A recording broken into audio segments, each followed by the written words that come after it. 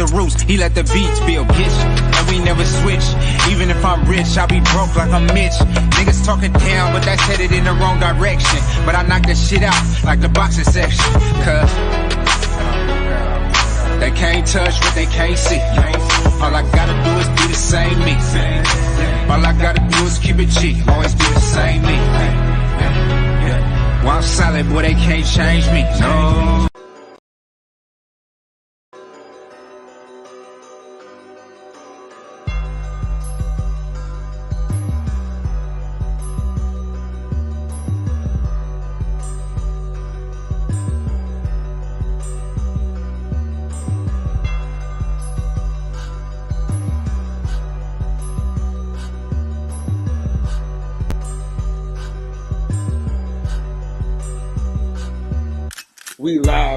We live from the boxing section, you dusty ass niggas. What's going on, man? We live from the boxing section, man. What's going on, man? Listen, we got the OG in the building already, man. He got some shit to say. And we hurry up, man.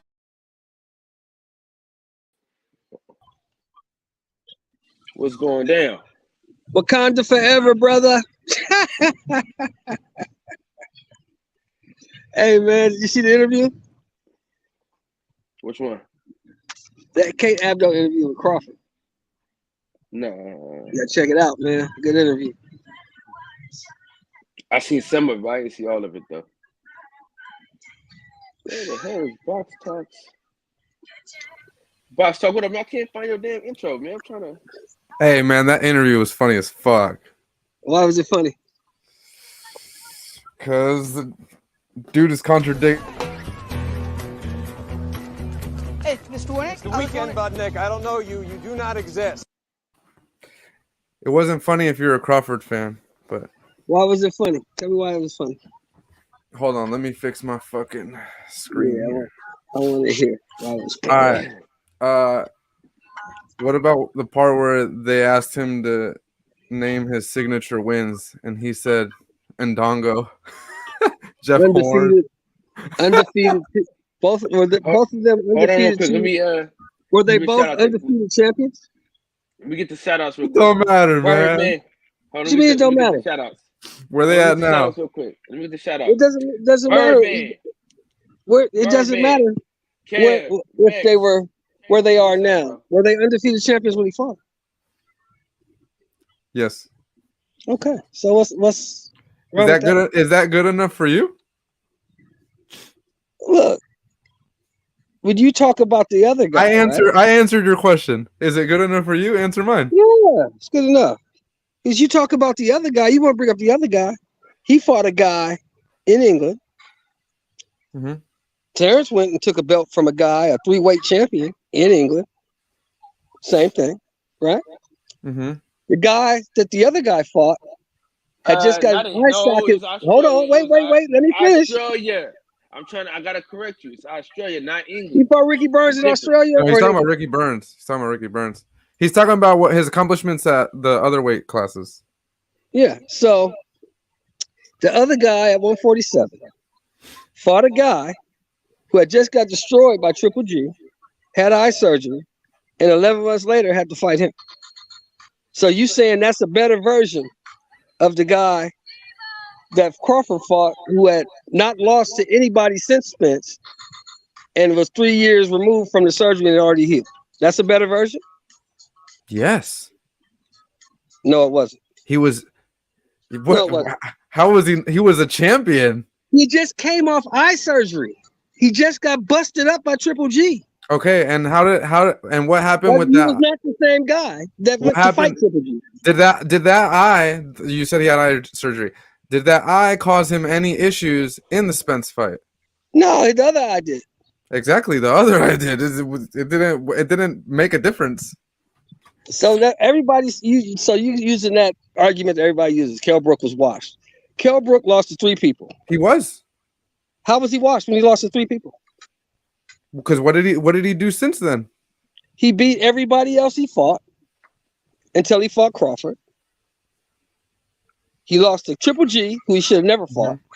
He He should lost have. to I Earl agree. Spence, coming off eye surgery, and he lost to Terrence Crawford. Who else did he lose to? So you're telling me is he was more washed when he fought Spence than he was when he fought Crawford?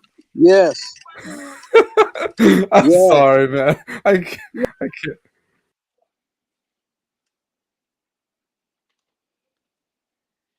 I would ask America, do not attach any association of this to me whatsoever. I have nothing to do with such idiocy, such blasphemy, such ridiculous nonsense. This is so disrespectful. It really, really is.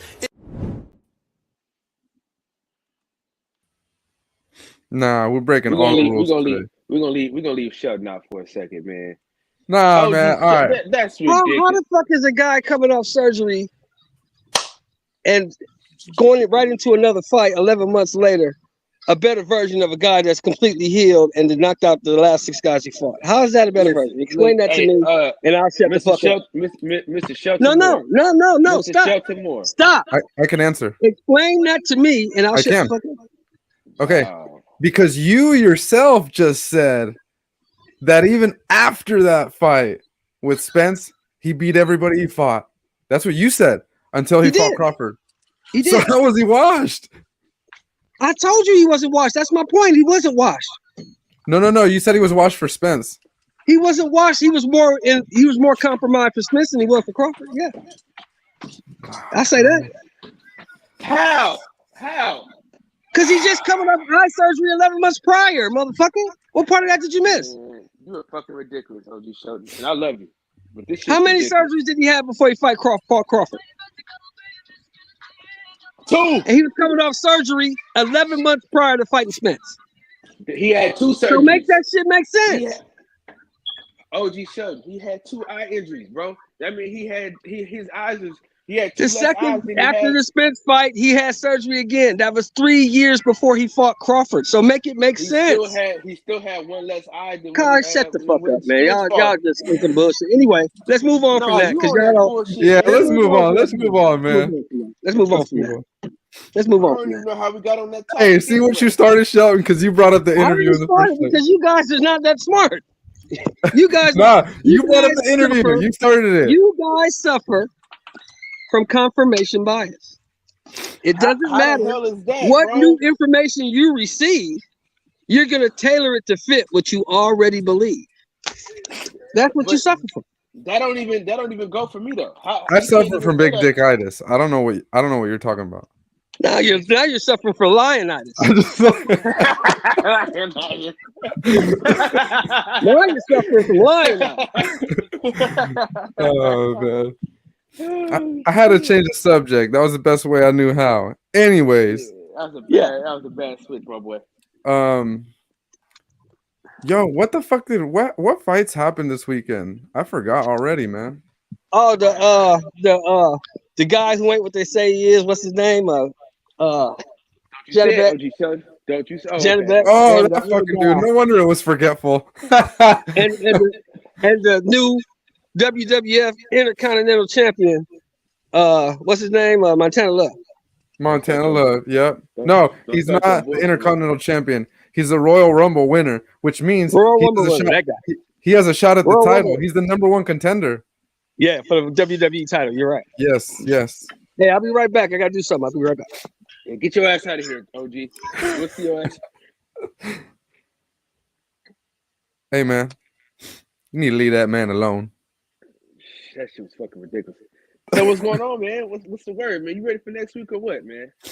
Hell yeah. All right, so I'm gonna try to I'm gonna get the car reserved. A car for what? Rent a car, man. We trying to go deep. Oh, I mean, I guess. Yeah. When are you going? What's your plans? When are you going? When are you coming back?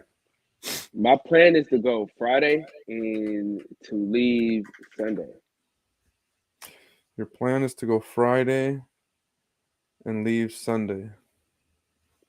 What happened? You got some different plans? You got to go right back home, or what's the deal? No, but that's usually what I do. I usually just go out like the morning of the fights, and I'll be out there all day, and then probably just come home after. Unless I'm tired, then I'll stay in LA. But All right, be tired and stay in LA. We gotta have a good time, man. You know what I'm saying? Concaos, Holyfield, and Duran. I mean, that's true. That's big facts. Tight coochie facts. Yeah, man. OG Shelton's off his fucking rocker. Hey, man. Yeah. He started the live off hot today. Man. I can appreciate that. Got me raising my voice way earlier than I'm used to. That's crazy. That's crazy. So me and Right Side, we battling Thursday. Battling? Yeah. Another debate. Let me change this fucking thing. So I got Keyshawn Davis. And he's got He has Abdullah Mason. Ooh. Damn. For best young prospect. I mean, I ain't gonna lie, you got a little bit of an easier one on you. Like, yeah. Yeah. I mean, it's kind of, but you never know how people feel about a fighter. You know what I'm saying? Yeah, I ain't gonna lie. Keyshawn ain't the most to me, he ain't the most likable guy in the world. See what I'm saying? From what I've seen on Twitter is what I'm saying. Like, he's not everybody's cup of tea, I guess.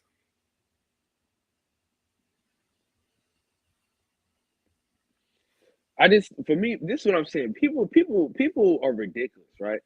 Because they want something from other fighters, and then when they get it from a fighter, now all of a sudden, oh, he's too cocky or he this, he that.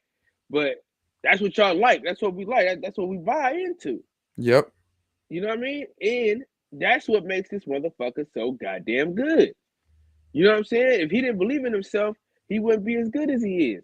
The reason why he's that good is because he knows he's the shit. It is proven. You know what I'm saying? He's sparred everybody. You know what I'm saying? Went to the Olympics, should have won a gold medal, all the shit, in my opinion. Demetrius Andrade, what's going on with you, big dog? Salute to you, family. Yeah, man. So, in my opinion, I think he's the best. He's the best prospect, bro. You know what I'm saying? Best prospect at 135. Yeah, and then of course, I'm going with my boy Troy Isley. But I mean, that guy Mark Castro is pretty good too, man. But see, here's the thing that you're missing, Kyle. This guy got dropped in his last fight by somebody you never heard of, right? Who? The Montana Love guy, right?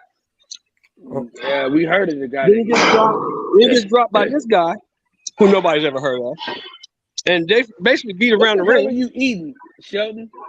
And you're trying to make excuses for the motherfucker. What are you eating? The motherfucker is not very good, Kyle. Listen, either he's not very good. Hold on. Either he's not very good, or their matchmakers aren't very good because they picked the wrong dude this time. Cowboy, I need you to slow down, big boy. You like Zepeda? Do you like Zepeda? Which one? Jose or William? Which one? Jose. I damn so like William. You talking about Jose? Yeah. He about to get his ass kicked. No, but do you like him though? Do you think he's a good fighter? Yeah, he's a decent fighter. He's decent. Okay, well he got dropped by the same person Montana Love got dropped by. Bring up oh yeah. What kind of chicken are you eating? What kind of chicken are you eating? Is it fried or baked? Did he win the fight? Yeah. So did Montana Love. Okay. Hey, what kind of chicken are you eating, OG Shelton? What chicken? Yeah, nigga, you was eating something. You said what? Candy. That's how you eat candy? What? That's how you eat candy? I eat the way I eat, motherfucker. Don't worry about how I eat. How do you eat? Don't worry about it, sweetheart. That motherfucker was eating that like he was some goddamn chicken. I thought it was some chicken the way he was eating that shit. Yeah. Yeah, we can talk about those two guys. Those two guys aren't what they supposed to be. What people say they are anyway. Either one of them guys. The Johnny Beck dude ain't what they say he is. And the my kind of love dude damn sure ain't what they say he is. Question though, OG Sheldon. Or is Denzel Bentley better than what people thought he was? Oh, he's a lot better than people thought he was. He is, he's but a lot still. But that doesn't take away what we think about Janabek is he's not the boogeyman? Did anybody on this panel think he was the boogeyman for real? You so y'all anybody on this panel gonna sit here and tell me you think Demetrius Andrade was scared of this dude? Did anybody, this is what I'm saying. Did anybody on this panel? Hell no. Hell no. What up, Ghost? Andre would have stopped that dude. Andre would have knocked him out. Dude. That's why I'm more mad at Demetrius Andrade than I am anything else. Yeah, I agree with that. Like, let's be honest, bro. The worst businessman in boxing for the last 10 years absolutely has to be Demetrius Andrade's team. But then again, I wouldn't have fought that motherfucker for $200,000 either. You wouldn't have fought what? I said, then again, I wouldn't have fought that motherfucker for $200,000 either. There's no way that's what they offered him, really? Well, they offered him.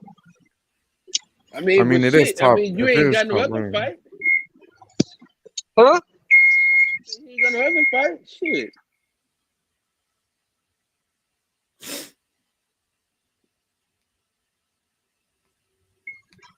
What you say, Kyle? Hold on. Ghost. Let me tell you, bro. Demetrius Andrade is probably the worst businessman in all of boxing.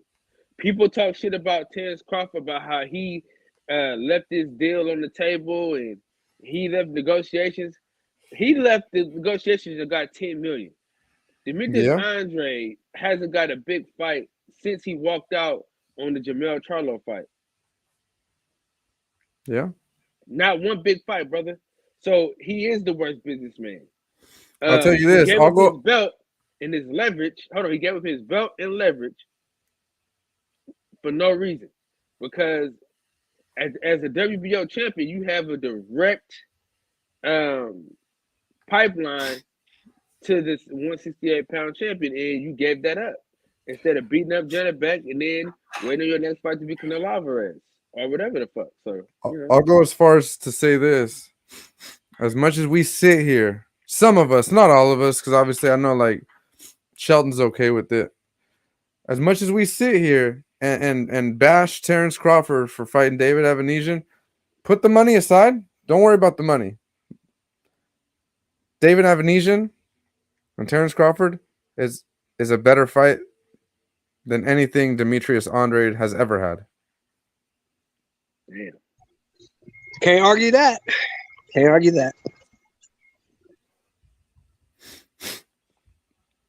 we don't even know who Avanesian is.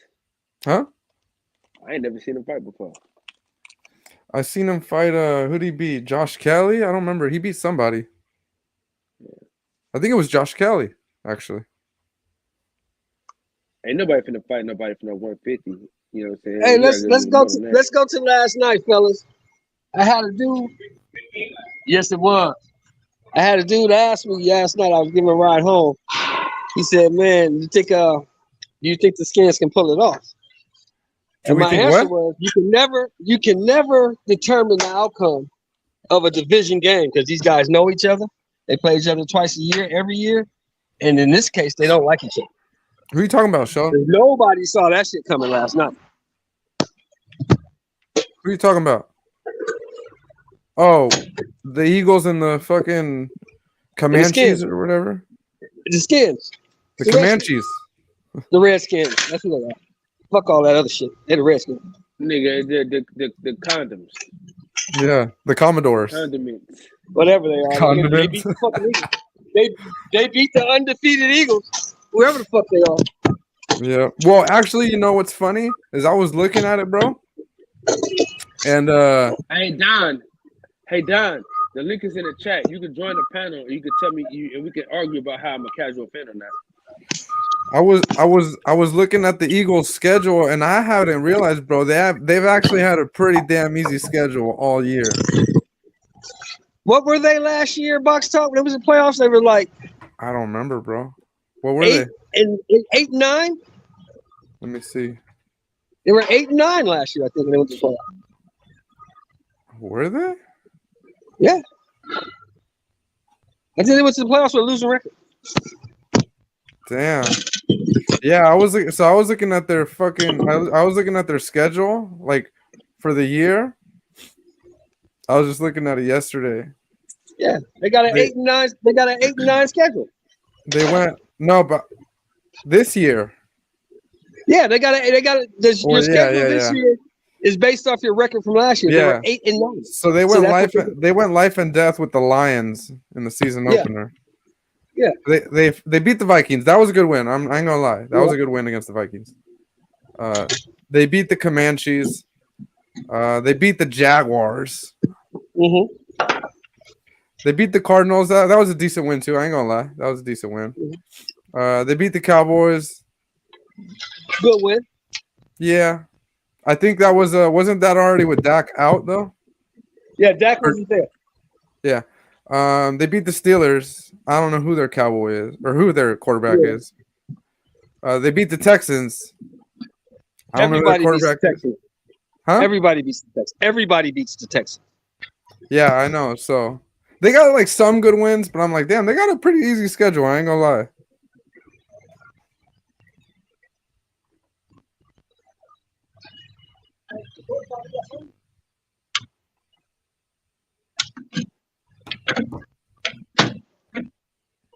That's what happens when you have a shitty season the year prior. You get an easy schedule. That's how they make the league. That's how they try to make the league competitive. Even? What do they call it? Parity. They call that parity. Yeah, like the draft. Like the draft. Makes sense.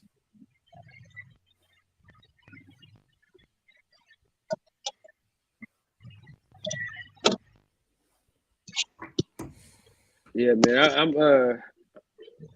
I'm just ready for the Niners to play in Mexico. So, Kyle, you follow women's boxing, right?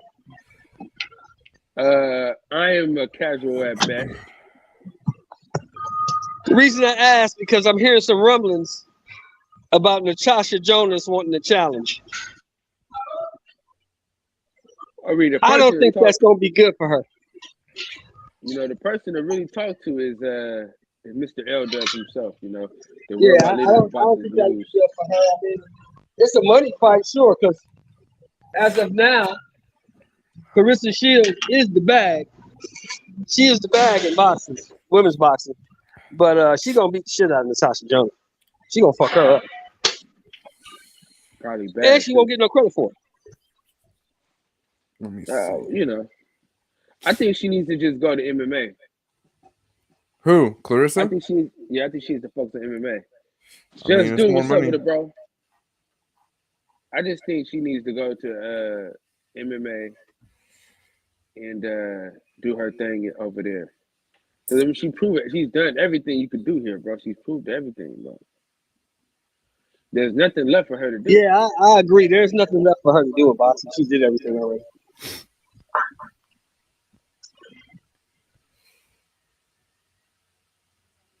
But it doesn't mean she can't stay and get the bag.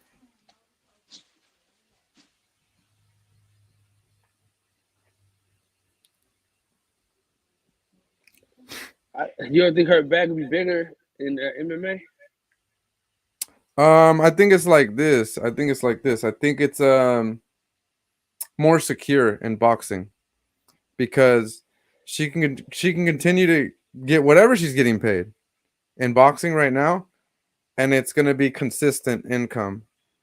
Where in MMA, yeah, she might get like a big fight at some point, and it might pay better because for women MMA does pay better. But I don't think the longevity is there. So I think she could still do MMA and still keep her day job, I guess is what I'm trying to say. Yeah, but she could never See, be here's the thing, though. I believe Clarissa Shields is all about the competition. That's just what I believe, right? Yeah. And the competition in boxing isn't there, but there is competition in MMA. Yeah, but somebody always comes up, bro. Somebody's always gonna come up. Somebody's always gonna be in line next. So, you know, I thought the line was done when she beat Hammer. I thought the line was done when she beat Hammer, and then you got these other people, Savannah Marshall, and somebody's always popping up out of nowhere. Somebody will pop up eventually, especially in the women's division, bro. You can have like 4 fights, and you could be like the next big thing, you know? Yeah, I just think she can never be good. She can never be great in MMA if she doesn't focus solely on it. You know what I'm saying?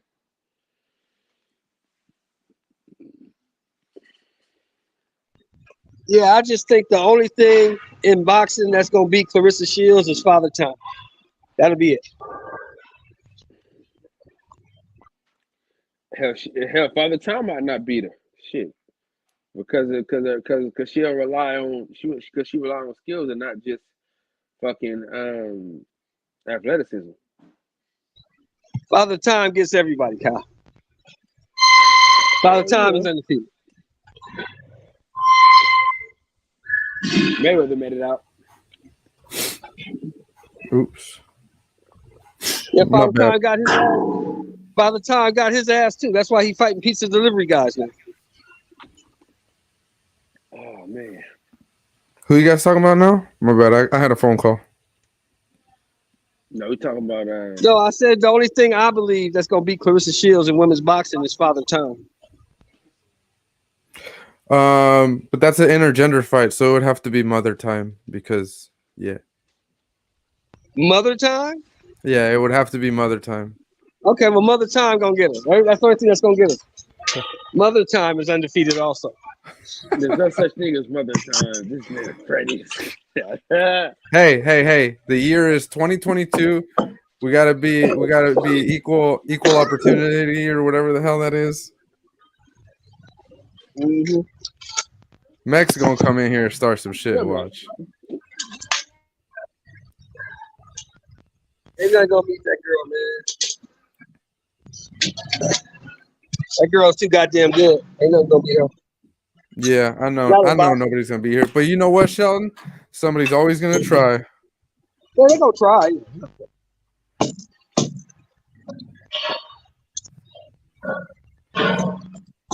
I think eventually her biggest challenge.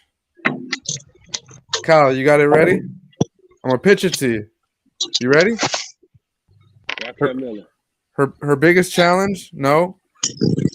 The biggest challenge is gonna be Conor Benn. And with that being said, a word from our sponsors. Man. Yeah, he does take estrogen, doesn't he? That's a fucking. A word from our sponsors. Coleman.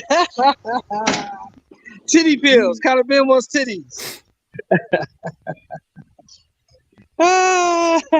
Shout out to the sponsor for supporting the channel. We appreciate you. Thank you. Conor Benn wants tits. Conor Benn wants tits. He wants belts, and if the way to get belts is to get tits, fuck it, we getting tits. That guy. Away from our local sponsors.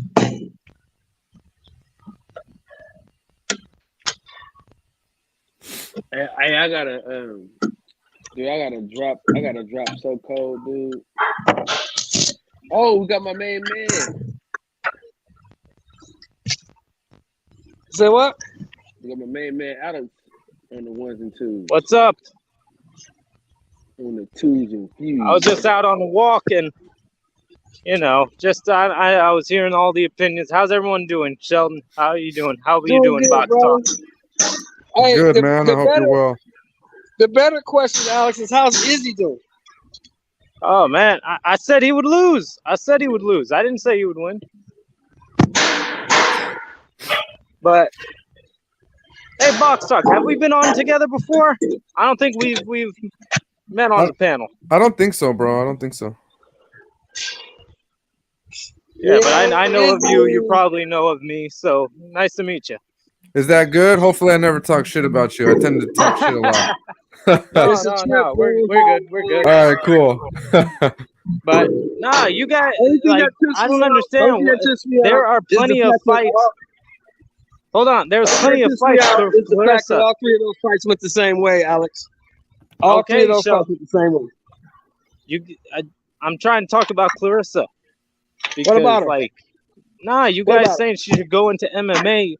She will never. There are women in PFL that will always be able to trip her and get on top of her, and eventually she's gonna get submitted, and all the trolls on Twitter are gonna make fun of her, just like they made fun of her when she lost the decision. All the haters came out and like humiliated her, and so very wrongly. So. And kicked her while she was down. So I'm not gonna. I don't understand. If she keeps fighting MMA, she's eventually gonna get submitted.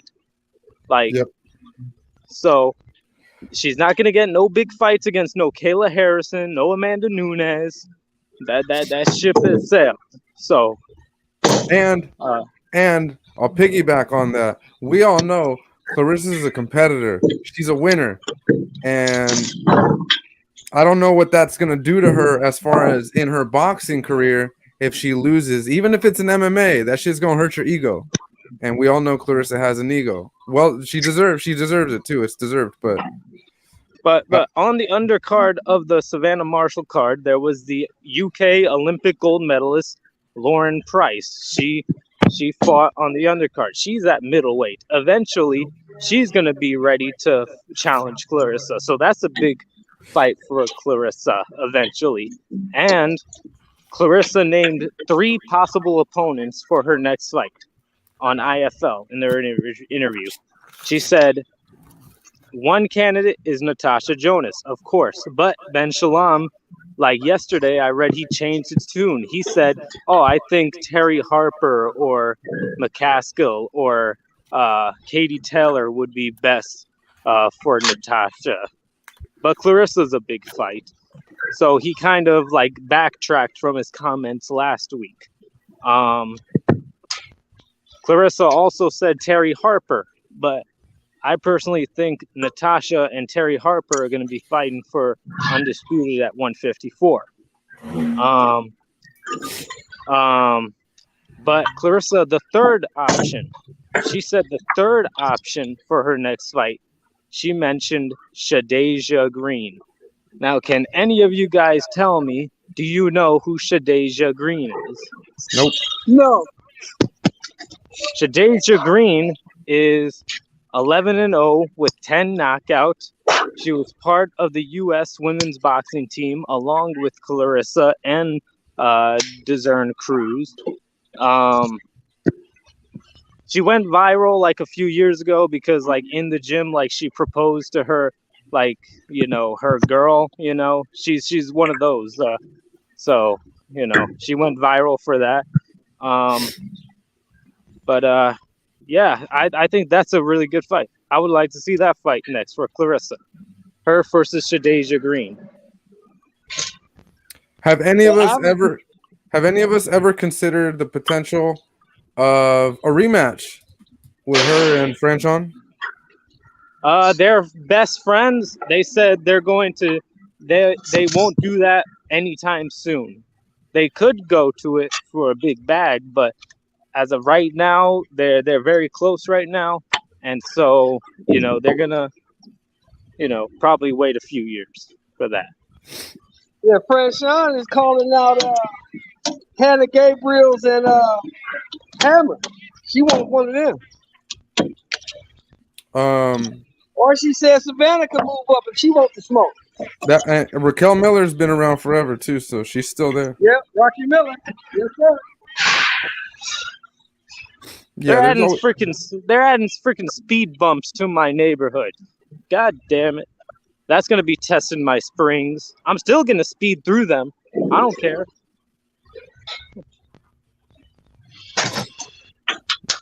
Yeah, there's always gonna be somebody else, man. That's what Box Talk was saying earlier. There's gonna be somebody who's gonna step up. Always gonna be somebody else. Yes, Anthony, she can move up to the higher divisions, but she says she's probably going to do 147 before she ever does 175. That's so tough. 147 is tough. You guys think she can make 147? What do you mean, Box Talk? You don't see all that extra weight she has left, you know? Yeah, Who? I do. But what I'm saying is we've never seen her get down there before, right? You talking about Clarissa? Yeah. Clarissa can't make 147. I know. Yes, Yeah, she but can. she said she won't lose that booty, so she, I feel She like can't don't make know. 147. She be drained at 47. There's I don't know nobody if down there to fight. Who the fuck she gonna fight at 47? Like, if you look at her, you're like, oh, if she wanted to, she could make 147. I get that. I get that logic. I don't know. I feel like she's never done it for a reason. Because she says, quote for quote, she does not want to lose her ass. I mean, whatever, bro. You get it back. I don't think it's a big deal. I don't know how that works, but whatever. She is a woman, so that's a woman thing. We don't understand.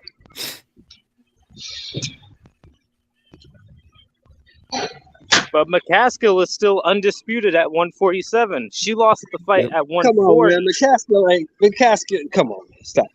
No, but she is the one at 147. I get what I know he's saying. I know she's undisputed, but come on, man. Stop.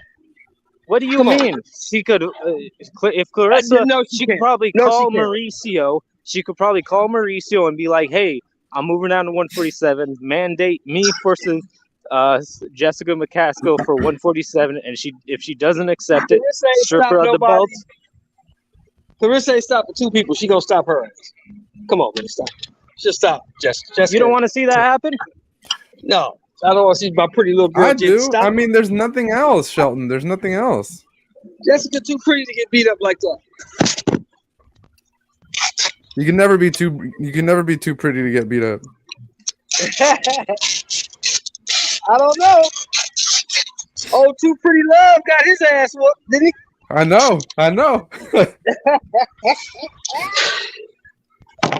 Too pretty.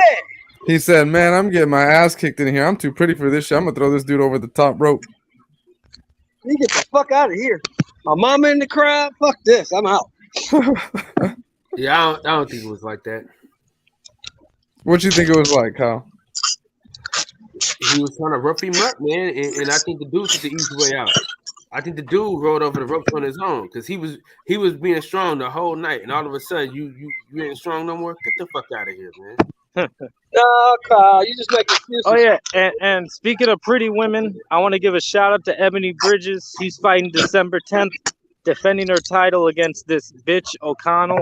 O'Connell is like trying to slut shame her and all that, saying that she acts like a stripper at the weigh-ins. Like that's very like jealousy. That's jealousy. Yeah. Like, so Look, man, you could act like a stripper all you want. You could be a stripper. I don't care. You could have OnlyFans. You could do it all. But if at the end of the day you can fight, then fuck, you can fight. Alex, you need to write her a letter or send her an email and tell her, don't get your ass whooped, Ebony. Please, don't get your ass whooped. man, hey, I've DM'd her before. She said thank you to me. You know. We all need to DM her and tell her, Ebony, you need to leave that clothes alone. You need to leave that clothes alone. Don't get your ass whooped. Talking shit, don't get your ass whooped. She's on my pound for pound list. She's top, like. Ebony's on your pound for pound list? Pound for pound list, huh? Yes, for women. Top 10. Pound, huh? Yeah. I have her ahead of Alicia. Is that intergender? No, not intergender. He talking about pounding. He ain't talking about no Yeah, body. he said she's on his pound list. No. Why y'all objectifying the women? Oh man, it's too early for this shit. He's on the pound for pound. Okay, give me your top 10 female pound for pound there, Alex. Oh my gosh, I don't have it written down in front of me like I do It the should men. be in your head, bro. It should be in your head. I think like I don't know. I think I have her at number 6. Number 5, there's Sinicia. Yeah, okay, that's a good pick. Number 4, gosh, my freaking like Katie. No, not Katie. Fuck Katie. She has 3 losses. Katie Taylor has 3 losses. I thought Katie Taylor was undefeated. Yeah, depending on who's judging, but you know, there's also up there is Amanda. You know, of course, there's Clarissa.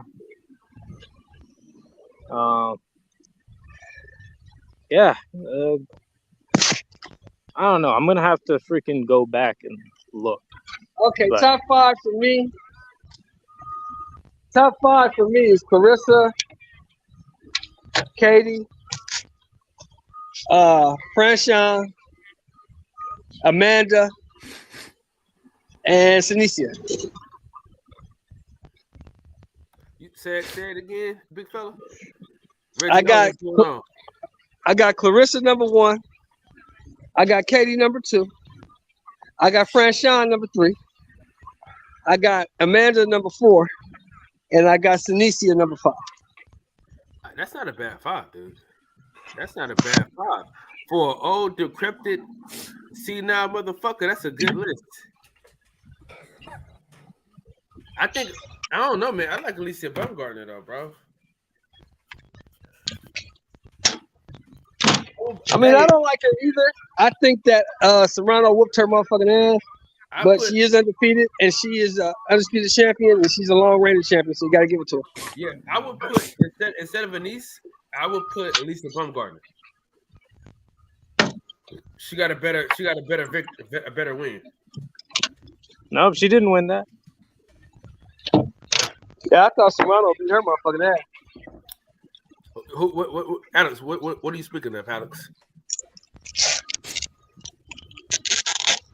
I stand by.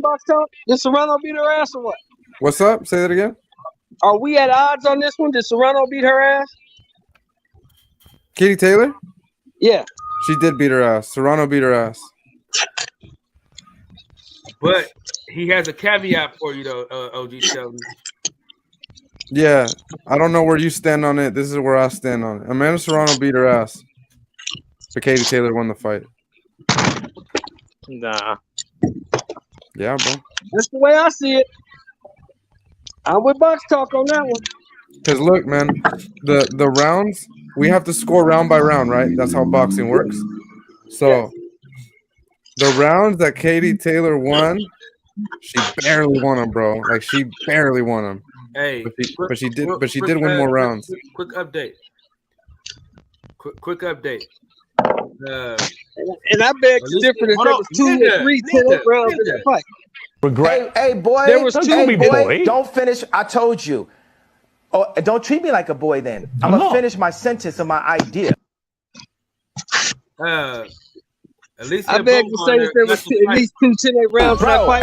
Hey, bro. I ain't finished. I ain't finished my sentence. Nothing you're saying has anything to do with. Boy, Alicia Baumgartner is about to fight for undisputed. Cool. And with that being said, get the smokers in the fucking house, man. What'd you say, motherfucker? Nah, man, we need that. It's Two to your chest like bow. Now, what I was saying before this weird ass motherfucker put that shit up is I beg to say there was 2 10-8 rounds in that fight. You think so? Anybody agree? I don't know. Women's fights should be 3-minute rounds anyway. What up, Box Talk? What's up, people? Hey, Smoke. I gotta figure out stuff. I got to give you a better intro, man. That kick in your chest was good, but I think you got to upgrade your shit. Hey, I could use an upgrade. Smoke, what up? I think I'm gonna have to upgrade my StreamYard so I can get more drops. Smoke, what up? Shit, you tell me. No, you man. I'm asking you your thoughts on the interview, bro. I know you saw it. The Terence Crawford interview? Yeah, I know you saw it, Smoke. Of course, I've man, oh man. Okay, what my thoughts, huh? Yeah, I want your thoughts, bro. Shout out to Kate Abdo. Yeah. Shout out to Kate. Come on, can we give a shout out to Kate Abdo? Yeah, Kate fine as a motherfucker. Yes.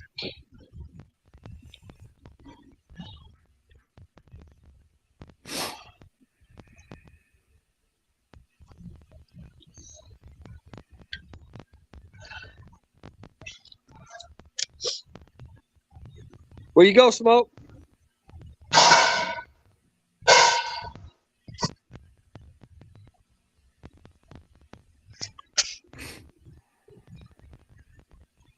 Come off mute, Smoke.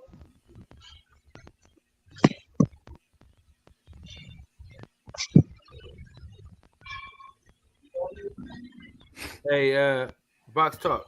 What's up? We gotta figure out how to get Smoke old ass to ride with one of these events. To what? To ride with us to one of these events. Oh well. Is your motherfucking ass coming? That's the question. Hey, yeah, he's from out here somewhere, isn't he? Smoke's from Uptown, yeah. He's from Uptown. Yeah, what the fuck, man? Come out the house, man. Yo. What's up, fellas?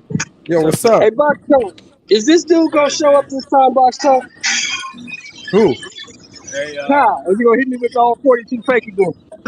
I don't know, but you know what? I ain't gonna lie, cause Kyle flaked on me once, but I flaked on him like twice now, so you know. And I made up for my flaking. I listened to Smoke I already got my ticket last so. night on Ace Money Show. All right. I already got my ticket, so if I come, okay. So got you, Smoke. Go ahead. Do your thing. Do your thing. Right. So, first off, I'm very glad that Bud has started to talk. Right. For far too long, he's been too silent, and also when he was talking, he was in like these environments where he didn't appear to be comfortable. Now he seems to be a little bit more in his elements. He's feeling himself. I like the fact that we're hearing more from him. All right. That's my huge positive takeaway. I have a couple of other positive takeaway, but really the negative that I couldn't help but notice, right? The amount of like conceit that this guy has, and the amount of envy and the amount of pressure that he's under, and he's still like flexing his his newfound entrepreneurial like identity, and his media presence. These are baby steps, but yeah, his evoking of Aaron Pryor out of nowhere, to me, smacks of insecurity about his run at 140-pound undisputed. He seems to put a lot of like value and worth into that, and I think that's rightly so. But I think maybe the way that he views it is, like I say, a little bit conceited. He might have been the first guy to do it, but Alexander Usyk was in the process of doing it at the same fucking time. It's not like he inspired Usyk to do it. Usyk was fucking just doing the shit in the tournament. He just did it first, right? It's just kind of like, just because you beat a guy to the punch doesn't mean you inspired the guy. I don't know. That was kind of a weird thought. The fact that you invoked the Hawk with that bullshit you fucking put up at 140 pounds turned me all the way the fuck off. I got to tell you that. And then when she asked him about him being comfortable with his legacy, and then he went into this comparison about Errol, it smacked a little bit of like jealousy and I don't know, like justification for kind of not making the fight, to be honest with you. And then when he said he was okay with it and that he's already experienced Undisputed, and the way that he made it seem like he was a feather in his hat, like he was a fucking, whatever. The first time it's like he popped his cherry already. I'll just put it that way. So he wasn't really worried about it anymore. He did, yeah, I don't know, man. There's a lot left wanting when it comes to like the Bud is all about legacy, arc, right? That narrative seems to have run its course, and now he's running that shit into retirement. I don't think he has as many fights in him as Wilder says he has. I think we're going to see Bud Crawford retire before we see Wilder retire. Like the idea that guy has like 6 years, like, I don't know, 3 years left in him. Not from what I'm hearing in the interview. And also, I really like the fact that the interviewer wasn't really put off by his like, impromptu fucking pop quizzes and all that. Like when he tried to like play her and give her the high hand and try to flex on her. I like that the way that she stood her ground. I actually really liked the interview. All in all, I think that Bud came across a little bit as a guy who is, like I said, feeling the heat and is on the back foot. He's not necessarily doing particularly badly being off the back foot, given the fact that he's a prize fighter. He's got a fight coming up and it's for a bunch of money and he's at home. So like really all in all, I want this guy to talk more. I don't want the backlash of like all the negative comments that he may get from it to like silence him. That's my thoughts. I don't think it will, because he himself said he doesn't care. He said for all the people criticizing on the outside looking in and saying stuff just because you're not happy with your life. Yes, those kind of comments. Guess what, guys? What's up? Guess what?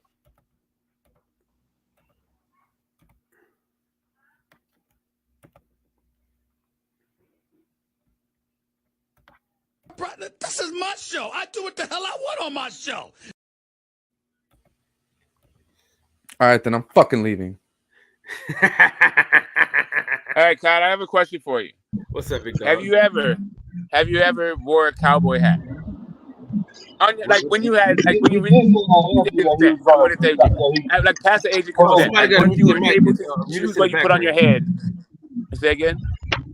What kind of cowboy hat? Like a I'm asking you. Like I'm saying, like, first off, let me qualify. When you're at the age where you're able to decide what you wanted to put on your head, right? Like nobody made you put that shit on, right? Did you ever have a real cowboy hat, like a Stetson, fucking, not a Halloween shit, but like a cowboy hat? Oh yeah, I'm about to buy one because I'm going to the Neverete Oscar Valdez fight. All right. Hey man, so we've been here for a while. We haven't let ASI Motors get one word in. So how about we let that guy speak for a second? He got to mute us in the background first. Man. He got a lot of shit going on in the background. Or is that? He's been patiently waiting. Hey, Smoke, is that you, Smoke? That might be Smoke. No, it's not me. I think that might have been OG Shelton then. Everybody over there might talk. That dude's doing construction half the damn time. Yeah, I know. Mad Chaz, what's up, man? Working man. Hey, he did say he was supposed to retire at 33, or that was Bruce. The original plan. Did he say that? I don't remember. Yeah, he said he was supposed to retire at 33, and he's already past that. I don't know, man. He seems like, listen, I don't know how the hell you evoke the spirit of Aaron Pryor. Like, bro, you are tripping. He's just tripping. And then, like, why is he talking to himself in third person? Talking about himself in third person. Because The Rock says he can speak in third person as much as he wants to. Yeah, but that's The Rock. That's clearly Karen's character. He said Terrence Crawford. Like, okay, if you talk about Terrence Crawford in third person, then who the fuck am I talking to right now? Are you Bud? Is he like? Does he have a split personality? He has multiple personality disorder. Like, what the fuck is going on? That shit was fucking weird. The shit was goddamn weird. I gotta say, at the end of the day, but I think part of it, the weirdness of it, is just because we're not used to hearing him talk. So this is Terrence Crawford, like, you know, unfiltered, unadulterated. I like to see it. I want to see more of it. But really, he's just saying he only added a little bit more. He said a lot of what he has already said in bits and pieces of other interviews. You know, like before we even got to the negotiation of this fight with Spence, because I mean he's basically said before he's already in the Hall of Fame. He doesn't have to have this fight. Only thing that he did contradict, I know he contradicts himself on, is that this is not a legacy fight. Like, he's already had several of them already. I don't think he really believes that. You know what I'm saying? He switched that shit the fuck up, didn't he? Yeah, he's selling. Yeah, now Ricky Burns is a legacy fight. Now, just as long as you get a belt, like, okay, bro, okay.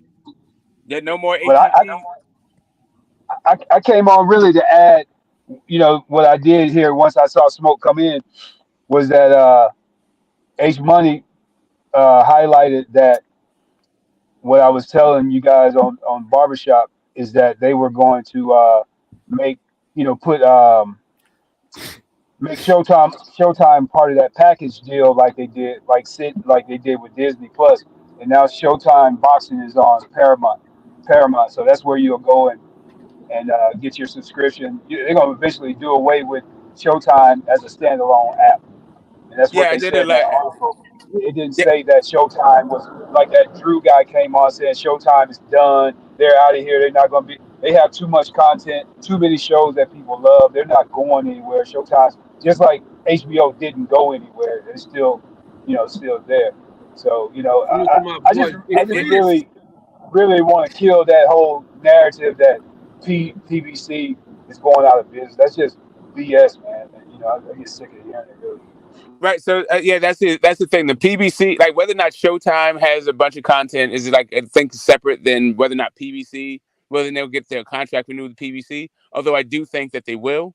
But yeah, I also did I did a live on that whole thing when the exec got fired and they just started talking about just a bunch of wild shit. Like the idea that Paramount Plus came in and bought out Showtime is that's not what happened. Yeah, the idea that they're now the PBC is automatically on a chopping block or their future is untenable. What is the case is that their contract has run out. So now it's just we're waiting on whether or not it gets renewed. Yeah, and it will. And think about it.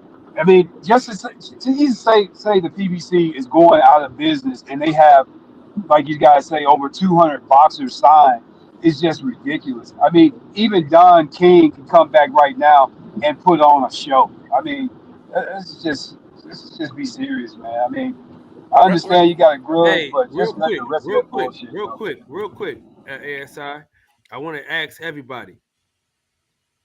Didn't me and Fred tell y'all this fight wasn't going to happen? Didn't we tell y'all this fight wasn't going to happen? I mean, it's only like a 50-50 odds. No. I want I told you niggas. Listen, I told y'all before anybody told y'all that this shit wasn't happening. I've been said this shit wasn't happening. Then what was the question, Kyle? I didn't hear it. Why did you say it wasn't happening? Didn't happen. Why did you say it wasn't happening?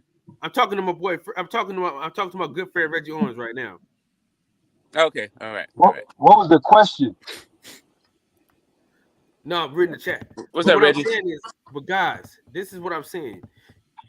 You gotta look at the writing on the wall, man. You gotta use your common sense, man.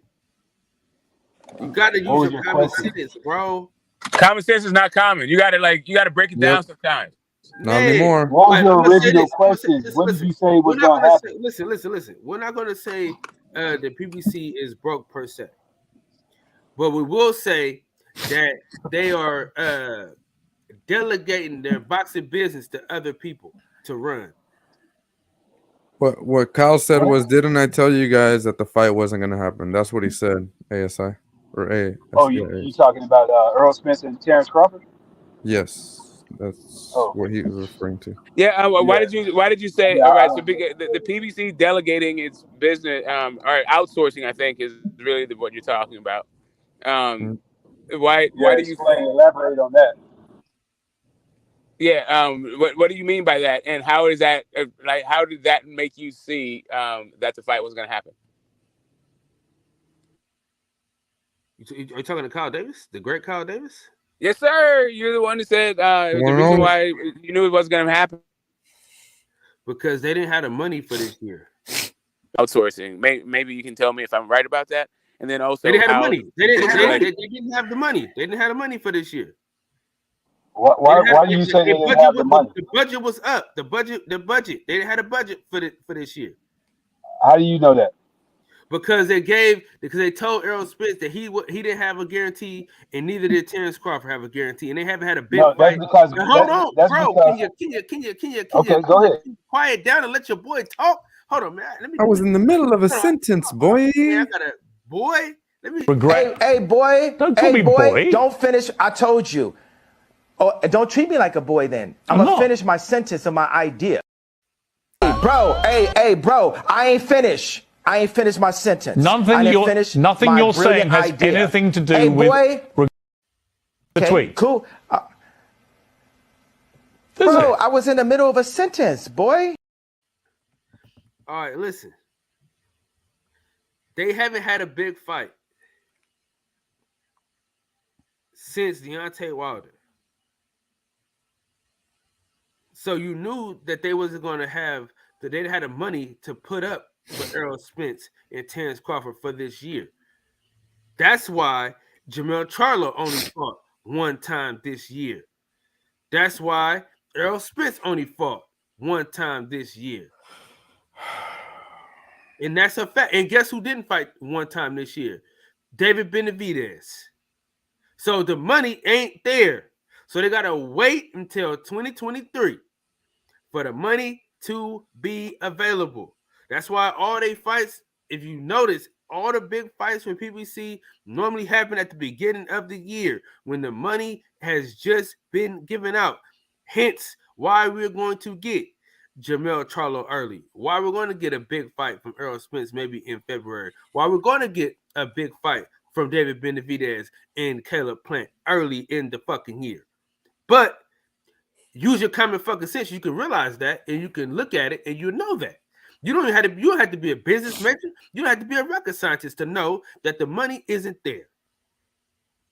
Right. I think what you're talking about is fiscal calendars, but big fights happen from PBC at the end of the year, like from Showtime a bunch. I think what's missing is Fox.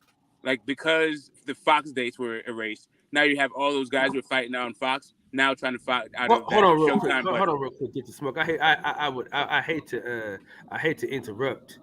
Yeah, go ahead. Reggie Owens, my good friend, join the panel, and we can have a great conversation.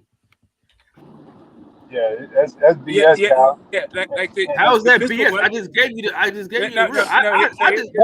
I just said speculation on your part, number one. I'm just gonna tell you some of the biggest fights. I didn't say. Listen, I didn't say that they was going broke. I never said that. I didn't say that. No. What I'm saying to you is that the reason why the Earl Spence and Crawford fight didn't happen has nothing to do with PBC not having the money. What you had is you had the here we go. B side on more money than the A side.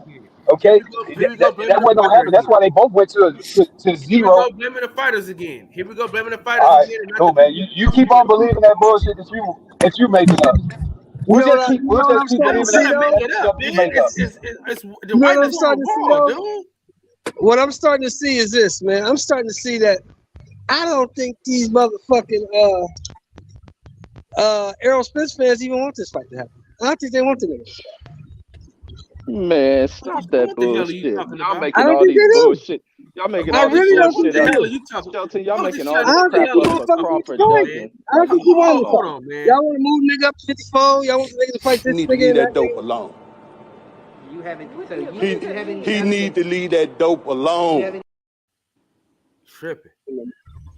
Not when it comes to them two niggas. I watch everybody else fight, but not them two. Man, Shelton having old man moments. You just making up that shit. Nah, Reg. Up all the motherfucking time.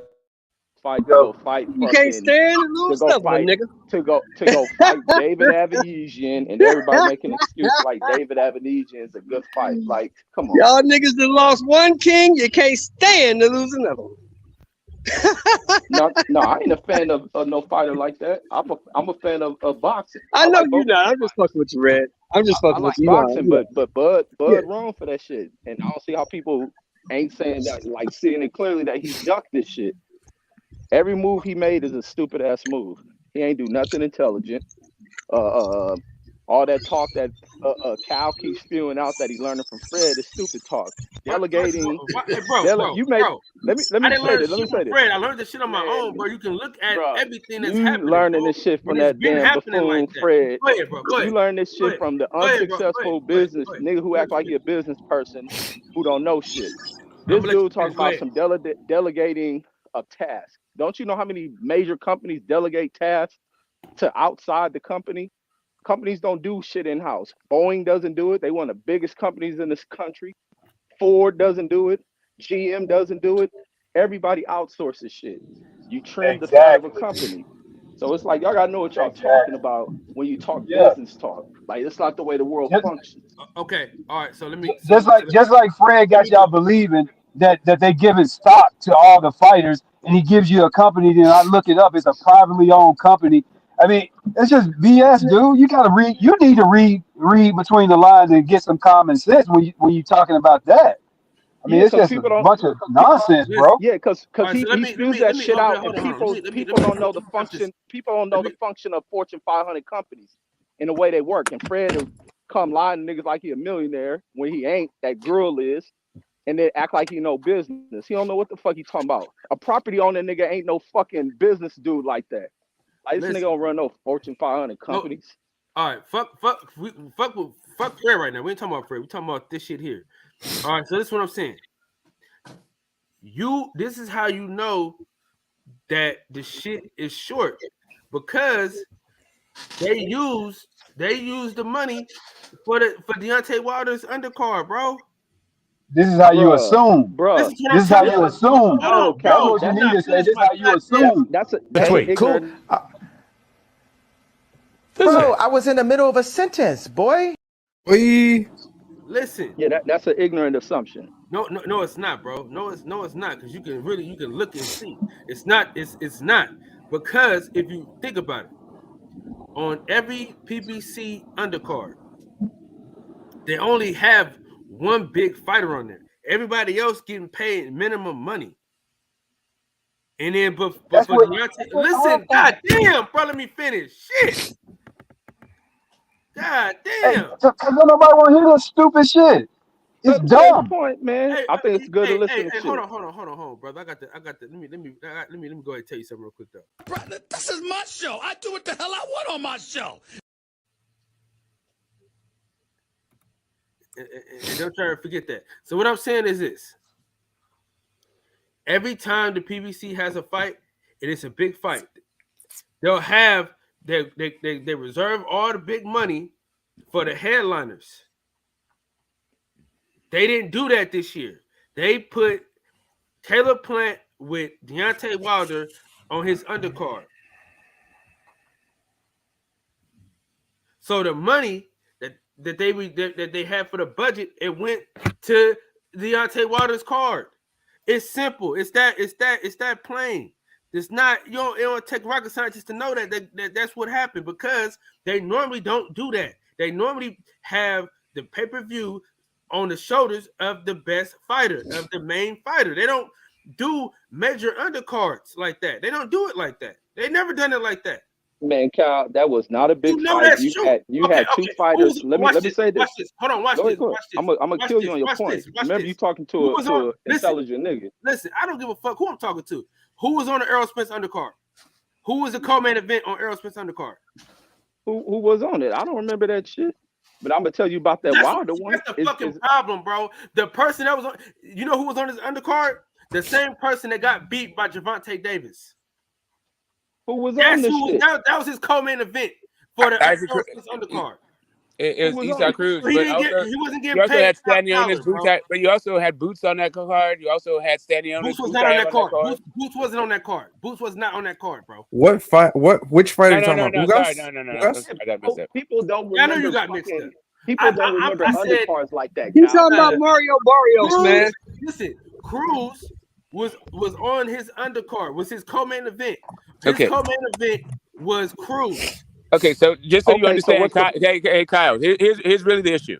The issue is that networks pay for the main events, and generally the venue pays for the undercards, and it's the promoter who has to fucking dole all this shit out. That's really what's fucking happening. Is there's a whole bunch of conflation of like ideas, and the idea that you may not, maybe at the end of the year, you may not have a budget for that fiscal year. You may or may not have that, depending on what happened in that calendar year, right? But PBC, that's what I'm saying. That's what I've been saying. But hold up a second. PBC has thrown fights in the fourth quarter. I said, this ain't the thing about being. This ain't the thing about being broke. Big fight. Yeah, big fight. Listen, if you remember correctly, what big fight do we have in this quarter? What big fight? No, not this year. This 2022. I'm talking about this year. Why are you bringing up last year? I didn't bring up last year. Right, I got you. So if you're just talking about this year, but you're saying PBC doesn't have a budget, period. Because of what happened this year. Period. I said for this year. That's what I said. Right. So you didn't see any big fights? Like y'all just complaining. One of them. No, I got you. I got you.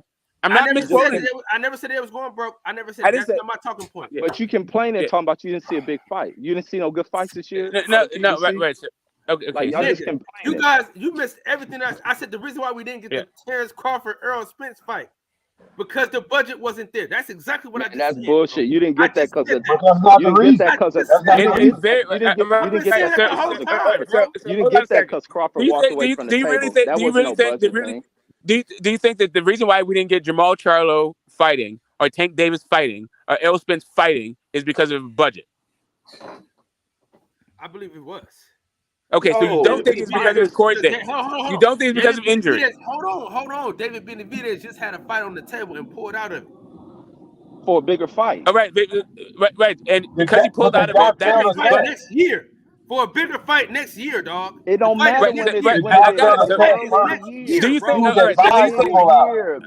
it's early? Is there a fight next year? He's not fighting this year, dog. I mean, and the fight made no sense, Cal. Like your Fred points are stupid as shit. You need to apply logic when you speak on shit. Nigga, I'm speaking logical. Y'all you're not. Logical. Y'all got your head so far out here. Okay, so here's the leap of logic. So here's the one leap of logic. Okay, hold up a second. I'm trying to have a constructive conversation. Hold up a second. One leap of logic that I don't get is how you say because David Benavidez pulled out, that means Showtime has no budget, or PBC as by extension, since they're the only people that really going through Showtime right now. I guess Fox is doing pay-per-views, but let's just talk about Showtime. Just because David Benavidez pulled out, how do you then conclude it's because of a budget?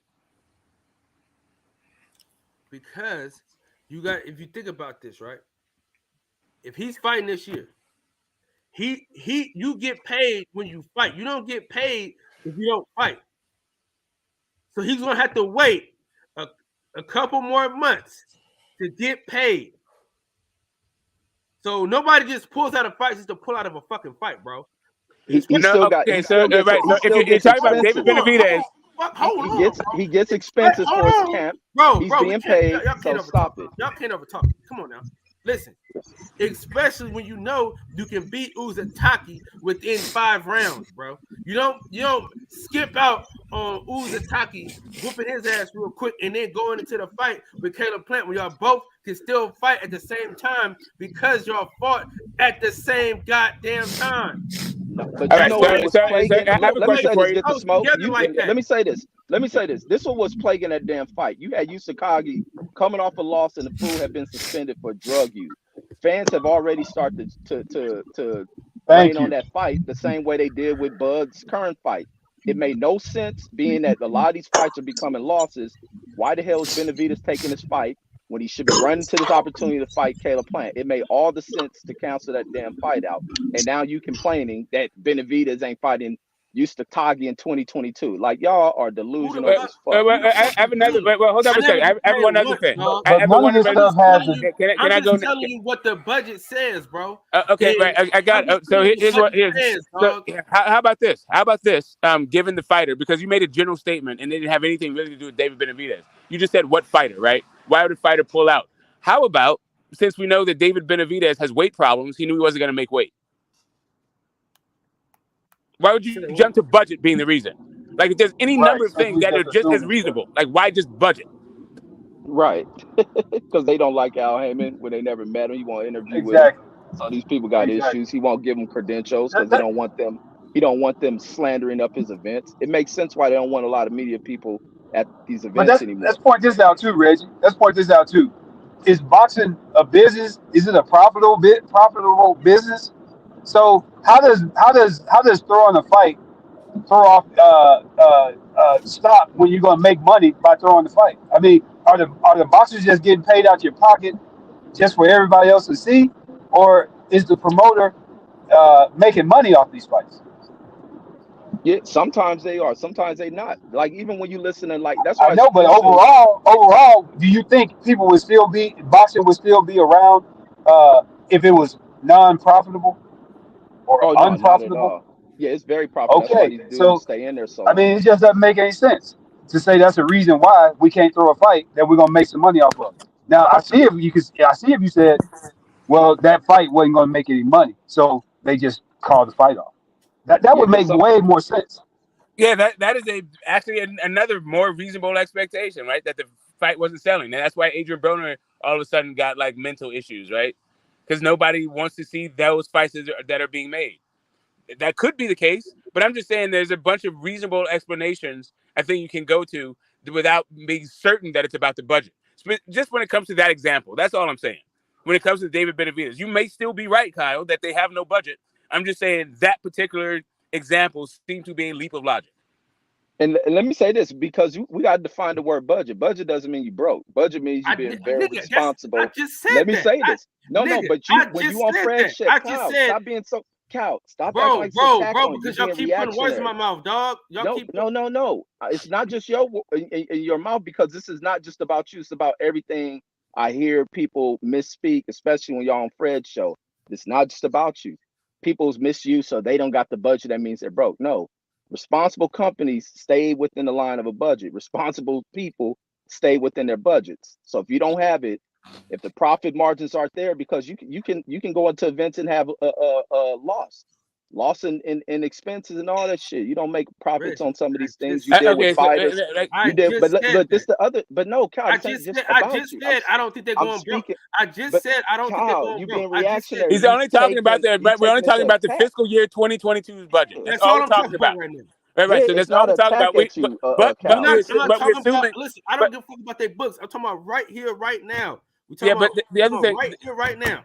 The other thing you're assuming is budget to put on the fight. They don't have not had a budget to put on another. So the other thing that you're assuming is that their fiscal year is the same as their calendar year, and that might not even be the case. But when it comes to these corporate budgets, you like to your point, you want to at the end of that fiscal year, you want to expend the entire budget so you don't get your next year's budget reduced. You might even want to try to overspend on your budget so you get your next year's budget increased. And that's true. That's true as hell. And then also, like when you're looking at this, I'm making, they don't. But look at this. But listen, at the beginning of the year, I fucking said this. If y'all would fucking listen, bro, I said at the beginning of the year they gave us all the big fights they can give us. The last big fight they gave us was Deontay Wilder, and they had to pay Caleb Plant, which was on his undercard. Think about it. He just made $10 million the year before that, bro, fighting Canelo. So you got to pay him a certain amount of bread. You can't just say, hey, Caleb Plant, we're going to give you $2 million. Now I just came off for 10. So you use him, and then you got Deontay Wilder. You had to pay them two dudes. That's the last big card. That's the last big card we're going to have from the PBC this year. December 7th. Okay. Let me finish. This is why this Al Heyman's fault that Spence and Bud isn't going to fight. Let me finish, bro.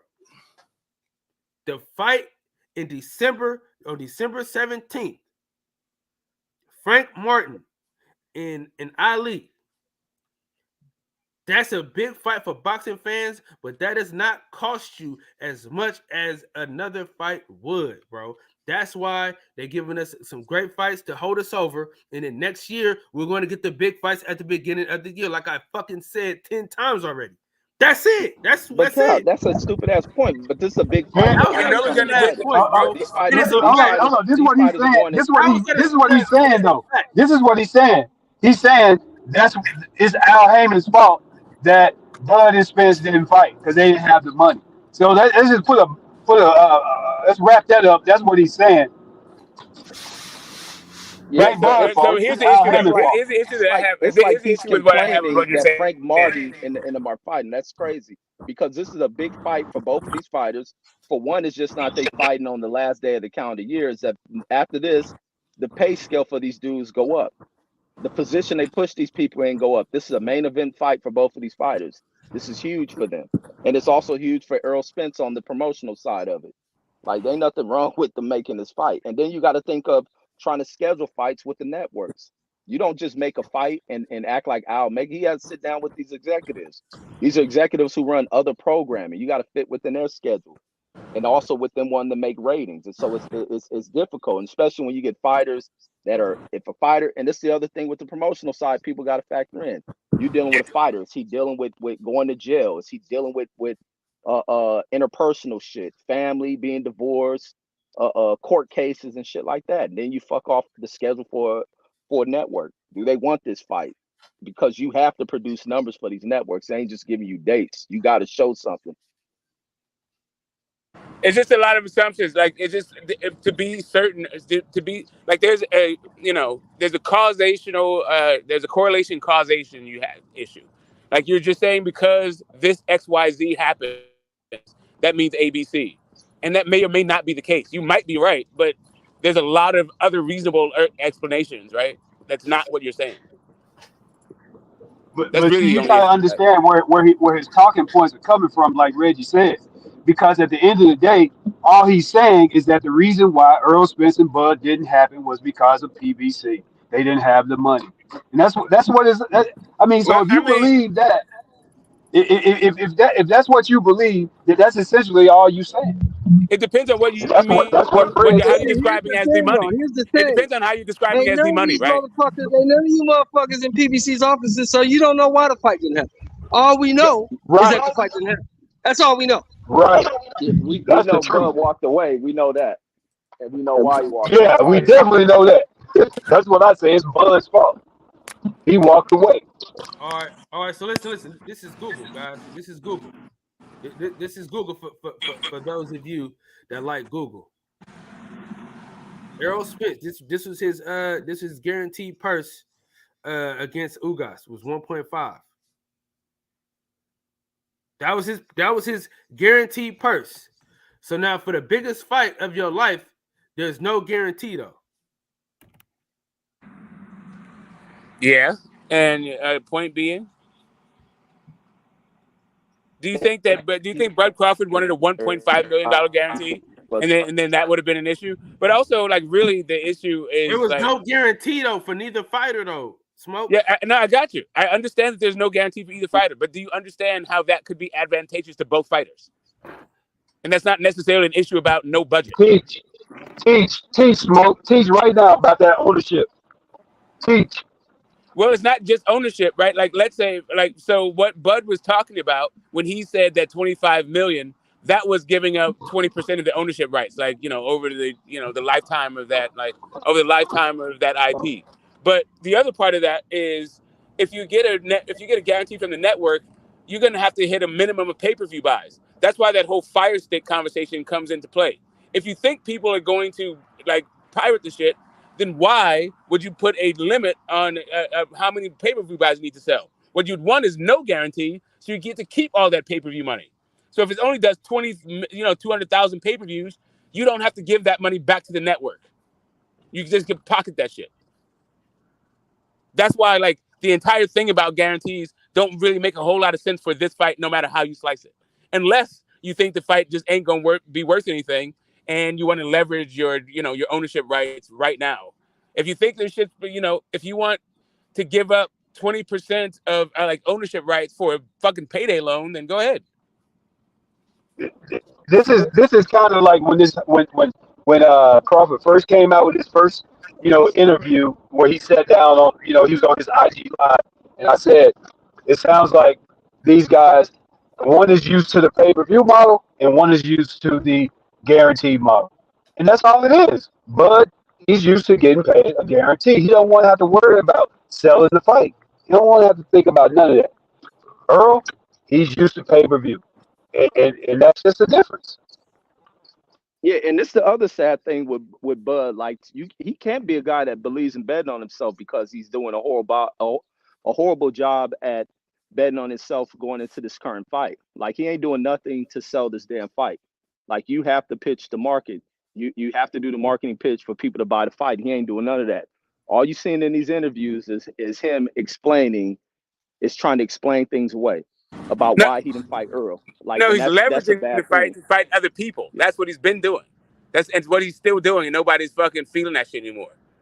It's just, like it's the one trick pony for fucking Top Rank, and he's not even at Top Ranks. And then you're giving him like David Avenesian. This is fucking bullshit. That's all.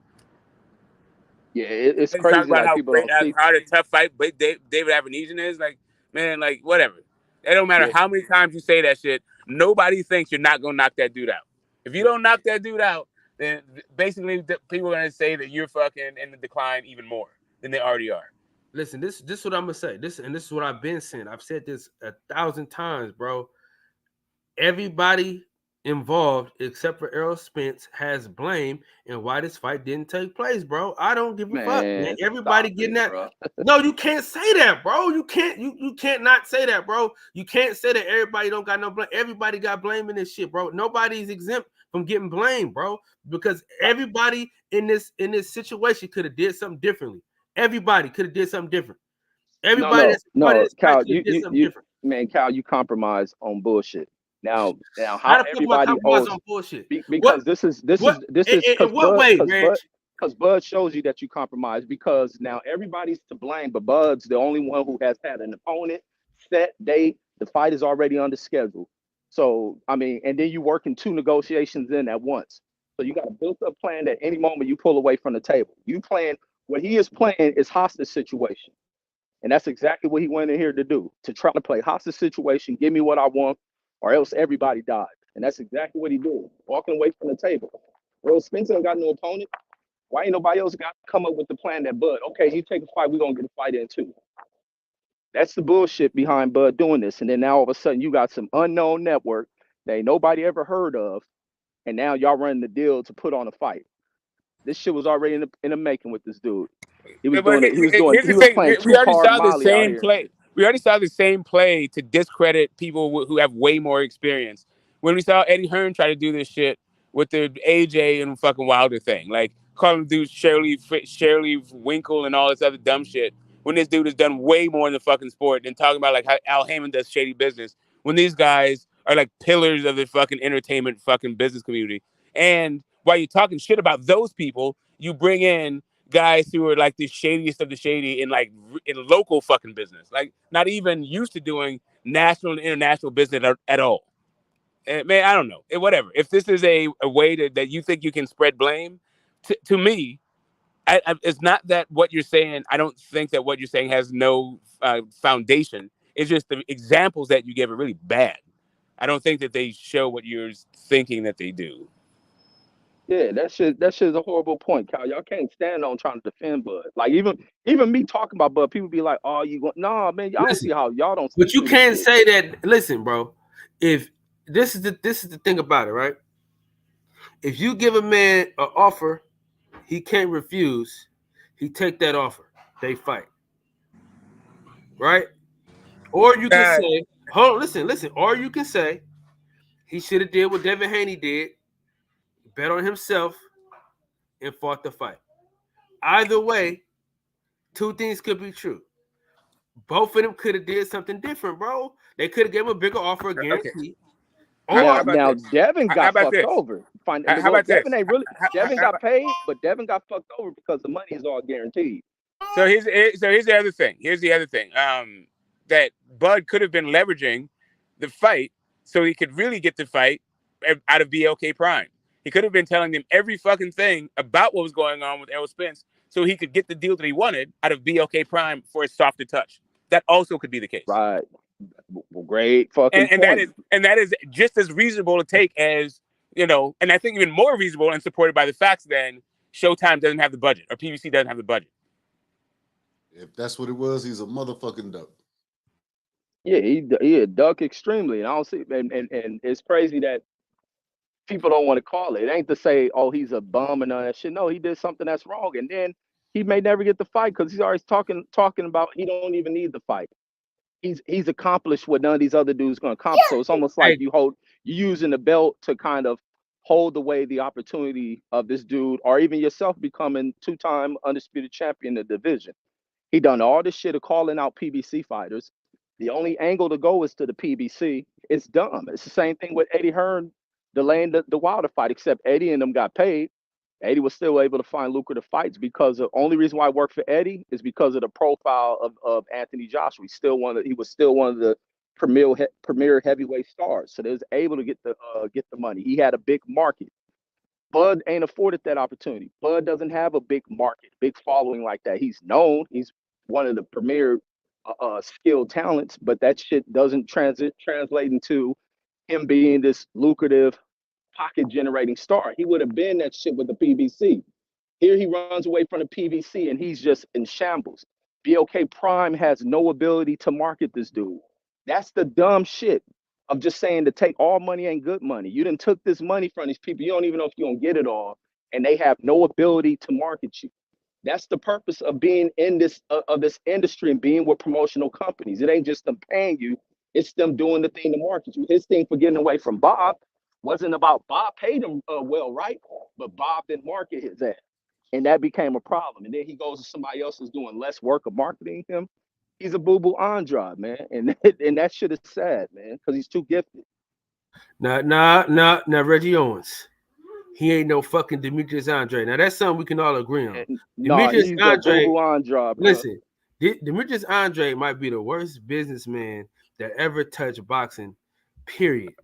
I mean, he's done some of the most ridiculous things I've ever seen in my life, bro. I mean, ridiculous shit. That's it. Here's the thing. It's really Bud blunder, even if you call it that. Hey, listen. Hey, hold on, real quick, because I gotta kick all of us out real quick because we said Bud Crawford's name.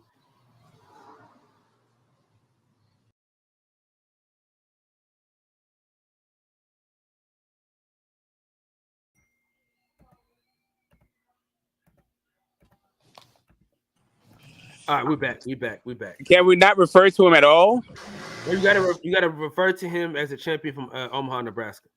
All right, so the champ from Omaha. Man, fuck all do we that have to put shit. the entire name? Is it like a pimp named Flip Black? Like, can we? Yeah. That's how. It's Tribe Called Quest.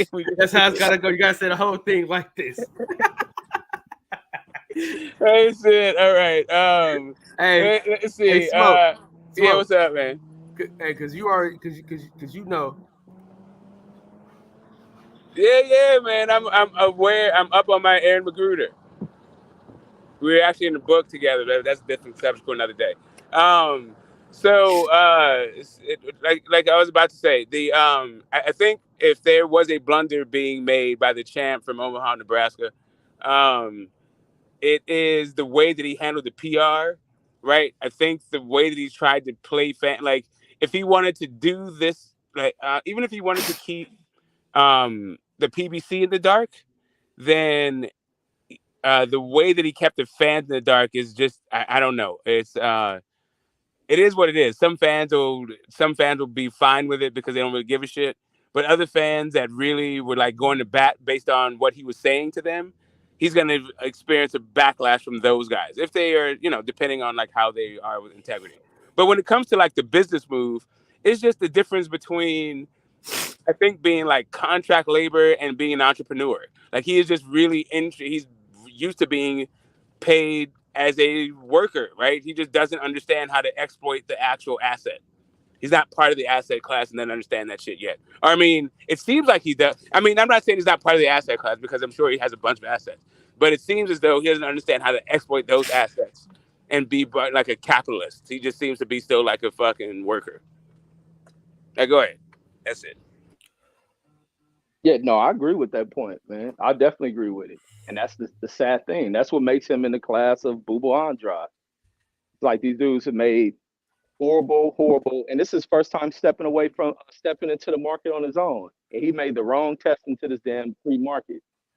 And he's gonna suffer from that. And he better hope these dudes don't walk him out there and then they don't have the money. You see that shit happens all the time when fighters go out here to try to take these financial grabs, and then they find out that the people who promised them certain things don't have it, or they didn't read the fine print in the contract, and then they don't get it, and then they end up in court for many years trying to drag out lawsuits to get money that they thought they were supposed to be paid. So it can be a blunder, and I want to see how it plays out. But I think it was the dumbest of dumb recent moves in boxing. But it can't be a dumb move until it actually happens. Like, we can't criticize the move until the move is actually done. Until everything is etched in stone and done away with, then we can come with a critique. But right now, we can't critique anything because we don't know shit yet. Until we see it happen, that's when we can critique it. Right now, we can't critique it. We can only say we disagree with the move. We can't call it a dumb move yet because it ain't happened yet. So we just gotta wait. I mean, you can call it. I mean, depending on how you define duck, then you can start calling it that. Depending, I mean, to me, I don't think he's ducking. Like, I don't call it that, right? But because I think that Terrence Crawford is not that. The champion from Omaha, Nebraska. Damn, it's gonna take him.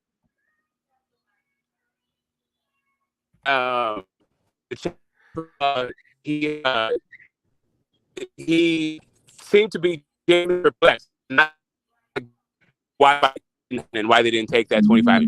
Seemed to be like sincere in his confusion as to what the hell was going on. Then like grasping at straws, trying to like explain it. So on that tip, I feel like he made an effort to try to make the fight, and I'm not gonna call him a duck because of that. Even though he said a whole bunch of other shit that does sound like a duck, but I can't really put it on. That's enough for me.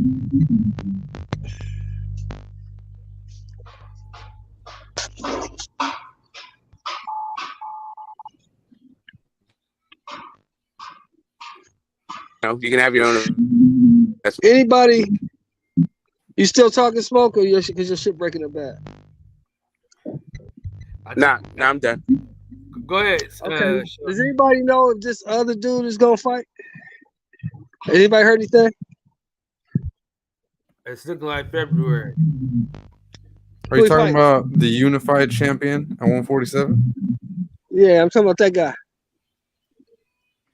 Hey, Sheldon, you need to have some respect. You need to show some fucking respect, OG Sheldon. Say what now? You need to show some. So that's a tooth about certain Bud fans. Like, when we're talking about Bud right now, that nigga needs to be respecting me. What the fuck is you talking about? Fuck that nigga. Hey man, he's the unified champion at 147. The only unified champion at 147. He's a kid to me. So here's the thing. To me, so what I find a little humorous right now is instead of talking about Bud and B, it should be Bud's moment. People still want to like sort of start talking about L. Spence, even though L. Spence ain't saying shit. I don't give a fuck about that. Like Bud literally has a fight coming up. I know who Bud is fighting. I don't need to ask that question. As soon as they announce it, we're gonna know. Right, but nobody knows that. So like bringing it up like right now, like as soon as they announce it, they will have an answer. Listen, motherfucker. Ain't that why I said has anybody heard anything? That's a yes or no question. I don't need no motherfucking explanation. Yeah, it's a yes or no question. Has anybody heard anything? Yes, we have, or no, we haven't. No, nothing confirmed, nothing concrete. No. Okay, that's great. There you go. You want to know why you brought it up though, Sheldon? Because you said we already know who the other guy is fighting. Got a call. Right? Go ahead. I got a call. Yeah. But we already know who the other guy is fighting. We already know who the guy from Omaha, Nebraska is fighting. And it don't matter who the unified champ is fighting. We know it's more interesting. Yeah, I mean, what we know is all of the sanctioning bodies were not pleased with the Bud move to enforce an arbitrary deadline, self-imposed arbitrary deadline.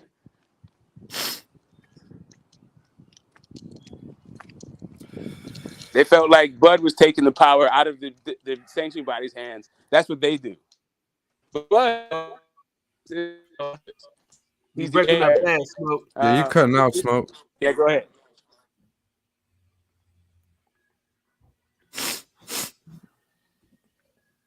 Damn. I left my wallet. Go ahead. So I wanted to ask Smoke about the cowboy hat. Smoke, what was up with the cowboy hat, man? That's the Stephen A. Smith drop. Oh, shit.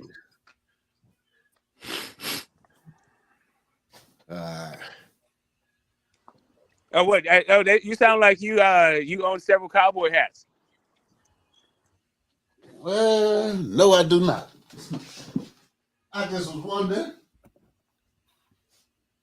Just was wondering. Mm-hmm. Because I do own one. Is that the only cowboy hat you've ever owned? Or is that part of a series? Man, I was on some bullshit for this motherfucker. I swear. It is really a sombrero. I try to freak my shit out. Sombrero, okay. God damn. I done went and got the cow pictures in the back for you and shit, man. I said, well, what's going on with the motherfucker? What in the hell? I feel offended. No, hey, Box Talk. Now, what was you saying before I got the phone call? You said I haven't heard nothing because of what? That we haven't heard nothing about the unified champ, but we already know who the Nebraska champ is fighting. And even though we know this, the unified champs fight that we don't even know about yet is still more interesting. That's why you're asking about it. You're intrigued. Yeah, I'm intrigued because I'm a boxing fan. Not because I give a fuck about either one of them, one way or the other. I mean, you know, I'm a boxing fan. Crawford's my favorite fighter, but shit, I can give two shits about what he does. I just like talking boxing. CC, very intrigued. Because I like talking boxing. Did you just hear me say that, crazy man? All right, well, let's talk. Let's talk some. Yeah, I was doing Poppy. I'd go to Omaha if I could. December. No way. I'm not going to goddamn Omaha. It's cold as fuck out there. Fuck What that. up, fellas? December 17th, we got a fight on our hands. Who we got? 50-50 fight or who y'all got? Who we got? Good fight, man. I got Frank Martin in the close fight though. Against who? Ali, real grandson. I'm gonna roll with Frank Martin, man. I'm gonna roll with Frank Are Martin. you talking about that motherfucker Michelle Rivera? Yeah, Ali's illegitimate. I got Rivera, man. I think Rivera gonna outbox that dude. Ali in the face. Sorry, Ali in the haircut. Yeah, I think Rivera gonna outbox that dude. Rivera's a very good boxer. 50-50. He's a good boxer, yeah. They're still very green, but relative to their level, they're pretty evenly matched. I think the power edge goes to Rivera, so I would go Rivera. Damn. Stop. Shit, I'm gonna rock with Frank because I don't know shit about Rivera. But shit, y'all say you got some power. Subject to be a good motherfucking fight. I thought Frank Martin had more pop though, but Frank has pop. Frank has pop. It's a decent. I think he does. He has the pop out of both of them. If anything, I got Ali. I think Ali got the better boxing skills. Hold on. So is it Ali or Rivera? What's happening? It's all of the above, man. It's Ali, Frazier, Rivera, fucking Ray Leonard. It's all of them. Hold on. What's the motherfucking name who Frank is fighting? His name is Michelle, like Rodriguez. Okay, so I thought the cat fitness consigliere. Hold up 1 second, Smoke. I thought the cat that he was supposed to be fighting was from Cleveland. His name was Ali. No. This guy's name is Michelle Rivera, and he kind of looks like Ali in the face and the haircut. Yeah, he wants to be Ali. Like a young Ali. He looks like a young Ali. Yeah. He's Ali's illegitimate grandson, bro. Yeah. Him and Nico are like cousins. Yeah, they just don't know it yet. Yeah, they don't know yet. Nico look adopted. Only one knows Black Ali. The other one doesn't. Watch your mouth talking about Nico. That's the future middleweight champion of the world. You see what happened is they mixed them up at birth. With the butterfly tap. Hey man, both of y'all need to cut that shit out. And that motherfucking Big Dog Willie. Salute for the $2, but you stay on your bullshit. You stay buzzing every day with this kind of shit. Hey, I'm not gonna let y'all disrespect the friend of the program and Nico Ali Wash, because he will be world champion. When? In '88. Do you know why I watch all of Nico Ali Wash's fights? To see his mama. To see Rashida. You know it. To see Rashida. No, it was shit.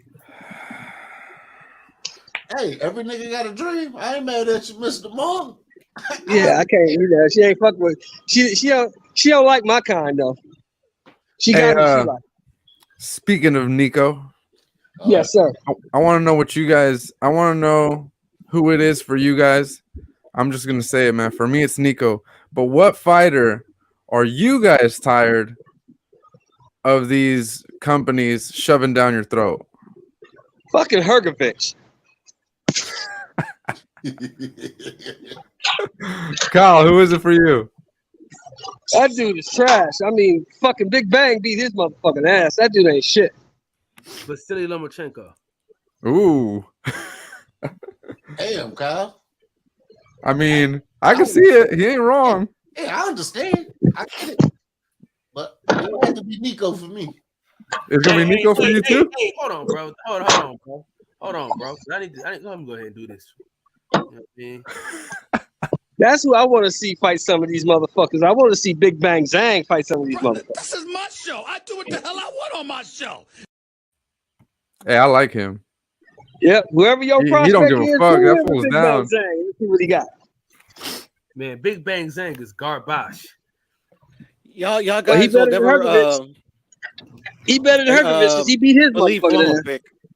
But Canelo. Who? Canelo. You're tired of Canelo being shoved down your throat? Mm-hmm. By every single fucking YouTuber. They can't stop talking about Canelo. There's like 20,000 other fucking fighters out there. But Canelo. They all got a hard on for Canelo. I love Canelo, man. He's a good fighter. But there's other fighters to talk about. Not Fundora. I like Fundora, Kevin. Fundora. He said, I'm tired of seeing that. Hey, Kiro. Canelo's coming back, Kiro. I know he is. I was cooking a Phantom last night. Hey, I bet y'all he beat Bivol this time. Nah, you tripping. Bullshit. He's gonna bet anybody that too. I'm gonna tell y'all why. I'm gonna tell y'all why he's gonna beat him this time. Because his steroid levels are gonna be on the right level this time. He miscalculated his steroid use. Oh yeah. I can see that. This time, well, that's the excuse they're gonna say, Kyle. But I mean, you know, why is he really gonna win? And he got a hand injury, quote unquote. He got a wrist injury and a shoulder injury. He had surgery. He'll be back in May. The shoulder, I don't know, but the wrist, you know, I seen the wrist. Hey, y'all do know they shoot y'all up with some shit when you had some surgeries.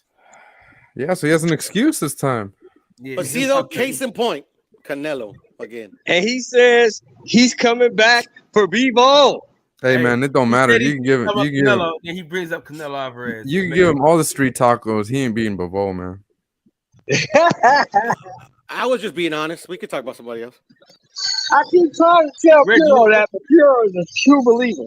Who you got, Red? He's a true believer in the power of Alvarez. And you want to know why, Shelton? On what? Because he shows it to you. You don't just talk about it. Who are you tired of them putting in your face for you to like? But you was asking who I got on who? Who are you tired of, like them putting in your face, like for you to like be a fan? Yeah, what fighter are you tired of them pushing onto you? Ryan Garcia, probably. Out of all the fighters, Ryan Garcia? Yeah, I don't like that girly boy shit. Pushing the boxing and then the fool don't fight nobody. Y'all don't like that. Shit, but they're not pushing him on you though. He kind of doing that himself. We seeing like the networks is like, take this guy, take this guy, watch this guy. But I don't think you and my cousins got something in common there, like Reggie. Oh, they don't like them girly ass fighters. Yeah, I didn't like the Figueroas and none of that. I don't like that. Hey man, they did a real fucking number this weekend with Janabek. God damn, they were pushing that guy. Man, they said Janabek Ali Humalov. And Ali Humalov means in English the guy nobody wants to fight. I know. I was like, are you serious? I fell out laughing. They're gonna line up now. They're gonna line up now. Because I never heard of Janabek like that. The only person I used to hear about him is like L-Dub. I see post something and talk about him or something. But I never really heard. I know people like the way ESPN put the spin on it. But I'm glad that dude showed up. I like when fighters who are he's the boogeyman. Yeah, I like when underdogs who people think gonna get knocked out actually show up and disprove all that shit. Make these dudes human and shit. Yeah. So salute to what's his name? Bentley, yeah, man. He went in there to fucking fight. Yeah, he came to win. He refused to lose. Yeah. I like the man. He won me over. I ain't gonna lie. Hey, listen, he had me at his name. That's a dope ass name though, bro. It when is. You go to the spot and the motherfucker asks your name, Denzel Bentley. You know what I'm saying? That sound like a rapper, guys. Yeah. What's and the motherfucker can fight. And the motherfucker can fight. And he can fight.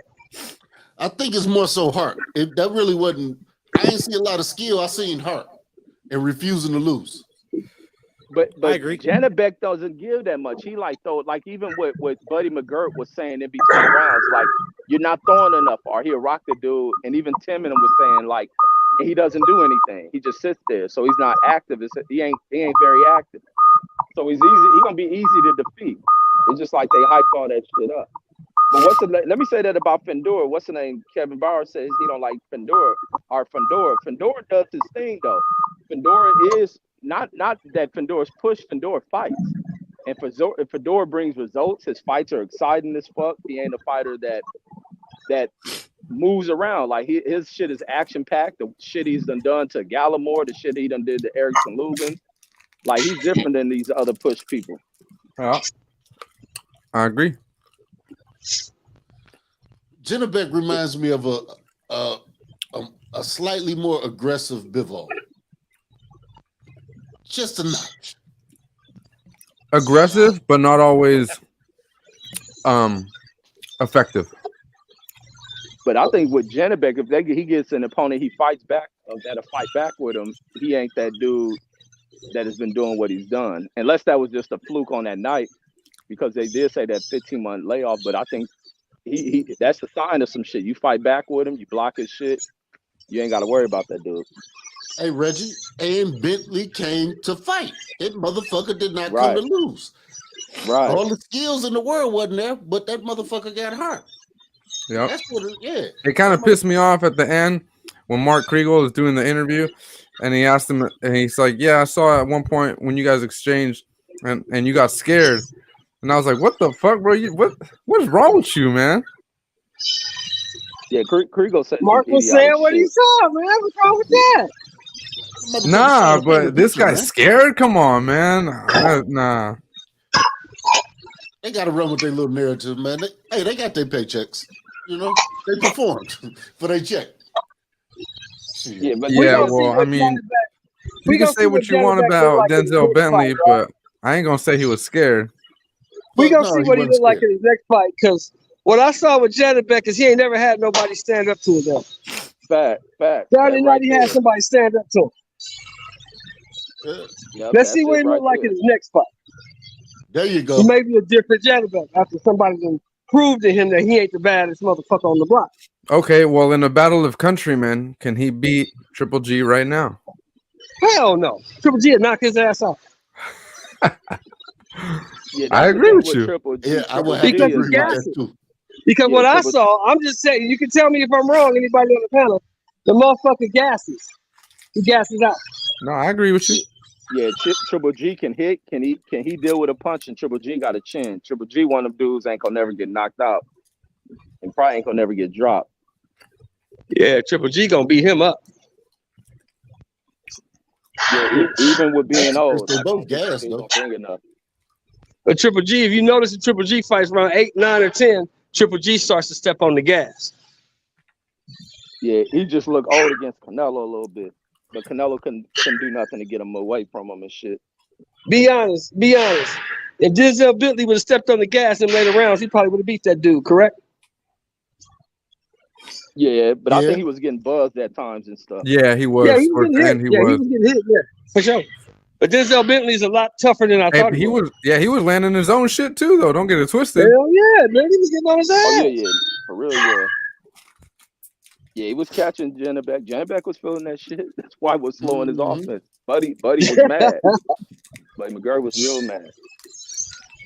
I think Buddy was kind of worried the fight may end up. They may end up losing the fight. Hell yeah. But you heard what Buddy said in post fight, right? He said, "Hey, I've been trying to tell this motherfucker you can't knock everybody out." Hey, I found that shit weird because I'm listening to the commentary talking about this dude is a knockout artist. I'm like, bro, he got 11 fights and he got a 66% KO ratio. Is that a knockout artist? That's no, what they but said. You know the networks like to market that bullshit. But that puts the fighter in a bad spot. The real trainers don't be wanting fighters to be, unless you're wild or one punch knockout artist. But even that was wrong. You don't want a fighter to go in there thinking he a knockout artist and shit. Like you got to be able to show other abilities and shit. There's only one answer. Yeah, that's what I think happened what to Buddy Berlanga, McGirt bro. was telling him. I've been trying to tell this guy, you can't knock everybody out. Can y'all hear me? Yeah, we hear you, DJ. What'd you say? You're kind of low too. Oh, okay. There's only one answer, man, and that's Jaime Munguia. Stop telling me Jaime Munguia is fucking good. DJ, why are you bringing that sauce into the conversation? Oh no, because you talking about for that topic they asked about who's the most annoying fighter. Yeah. Oh, okay. Yeah, it's Jaime Munguia for me. I don't know. Like I've heard Lomachenko was a good one because that's something that can't do no wrong, even when he get it, even when we clearly He's downloading information, bro. Relax. It takes a while. I'm just saying. Man. What's up, DJ? Man, I'm still hot. But it's all right though. Hey man, the trade is over, man. That motherfucker got Izzy ass, man. No, you mad because of the Eagles lost? No, not for real. I was actually relieved. I was actually relieved, to be honest. Like now the story is gone. The pressure of being undefeated is gone. So yep, I can feel that. Yeah, hey man, I never thought these motherfuckers ass. I never thought I'd be that hurt to watch an MMA fighter lose like that. And I was lightweight mad with Izzy, man. I'm so mad, but I'm still proud of him, but I'm mad. Reg, I was sad, bro. That was the saddest.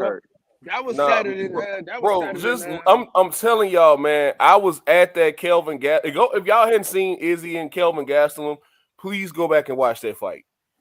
Bro, I'm so glad they didn't stop that fight.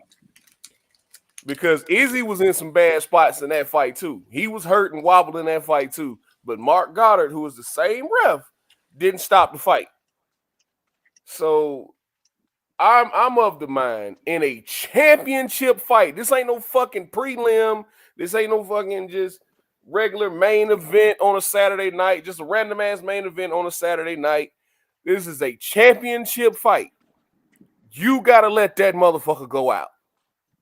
You gotta if he drops, ain't no standing knockouts in championship fights unless it's like Ronda Rousey and fucking Amanda Nunes. But no, see, that's the warrior shit. But you gotta save a fighter. Like Izzy wasn't gonna recover from that shit, and you can't. But we don't know that, bro. I've seen him it was 3 minutes in that fight. That dude was gonna fuck him up. But Red, maybe remember that one fight? Hold on. Let me say maybe not. But you gotta let that shit ride, man. You hear me? Hey, remember that one fight where the black dude was like knocked all the way out, bro, and he was like knocked. You could see he was out cold. And he still ended up winning. He still ended up getting a knockout, bro. Oh, he talking about Congo Chet Congo and Pat Barry. Yes, that nigga was done, bro. No, Frankie Edgar and Gray Maynard. Go back and watch that fight. I remember that one. Frankie was gone. Frankie was gone, and he came back and knocked Gray Maynard the fuck out. Bro, you gotta let them motherfuckers go out. And look, Amir Khan and Canelo. A championship fight, but Gray Maynard and Frankie Edgar was a championship fight. sometimes you gotta know the fighter. You gotta know the fighter. DJ, now, if that's Dominic Reyes, you stop that. Now, if they known for taking punishment and getting slept, stop it. Oh, Reyes been knocked out before. The only question to you is this, DJ. They didn't have 3 fights, and every fight they ended goddamn the same way. I mean, shit. Izzy They beat know the he's gonna knock this motherfucker out. beat the shit out of him 90% of the fight, and then this motherfucker closes his eyes and throw one punch and knock him out. And they know that he's gonna knock this motherfucker out eventually. Man, I ain't been that sad since watching a fighter lose since Lennox got knocked out by I seen Rockman, man. That shit hurt me to watch. Hey Reggie, I was tickle pink when Rockman knocked Lennox Lewis out. I was tickle pink. I can't stand that bastard. You already know, Reg, when I was sad. You know, last time I was sad. What is that? Yeah, this is a bad year for Nigeria. That motherfucking Larry Holmes, man. That motherfucking Larry Holmes. Oh, with Ali. Beat my man like that. Now, mine was Leon Spinks. Wait, Leon. Well, Larry Holmes I was mad too, but Leon Spinks. When Tom knocked out Roy. When Tom knocked out Roy, dog. I cried, man. Larry Holmes beat my man who was living. He beat Ali. He beat Ali ass. He fucked Ali up. That shit I was cool. watching that fight the other day. Yeah, he did Ali cold, man. That shit wasn't cool. Antonio Tarver, you got any excuses tonight, Roy? They went in there and knocked Roy the fuck out, bro. I cried. And that shit was cold, man. I cried, dog. You got any more excuses tonight, Roy? Get up, Roy! Get up, Roy! Man, I could have cried watching that Izzy shit, man, if I didn't have such ice cold veins and shit, but that shit made me want to cry, man. I'm glad I got that shit live. Reggie, man. I was hot. I was mad than a motherfucker, man. Hey, Tyson Douglas, I was actually happy for Douglas, man, because he beat shit out that nigga. Oh yeah, see, I didn't like Tyson back then, man, but I had to walk out the house before I got fucked up. That fight actually made me have more respect for Tyson, because Tyson stood in there like a grown man and took that ass with for 10 rounds. Yeah, but they try to complain at the end. That defeat is hard, man. Losing is, especially in the fight, man. That shit gotta be the hardest shit to ever deal with. I don't watch when niggas lose fights in regular life and lose. Niggas go into hiding like a motherfucker for a few days. But yeah, man, just going back and looking at. I don't know if you remember, Reggie, but Buster Douglas was dropping bombs on that nigga. He was whooping his ass. Oh yeah, he is fucking Tyson up. Cause Tyson had that aura of invincibility and shit. And I watched that shit happen like that. Man, that motherfucker was. You remember that fight, DJ? Yeah, that was a devastating fight, man. Hey, Buster had lost his mother. I think a couple days before the fight. So as a kid, what fight did y'all watch that made y'all cry as a kid? That was as a kid? Yeah, mine was Antonio Tarver when he beat Roy Jones. Nigga, I cried.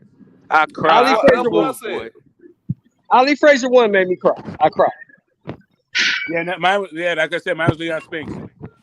Because I couldn't believe that anybody could beat Muhammad Ali. I just couldn't believe. See, I didn't like Tyson, so I probably would have cried if I liked Tyson doing Douglas. But I was sick when I watched Rockman knock out. I was in the Army too when I watched Rockman knock out Lennox. Was I in the Army? I might have been out. I might have been out the Army, but whatever it was, I was sick when I seen that shit. That's the only fighter Reggie Owens liked or loved. That he was just like making excuses for. So DJ, are they gonna have a rematch? Yeah. They gonna fight again. Man, they ain't playing that shit, man. But the money them niggas made, man, ain't no way they about to turn that shit down. Yeah, they did make 11 million, damn near 12 million at the gate, right? Yeah. Right. Izzy got his 7 million. Potan probably gonna take home 2 or 3. You know what I mean? So man, and he about to be in Brazil. They sold out Madison Square Garden and it ain't the fucking Hulu Theater. Yeah. Yeah, that's the second. They say that UFC had the top 2 highest grossing events in Madison Square Garden history. They do. They set records everywhere they go. Bro, y'all gotta go to one of these fucking fights with me, bro. This shit be crazy. And Izzy, and it's crazy to me how big Alex Pereira is. Because if y'all ever get close up on Izzy is a big motherfucker, man. Like it might not look like it on TV, but Izzy is big as fuck. I'm telling Izzy could have played wide receiver in the NFL if he wanted to. Izzy big as shit, man. But dude is even bigger than Izzy though. Yeah, you seen that size difference. That's why I was like, wow, dude was a heavyweight out there. Man, Izzy better hope that nigga go back to Brazil with all that money and turn the motherfucking Chino Madonna and shit. Since some pretty Brazilians at that motherfucker. Okay, now let me ask you this, DJ. And another reason why they're gonna have the rematch, right? Because thanks to Izzy, Izzy cleaned out the whole weight class. So there is no other number one contender. So let me ask you this, DJ. They fight again. They fight again. He knock his ass out again. What you gonna say? Is what now? They fight again. He knock his ass out again. What you gonna say? Shit, ain't then I'll say say he got his number. But until then, man. But I think Izzy can beat the dude. I think Izzy gonna go back there and beat him.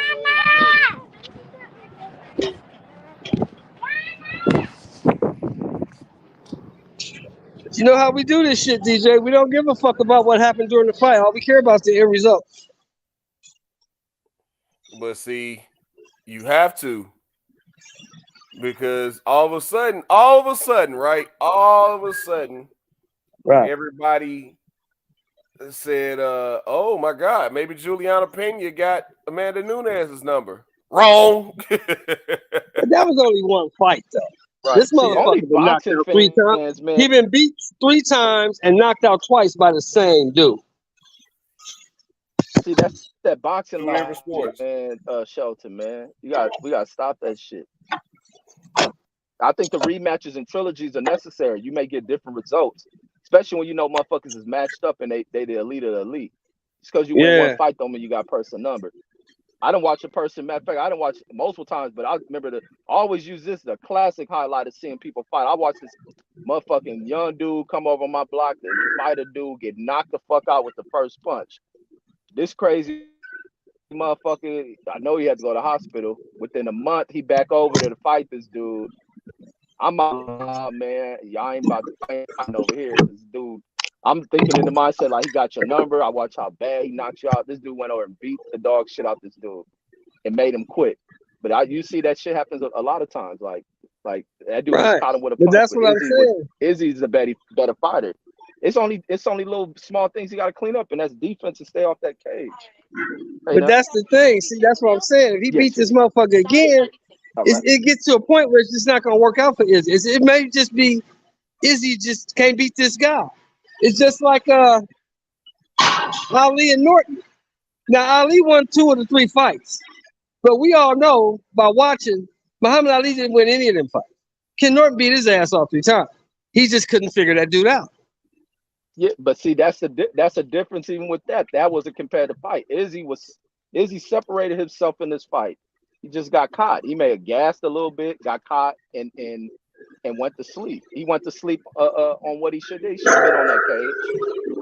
He shouldn't have been on that cage. He's gonna cruise to a smooth victory. Yeah, I'm just saying, goddamn. I mean, it's 3 times. I mean, how many times I gotta knock this nigga out? This is the first time in mixed martial arts, though. The other shit was at exactly. This is the first time in MMA. Okay. So, and then we'll see, though. I want to see it again. This is the other thing. He can tool up and get better at grappling. Now you see this other dude, and the other dude can get good at it too. But oh my God, Reggie, can get him on the ground. Reggie, I was screaming, take this motherfucker down again. It was, oh man, watching him grapple, watching Pereira grapple was, you could tell he's not used to it. By the way he was trying to defend himself, by the certain positions that he kept getting in trying to defend himself. You can clearly tell that wrestling or jiu-jitsu or catch wrestling was nowhere in his repertoire, and that's crazy because he trains with a legit world-class Brazilian Jiu-Jitsu black belt in Glover Teixeira. But he had no idea what to do when Izzy was on his back. And the only thing that saved him is Izzy didn't know what to do when Izzy was on his back. Right. On the real. But you know what? I'm not going to say that. I take that back. I think Izzy got caught up trying to knock him out instead of just choking his ass out. Instead of just getting the victory, Izzy wanted to knock him out. I think that was part of his downfall Saturday as well. I think Izzy really wanted to knock him out because he dominated the fight. But I don't know. We'll see. Hey, what happens, that dude really wasn't that good, bro. Potan? Yes, he is. Yes, he is. And he got saved by the bell too. Kyle, yes, he is. Nah, that nigga good, bro. And he's strong. Kyle, yes, he is. You know what I'm saying, bro? He wasn't that good, bro. Yes, he is. Yes, he is. He can knock you out. He can kick, but you know what I'm saying. Once you get him on the ground, it's a wrap is, for him. Kyle. He's that good. He was we're gonna go back to kickboxing, but he was a 2-division champion in kickboxing. He's that fucking good. Him and Izzy I know Izzy had 100 fights in kickboxing, and I think he was close to that. Either close to that or more than that. Bro, he's that good. Is she taking that? And y'all better hope the other guy don't come over here too. He gonna come in here fucking people up, and his name is Donovan Vise from Suriname. Oh, y'all better hope he don't come over here. And shit. The heavyweight division better get on bended knee and be grateful Rico Verhoeven does not want to do MMA. I'm just saying. Y'all gotta start watching kickboxing, man. Shit be lit. Start watching Glory, bro. Shit be lit, man. They don't be advertising that shit like when Tyrone Spong and shit was in it. Right, man, and that's what I'm saying. Like Tyrone Spong was the motherfucker of motherfuckers in kickboxing until he got old. But you know, and then he started diverting his attention to other shit, and you know, but yeah, he just a fighter, man. A lot of them just fighters at heart. Even the guy who trained Kamaru Usman for a long time until he switched a couple years ago. You got Henry Hooft and Ernesto Hoost, and he's got bro. Then you got Anthony Pettis' trainers. You got the Rufus brothers. You had Rick Rufus, who was the top kickboxer in the world for a long time, and his little brother Duke. Man, kickboxing be lit, bro. Yeah, Ernesto Hoost was the shit. I remember he the first one to start whooping what's that big motherfucker? Bob Sapp, when he whooped the shit out Bob Sapp. Yeah. Yeah. And that Ernesto Hoost was the shit, man. Yeah, it's just a matter. They gotta advertise that shit better, man. I be catching that shit on them like off-brand channels and shit that show kickboxing and shit, or that Muay Thai shit. Yeah. Now, you really don't, outside of Lion Fight, which is in the UK, I really don't see a lot of Muay Thai fights. Yeah, I be catching them. You gotta catch them on them off-brand channels and shit. Yeah, but you're right. They don't really push kickboxing in America, and I don't understand why. Because of the way they that's another guy, Raymond Daniels, who finally came to MMA a couple years ago. But you know, a lot of that is, you know, niggas don't really like to use their feet. You know what I'm saying? You know, back in the day, remember your mom used to keep your feet in the goddamn ground. That's probably what that is, man. But you know it's the way they present it. Because when Kung Fu movies came out, every is we boxing or is we fighting? Like, but back in the day, like when Bruce Lee and them shit start coming up with the movies, black people learned that martial arts shit, and a lot of black people want to learn kung fu left and right, man. Yeah, but it's like now, even when they used to do like the kickboxing here, The people who I think ruin it be the networks and the commentating teams they bring on it. I think the shit that worked more for UFC just being the talent was that motherfucker Joe Rogan. You got to have people that present that shit right. And kickboxing has always had people, they be like goofy ass motherfuckers that present it like it's a joke and shit. But like boxing be fucking up too sometimes, bro, with they fucking commentating. Yeah, the commentary trash. Even when ESPN used to have that shit before Top Rank went over there. When that motherfucker when boxing was going through that decline, that fool, what's his name? Teddy Atlas used to ruin boxing because all he did was complain. He just complained all the time, dogged it. Then you had fucking when the HBO crew started over Europeanizing the sport and just talking negative about it. The UFC don't get that, and they explain that shit. When you start having that narrative pushing in boxing and influencing the fans with that bullshit, it started to diminish the sport. And Listen. Dana knew what he was doing. But Joe Rogan, to me, is the motherfucking dude that really pushed that shit over the top. That's why his voice so powerful. That nigga making money off of what he speaks and shit. Listen, I'm gonna be real. You can like Reggie, you can hate Reggie. But if Reggie Owens is doing a commentary of a fight, I don't give a fuck where you at or where you from. You had a good time being inside that motherfucker every goddamn time. I always tell Reggie that every chance I fucking get. Because sometimes when I was at work and I couldn't watch the fight, I had this motherfucker Reggie in my ear. Oh, look at that motherfucker. You know what I'm saying? Like, dog. Oh, this motherfucker finna go to sleep. He getting his ass beat up. He whooping his motherfucking ass. You know what I'm saying? Like, hey, fuck a left hook, fuck a jab. He getting his ass whooped. You know what I'm saying? Dog. I ain't gonna lie. The only fight I ever commentated, bro, was Neverete versus Jose Gonzalez. And the only reason why I started fucking commentating it because the fight was so goddamn good. And I was like, damn, now I see why Reggie Owens always watching this, like always doing that shit, bro. Shit was lit. Yeah, because I always watch fights, man, used to be into that shit, enjoying it. That's why I don't like going to the fights because they can't be acting like that. Even when I went to the Jon Jones versus the black dude he fought from Miami, Saint Cruz. Is that his name, Saint Cruz? Is that his name, DJ? Open Saint Cruz, I think his name is. Yeah, he from Florida, but I know you talking about. I went to that fight, man. Them motherfuckers in the UFC was tripping because I'm in it. Man, I act. The phone breaking up, Reggie. Oh, you breaking up, Reg?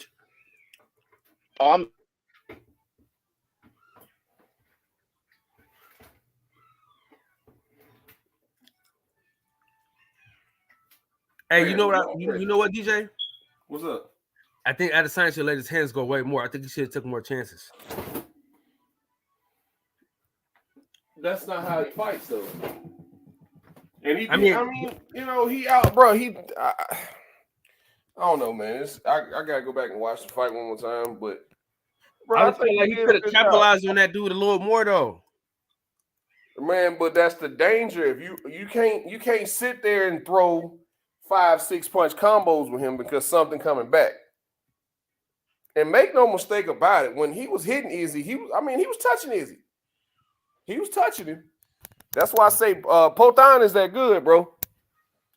He's that good. I think Izzy's better. I think he'll lose his next fight, bro. Who, Potan? Yes. Lucky for him, his next fight gonna be against Izzy. Oh, okay. Well, lucky for us. It should look dangerous every time they got close. Yeah, he's just always dangerous. You know what I equate that shit to? We watched Luis Ortiz outbox Deontay Wilder 2 times.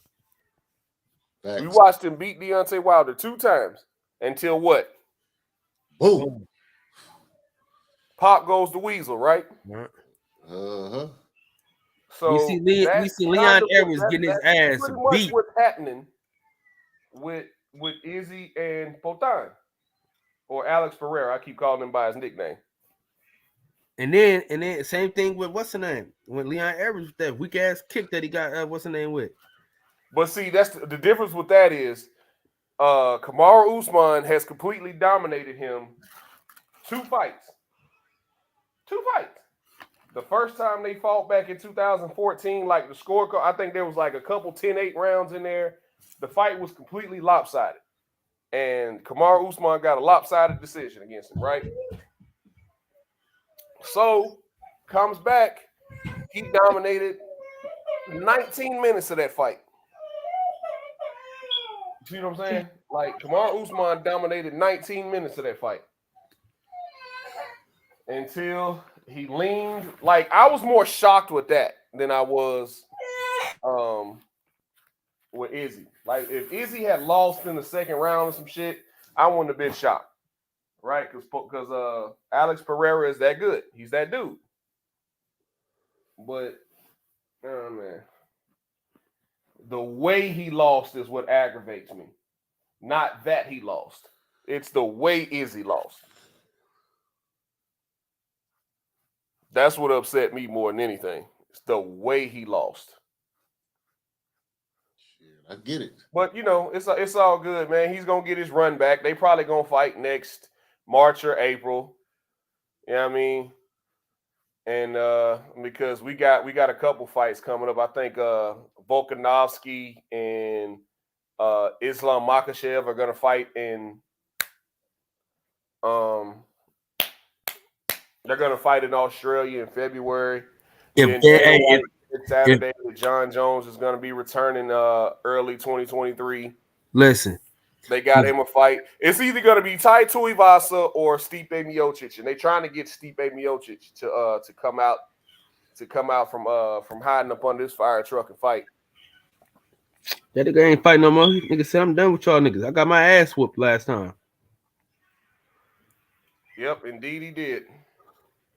Indeed he did. So they've been trying to work some shit out with Stipe, I'm guessing, because John has let everybody know, look, man, I'm ready to fight.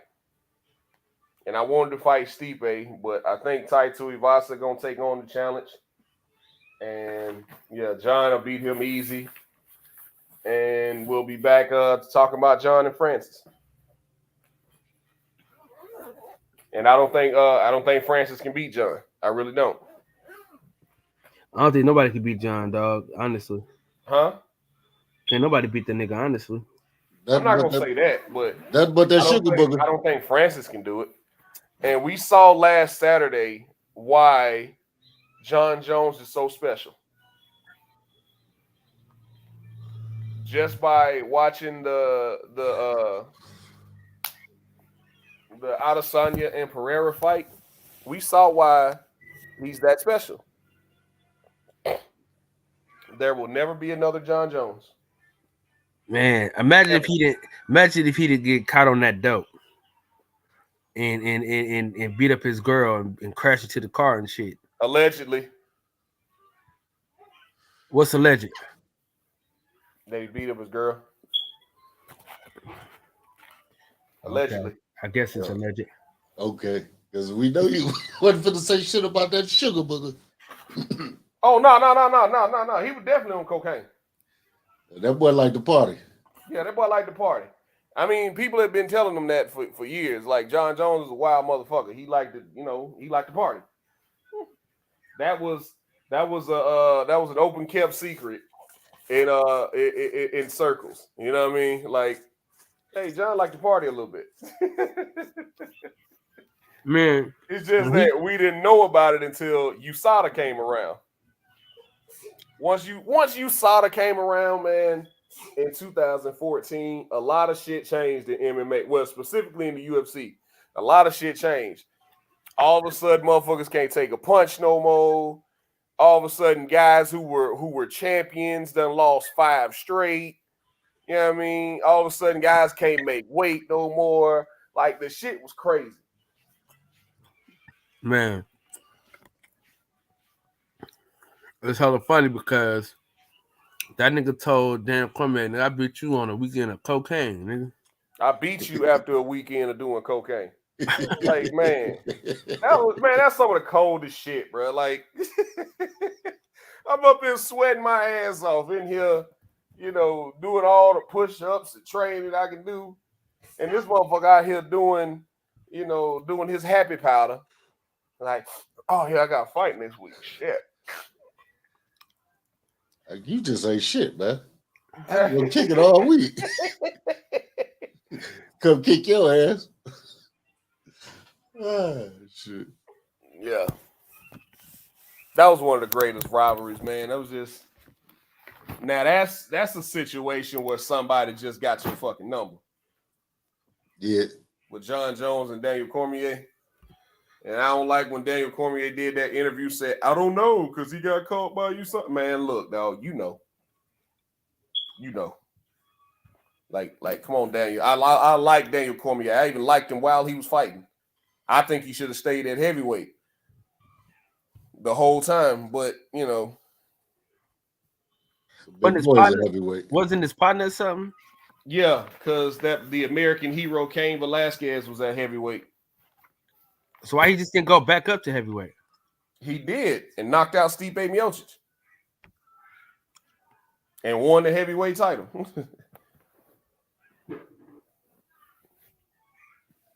And Daniel Cormier wasn't a big heavyweight. He was just faster than everybody and could wrestle his ass off. I'm like, man, who this little pudgy motherfucker that looked like me out here whooping ass? He almost made me want to do MMA again, man. But I was like, yeah, nah, I'm good. I am good. I go in here, fuck around and train a little bit here and there. But as far as like competitively getting in there, yeah, I'm good, bro. I'm good. Once I saw Frank Mir snap Tim Sylvia's arm, I was good after that. Yeah, I remember that fight. You remember that? Yeah. His arm still fucked up, Detroit. God damn. Yeah. But it's all good though, man. We gon' oh shit, I like this. Yeah, I'm trying to finish packing my bag, man. We leave in a couple days, Kyle. Puerto Rico. Hey. You must be Andrew. Say what now? Motherfucking fun, DJ. Oh, yeah. Xander Zayas. Xander Zayas, Hector Camacho, Tito Trinidad. You know what I mean? Yeah, we're gonna make some shit. We're gonna make some shit happen down here, man. Yes, sir. Me and the missus. I had to explain to my daughters this morning what's going on. Like, hey, look. Did you tell me you have another baby? Huh? You had to tell me you was having another baby? Nah, man. I ain't nah, nothing like that. Just let them know we gonna be gone for a few days and y'all gonna be with TT Haley. Hey.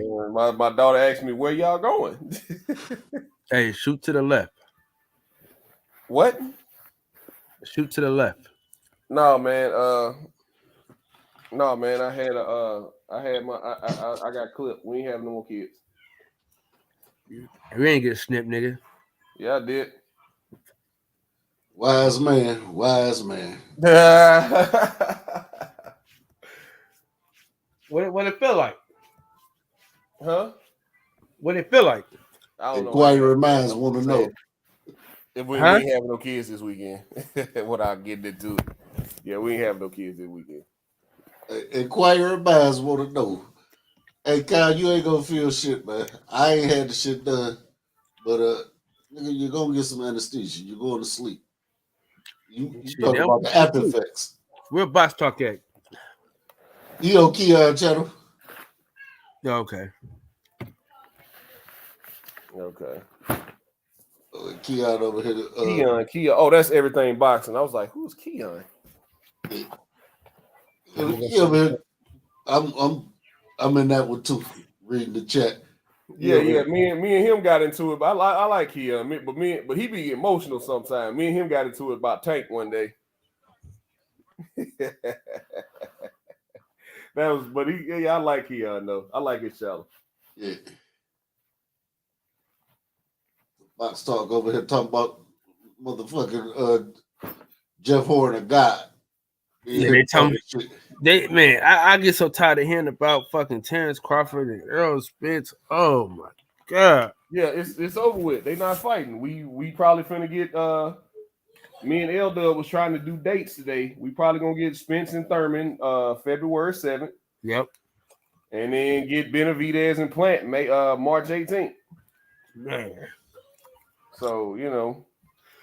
Hey, January, I might be going to New York. For who else, bro? Oh yeah, your man, the Transformer. Hey, cold. I told you to say Steven Nelson or something. I ain't seen him since his fat ass missed weight. Come on, blood. What's wrong with you, man? That's a man, fuck all that. It is what it is. That's your homie. That's your homie too. That's your. I met him a couple times, and I tell him, "Hey, man, how the fuck you off a year and a half and miss weight?" No, but that's why he missed weight though. You know he had. Yeah, nigga. Weight, nah, he had the Achilles. He tore his Achilles, bro. Huh? He had the what? He was coming off an Achilles injury. Then move up in weight, man. If you ain't sure, move up in weight. Bro, he knew. I'm telling you. Steven Nelson knew halfway through that camp. Look, man, I can't get down to 168 no more. What was it? 175 or 168? I think it was 168 he couldn't get down to. So, you know what I mean? Like, bro, he knew. He knew. I'm telling you. He knew halfway through that camp he wasn't gonna make that weight. I ain't gonna sit up here and let you disrespect my homeboy like that, man. Man, look, I said he didn't know. Hear me. I hope he hear me and come out here and try to prove me wrong next time. But ain't no disrespect to say a man missed weight. He missed weight. Nah, hey, listen, it's systemic. This ain't personal. This ain't personal. I ain't got nothing personal against Steven Nelson. It was systematic. He missed weight because of systematic racism, bro. He's had a hard life. Systematic racism. You right. They kept feeding him fried chicken. That's why he missed weight. Later, baby. I gotta go get Kylie. When I get Kylie, after I come back from getting Kylie, okay, you can have it. Say hi, DJ. Hi, TJ. What's up, little fella? No, that's my daughter, fam. Watch your mouth. Babies sound like babies. I thought it was your son. Your son the one always bothering you. Babies all sound like babies. Now, baby girl always be jumping on. Huh? So your daughter always be jumping on. They always, all these damn kids, man. Hold on, I'm about to switch I'm gonna switch to my phone real quick, y'all. Mm-hmm. Yeah, man. It's everybody. It's some. Hey, good, DJ, can you hold it down for me, bro? I gotta pick up my daughter, and I'm on 3%, bro. I don't have to do that, man. Huh? I don't have the No. I just need you to talk for 10 minutes. Oh yeah, yeah. Talk to myself. Detroit's still here with me. Yeah. We can probably hold it down. Go on there. Yeah, because hey, 3% ain't gonna let me do no StreamYard. StreamYard gonna cut me all the way off. Take care of your business, Kyle. Hey, you know StreamYard kill your battery faster than anything ever. Hell yeah. So why do you need that case on your motherfucking phone? That extra battery. Yeah. Tell them the story about that DJ when we was in Vegas. Yeah, man. The guy kept trying to sell us shit. Like, you know how you be at these you just walking through and you get to the kiosk or whatever. Man, he was like, hey my man, what kind of phone you got? We all tell him what kind of phones we got. He was like, yo, I got this case, I got that case. So Kyle does it. Kyle and Max end up both buying the extra battery case. Yeah, them battery cases. Yeah. I was like, nah, bro, I'm good. I'm good, actually. Nah, nigga, I was about to, and he told us the price. I said, hell no. Yeah. How much? Max bought one. No, nobody bought one. Nigga gave me Max that price. buy He said, one. hell no. Max did buy one. No, none of us bought that shit, man. It cost too goddamn much. How much you want, I Kyle? that quick, boy. I was like, oh fuck, no, I'm good, bro. Keep trying to tell you I'm good, man. Quit trying to sell me shit. How much was it? Bro, them shit's like $200-$300. That nigga said like one. He said he'll give us a deal for $190. What the fuck? Oh no. See, I bought one in Vegas. Shit, and that motherfucker was $70, and we still working good, bro. We already hip, but yeah, man, he tried it. Well, shit, I got a stick on the back of my shit. Yeah. That's one of the charge cases. Yeah. Yeah, Kyle Max did buy one, man. Hell yeah. Nah, nigga, I didn't buy one. I said Max bought one. No, he didn't. It cost too much. Shit. Hot 70 is one of the that nigga said $190, nigga. It was a wrap. Fuck yeah, it was a wrap. Yeah, it was a wrap. I understand you trying to get your hustle on out here, bro. I respect it. But what you're not gonna do is bend me over in the process. Mr. Jones don't like to be fucked by anybody except Mrs. Jones. Okay. Damn. Hold on, DJ. How bad is the island down there? Because I remember my man was one of my neighbors. He worked for a company, and they was trying to send him down there to get some. There was a lot of down power lines. They said the whole island didn't have no power. But shit, this been like about a month and a half ago. See, that was it was a lot of floods this time. It wasn't a lot of structural damage. Trust me, I've been keeping up with it. But it was a lot of structural damage. It wasn't a lot of structural damage this time. It was just a lot of floods. So once they got the water out and cleaned everything up, everything was good. A lot of buildings didn't get tore up, but it is a few places that still temporarily closed. Yeah. But other than that, man, everything's good. Okay. I ain't gonna say everything's good, but Shit, I was thinking about going down there. He's like, man, yeah, they paying $5,000 a week. I said, shit, hold on, man. Yeah. But then I found out that you get down there and they might want to pay you once a month, and you can't leave when you want to leave. Right. So you might go down there and you might be stuck there for 4 months. Everybody, I forgot who that was, came to me with that story about but it was in a different. I was like, that's a different country though. That's not even the same thing. He's like, all right, man, you better be careful down there. I went. He was like, my brother-in-law went down there.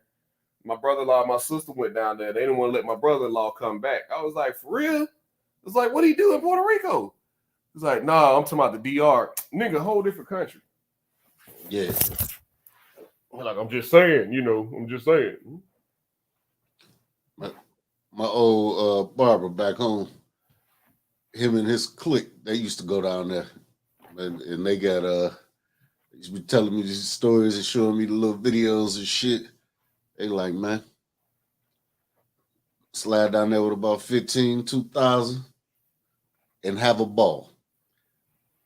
They go rent a villa, 10 bedrooms with a maid, masseuse, and shit.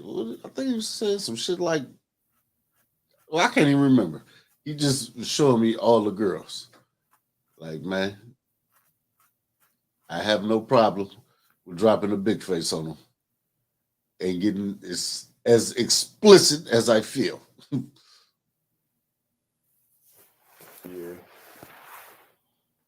Yeah. But everything's pretty cheap down there, man, from what I've been seeing. Well, in Puerto Rico? Yeah. Oh. Yeah, man. From what I've seen, everything's looks pretty cheap down there. It's like, oh, okay. This shouldn't be too bad. Yeah. This shouldn't put a hole in my pocket like Vegas did. Vegas almost broke me. If Vegas will do it, especially if you gamble. And see, I wasn't even gambling. You know what was killing me? What? Like having to fucking Lyft and Uber everywhere. That's what was killing me. Oh, because your big ass ain't want to walk. That's what it was. Yeah, you're right. Hey, man, shit, I was up and down that motherfucking strip so tough with them slushies. I get that motherfucker get empty. Cut over to the right. We need a refill. I was down in Vegas, wasted. And see, I was over. I moved over to Arizona, so we sliding back and forth damn near every damn near every other month. That's like, fuck it. What you doing this weekend? Doing shit. Fuck it. Let's hit Vegas. Let's go to Vegas. Yeah, man. It was, but see, I didn't stay on the strip. That's why. Yeah. Yeah, I wanted. I thought it was a good idea to stay away from the madness. Yeah. But well, you know, especially if you with the fellas, you want to be right there. But yeah. But see, it's crazy because that wasn't my first time in Vegas. That was the first time I came solo by myself, and I ended up, meeting Kyle and them out there. But that was my first time in Vegas.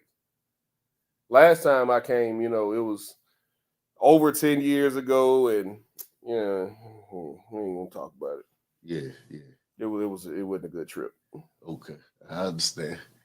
Yeah, it wasn't a good motherfucker beat me down in my goddamn socks. See, I was supposed to. That's why I made my mind up. I wasn't gambling this time because nobody told me, bro. No, we can fuck it. We can talk about it because nobody told me, bro. Nobody told me that craps is different from shooting dice on the block. Damn. So I'm up there just getting my head toe in.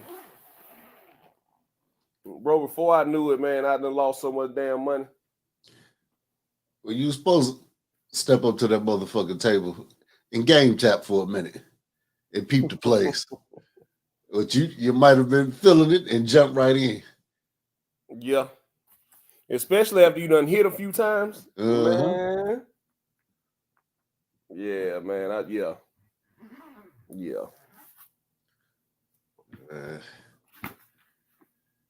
Yeah, I was supposed to been out there with y'all, man, but unfortunately, it was that Thursday night my auntie had got killed in a car accident, drunk driving. Man.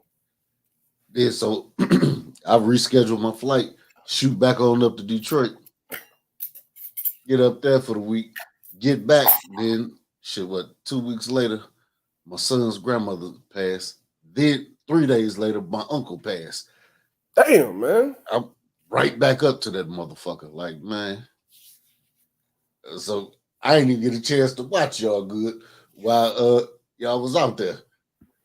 I'm jumping on it in the midst of dealing with all the bullshit. I'm sorry to hear that, man. Oh, man. Yeah, man. Don't nobody get to live forever. But yeah, I appreciate the condolences, but shit, it is what it is. I accept it. But the auntie, both of them really fucked me up. Yeah. Yeah, mine just passed, it was the last Monday. Had the funeral last Saturday. So, yeah, man. But we kind of saw it coming. Like, everybody knew she was sick. We just didn't know it was that bad. Yeah. You know what I mean? But, Yeah, shit, it is what it is. Don't nobody get to stay around this motherfucker forever. Nah, man. Nobody knows, and everybody got an expiration date, man. Yes, sir. Yeah, so. Yeah, some random drunk it's drivers. crazy. I wanted to get Reggie go. I wanted to get Reggie's opinion on this too.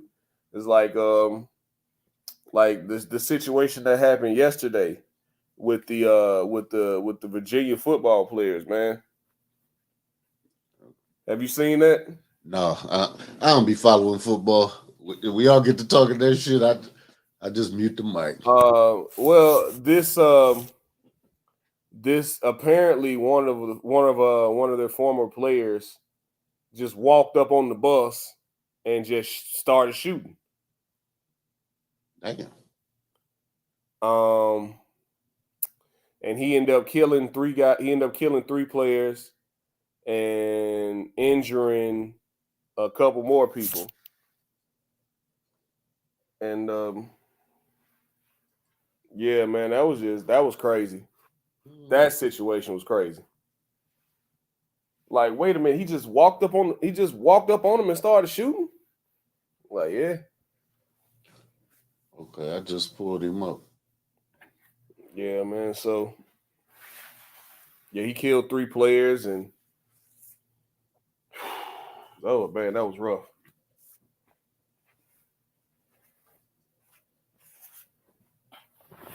Don't nobody know why it ain't came out. No, it ain't came out yet, but one of the suspects or the suspect is a former player. Okay. So it ain't came out yet as to why, but all I know is three players are gone, man. Three dudes who was in college, doing the right thing, trying to get their degree and maybe make it to the NFL. Mm-hmm. They gone now.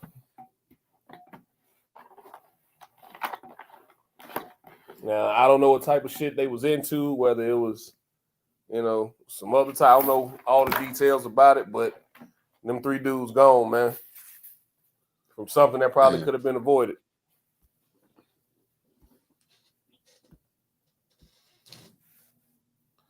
Oh, what's his name? His last name is Jones. Christopher Darnell Jones. And they say one of the victims is all right, and another one is in critical condition. So they hoping he pulled through. They ain't. Mm-hmm.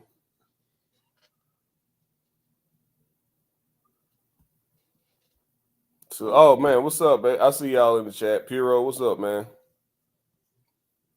Max, we ain't got no credentials.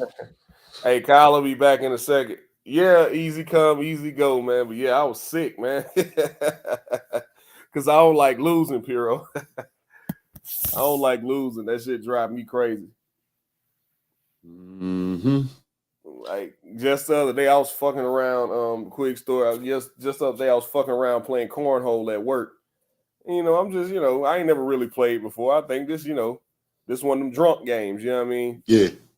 So I'm playing, and one of the guys ended up beating me. And for the rest of the night, we had to play again. Yes, sir.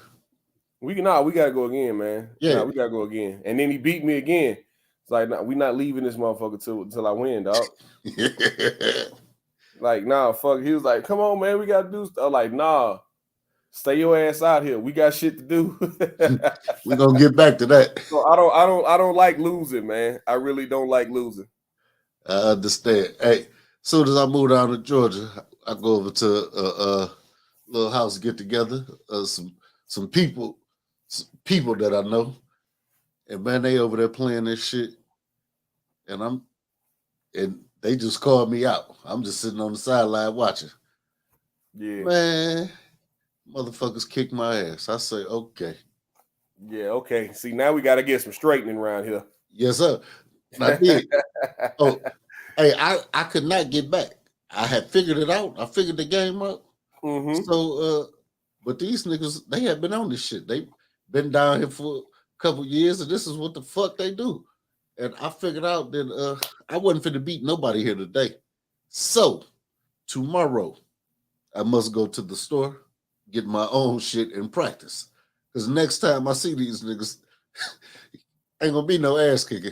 Nigga, we gonna fight or I'm gonna kick your ass. I ain't gonna be the nail, son. I promise you, I ain't gonna be the nail forever. Yeah. I can promise you that. I'm not gonna be the nail forever.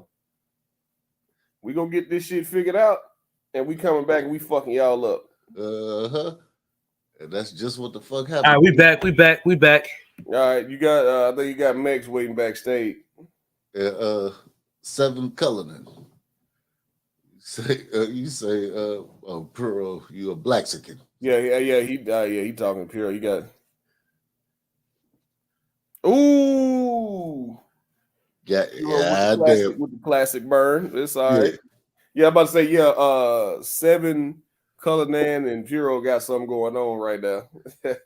Well, bring your ass to the stage. Hey, Max. Yo, is that a 40 ounce? No, that's that apple cider vinegar. I know what it is. What the fuck is you doing? Mix and got the herpes. Nah, hold on, Playboy. I'll try to lose a little more weight, man. Just try to get my groove on, you know. What, you cleansing? You cleansing? Yeah, I'm on like a 36-hour fast right now. So you ain't ate nothing in 36 hours?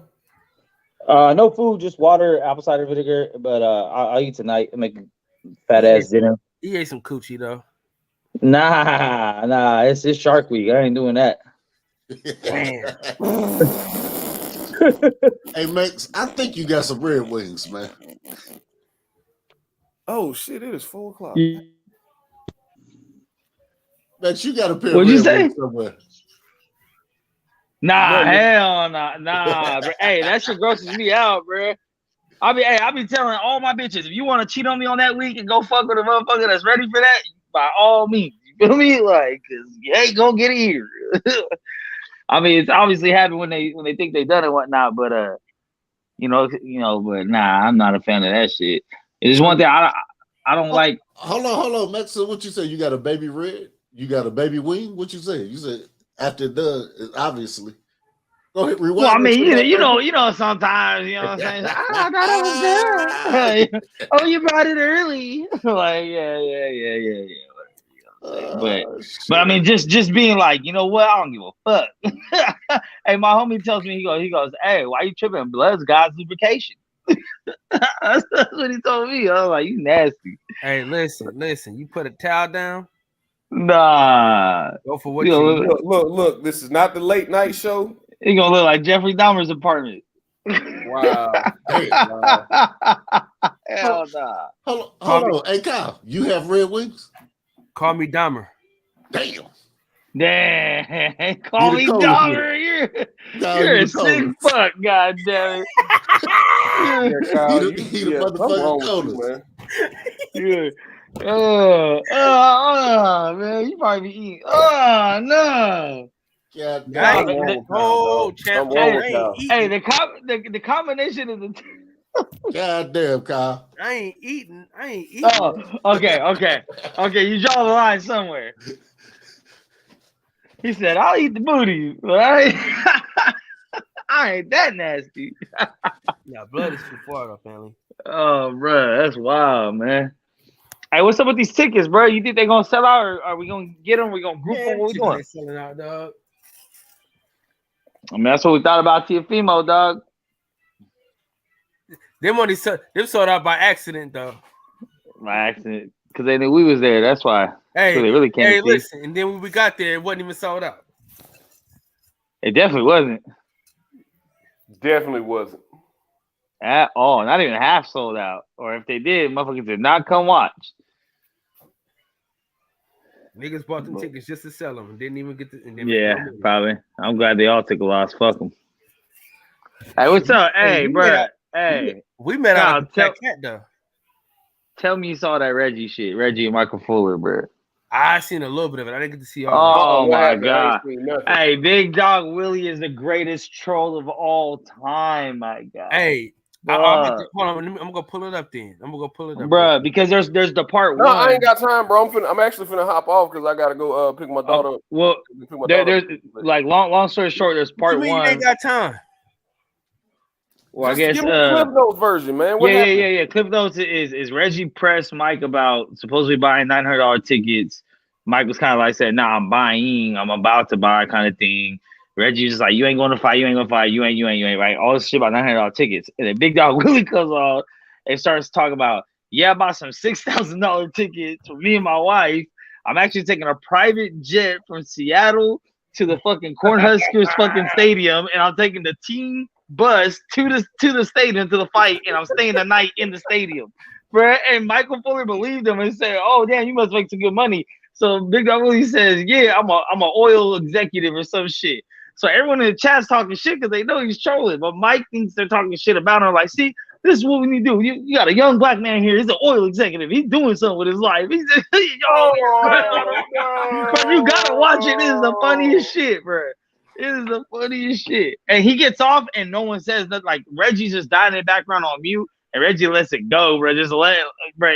He played it perfect. I'm glad no one spoiled the moment. Did let it go. I bet Reggie I'm glad no one spoiled the moment, bro. That shit was hilarious. That shit was hilarious. Bex, who shows this on? Huh? Oh, this is on Reggie shit. It's on Reggie shit. Reggie clipped it. Yeah, he clipped it. He clipped both parts. The setup of the $900 and when Big Dog Willie came on. The Big Dog Willie shit was just hilarious, though. Okay. Yeah. But like to Michael Fuller's credit, he didn't say he paid. He didn't say they're paid. Like he paid. He bought actual tickets. He said that he's paying $900. He's talking about Terrence Crawford's fight. To Bud.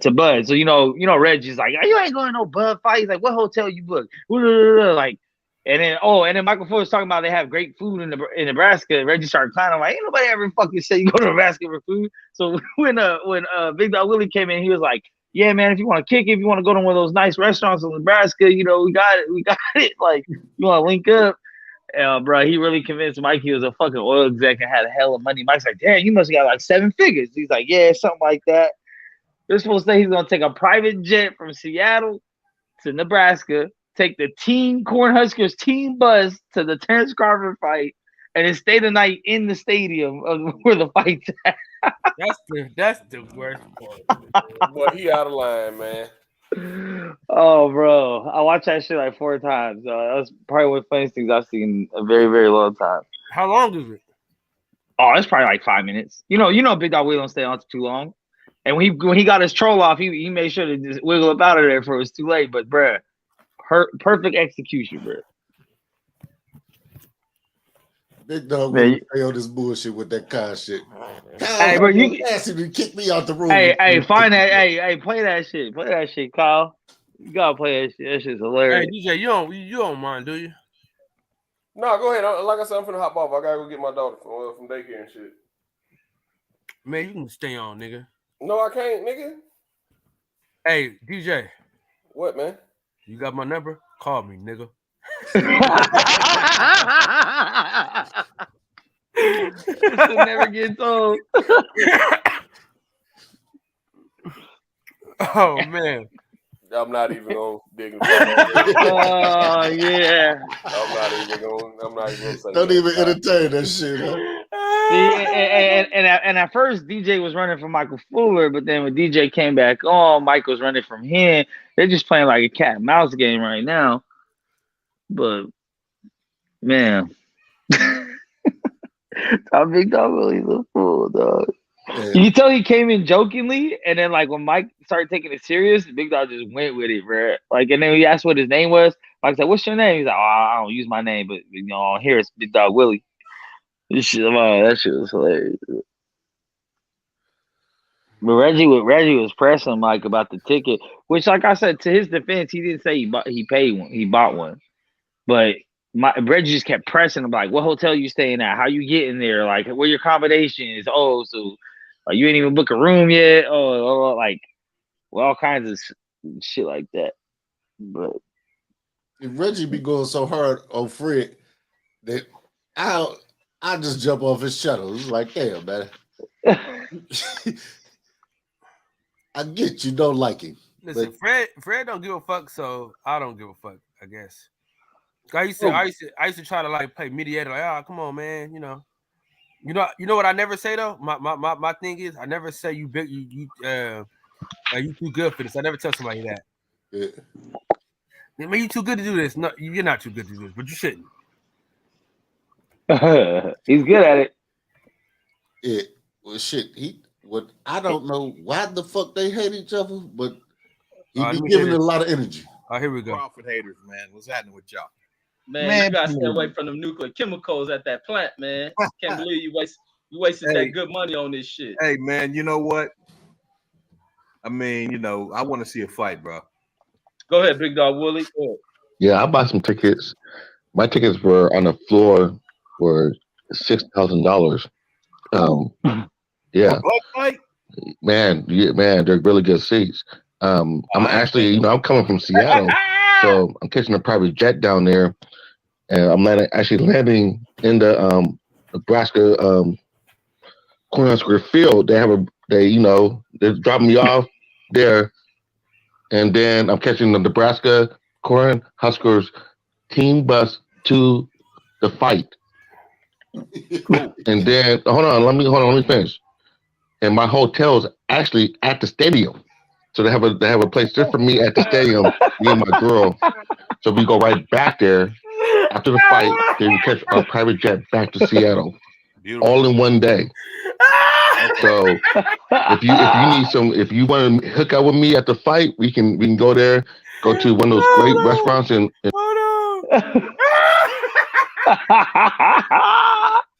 Bro, he's a legend. He's a fucking legend, dog. Oh shit. Keep going. It gets good. I can't breathe. What the fuck be wrong with motherfuckers? I'm coughing. I'm choking on my damn spoon and shit. Hold on. Okay. Hold on. And Reggie is cracking up. in Omaha. Yeah, Reggie's dying. And get a big old steak. Me and you chilling, man. Me and you, your wife, our girl, we can go there, have a good old time, and watch Bud fight. That's about it. Yeah, that's what I'm doing. What I would say is, if you bought $6,000 tickets, I'm not gonna do that, bro. I'm not in that tax bracket. I ain't buying no $6,000. No, it's cool. No, I'm not saying. I'm just saying. During the fight, actually, I'm being honest with you. There's $5,500 for one for me, one for my girl. So basically, like $11,000. So yeah, they're good seats, man. I'm like right up there near it. So if you're making that type of paper, then no, I won't be able to hang with you. If you want to put $11,000 on some tickets, that's not my MO, man. I work for a living. I work too. Yeah, but I work. I'm employed. I don't have like endless funds or anything like that. I'm employed too. What are you talking about? What I'm saying is I'm employed by someone else. I don't work for myself. I don't work for myself either. Oh, you don't? Okay. What do you do? No. What do you do? No. What I do? Yeah. Hold on. I work for an oil. Reggie Owens is cracking up in the back, bro. Oh my God, Max. Yo, what's good? Bro, look at the nigga Reggie Owens in the background, bro. Oh no, I know. I looked at him the whole time. He was just dying laughing, bro. I was the same exact way at my house, but bro, I am dying laughing. Nigga said, "Oh no, keep going. Watch, keep bro, going. I am, bro. I just gotta pause. I gotta laugh a bit. Oil company. I'm a oil executive. Oh, okay. Well, shit, yeah. You in that 7-figure range, right? Yeah, basically, yeah. But I extend myself out to people. It's all cool. I don't care how much money you make. So that's what I'm doing.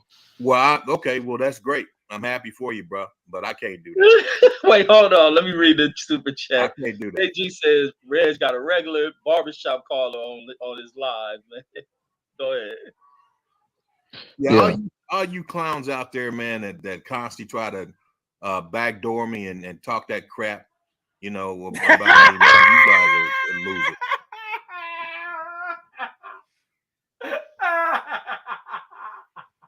So you talking that crap?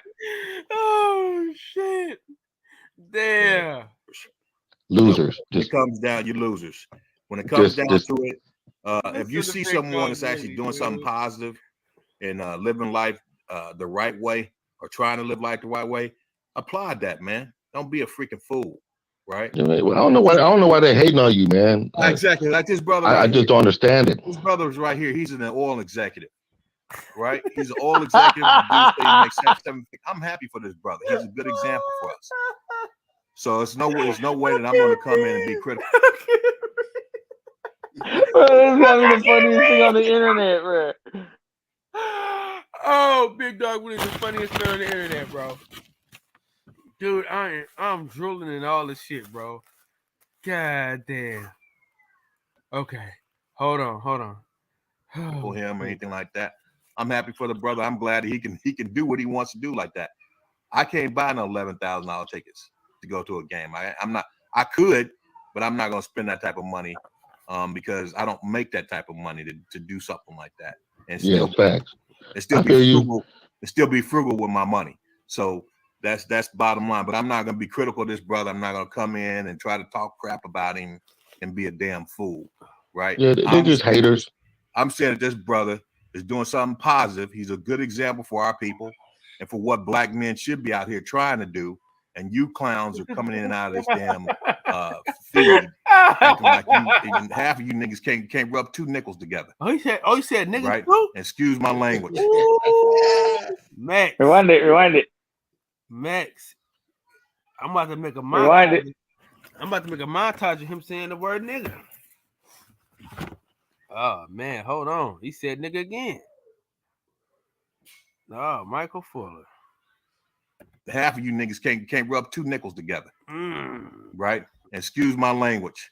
But half of you clowns can't rub two nickels. Half of you niggas can't rub two nickels together. This damn feed acting like half of you niggas can't rub two nickels together. Right? And excuse my language. Again. But half of you clowns can't rub two nickels together for too long without looking for something else to do to get some more money. So the bottom line is, man, just sit down, shut up, and learn some things in life, and stop being so critical of people who are out here working hard, trying to do something positive and set good images for who we are as black men. Yes, I'm about to get off this line. I just wanted to give you some support, and hopefully I see you at the fight. What's your name, brother? I won't give him my real name, but it's under Big Dog Willie. You don't give your real name, okay? All right. Yeah. All right. I'm out. All right, man. now. Man. Big Dog Willie, you crazy as shit for that. Man, my head is hurting, man, from laughing so hard, man. Oh my God, man. Oh man, I ain't gonna even say shit, man. The back of my head hurt from laughing at this shit. Oh man, that fool Big Dog Willie crazy, man. Oh shit, Boy Supreme says if your budget says then that money says means something, man. Brandon Washington says keep what's that? Is that a frying pan or some shit? Oh my God, man. Bro, that's gotta be the funniest clip on the internet, bro. Bro. That shit was hilarious, bro. Oh, Big Dog Willie, man. He didn't even say what company he worked for or nothing. He just an oil exec. Golly. Now I get it with the con bullshit. Oh man. That was hilarious. What's going on, Grandma? Yeah, that's Junie down there, water. She's gonna keep him for about 10 minutes. And she said, I'll send him up there. She'll walk up here. What you niggers up to, man? Man, laughing at Big Dog Willie. That nigga do. He tricked Michael Fuller into thinking he was an oil exec. An oil exec? Man, I'm about to play that shit back, bro. I'm playing it back. Because it was so funny, I gotta play it back, dog. That shit was hilarious. Big Dog Willie a fool. Bro, he ain't got no sense, bro.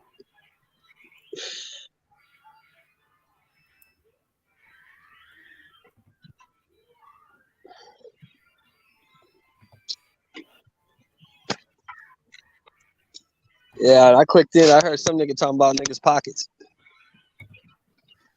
That was it. You gotta listen to Big Dog Willie, bro. This is the funniest thing. This is the funniest thing on the internet for the day.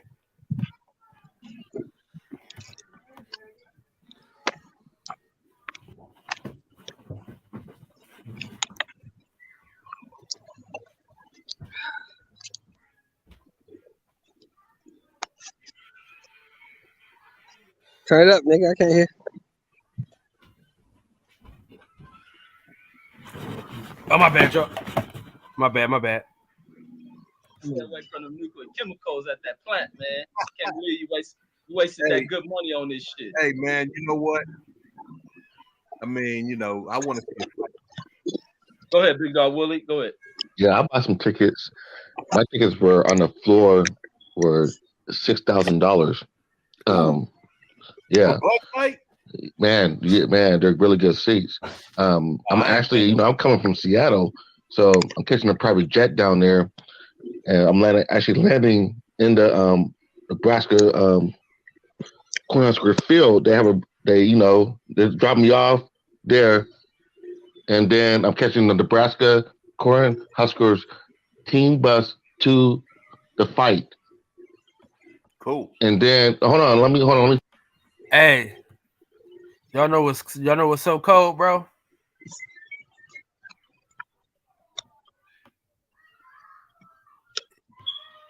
You gonna tell us? How much y'all still there? Let me show y'all how far Lincoln, Nebraska is from Omaha, Nebraska. Let's see.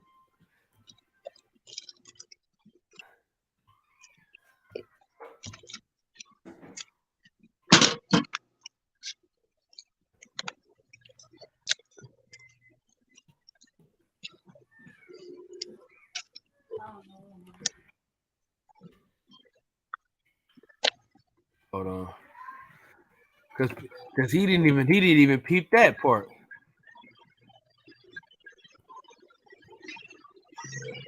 Well, see, in the other clip when Reggie was going on him, Mike said that he lives in Kansas City and it's like a 2-hour drive to go to the Bud fight, so he should know the area. Hold on, let me stop this real quick. Hey, but Big Dog Willie's just so good at what he does, man. Like, I just don't see how he didn't call him out for fucking taking the Nebraska team bus and staying the night in the stadium, bro. That's the funniest shit. Hold on. Y'all niggas stupid. Man, that shit's hilarious. I couldn't believe it. I even said he's taking the team bus. Look at it. Like Nebraska ain't got. Well, they may not have no more games. Look how far, bro. Look how many hours? How many miles? I can't see. An hour away, bro. It's an hour away? 59.3 miles. Not even an hour. 45 minutes. Now look. Now listen to now you're gonna listen.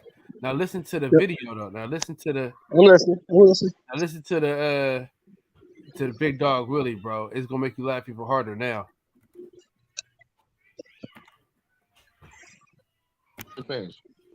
And my hotel's actually at the stadium, so they have a place just for me at the stadium. Me and my girl, so we go right back there. Cool. And then hold on, let me finish. They drop me off there, and then I'm catching a private jet down there, and I'm not actually landing in the Cornhusker Field. They drop me off there. And then I'm catching the Nebraska Cornhuskers team bus to the fight. And then hold on, let me finish. And my hotel's actually at the stadium. So they have a place just for me at the stadium. Me and my girl, so we go right back there to fight. Then we catch our private jet back to Seattle, all in one day.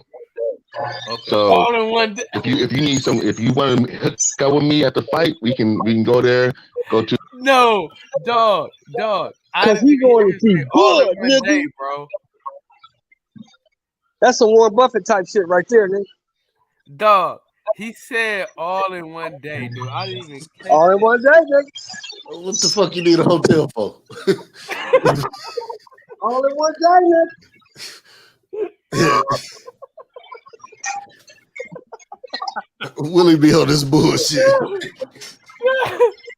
Oh my god! Hey, Warren gonna show up to the fight. You think he gonna be there overnight?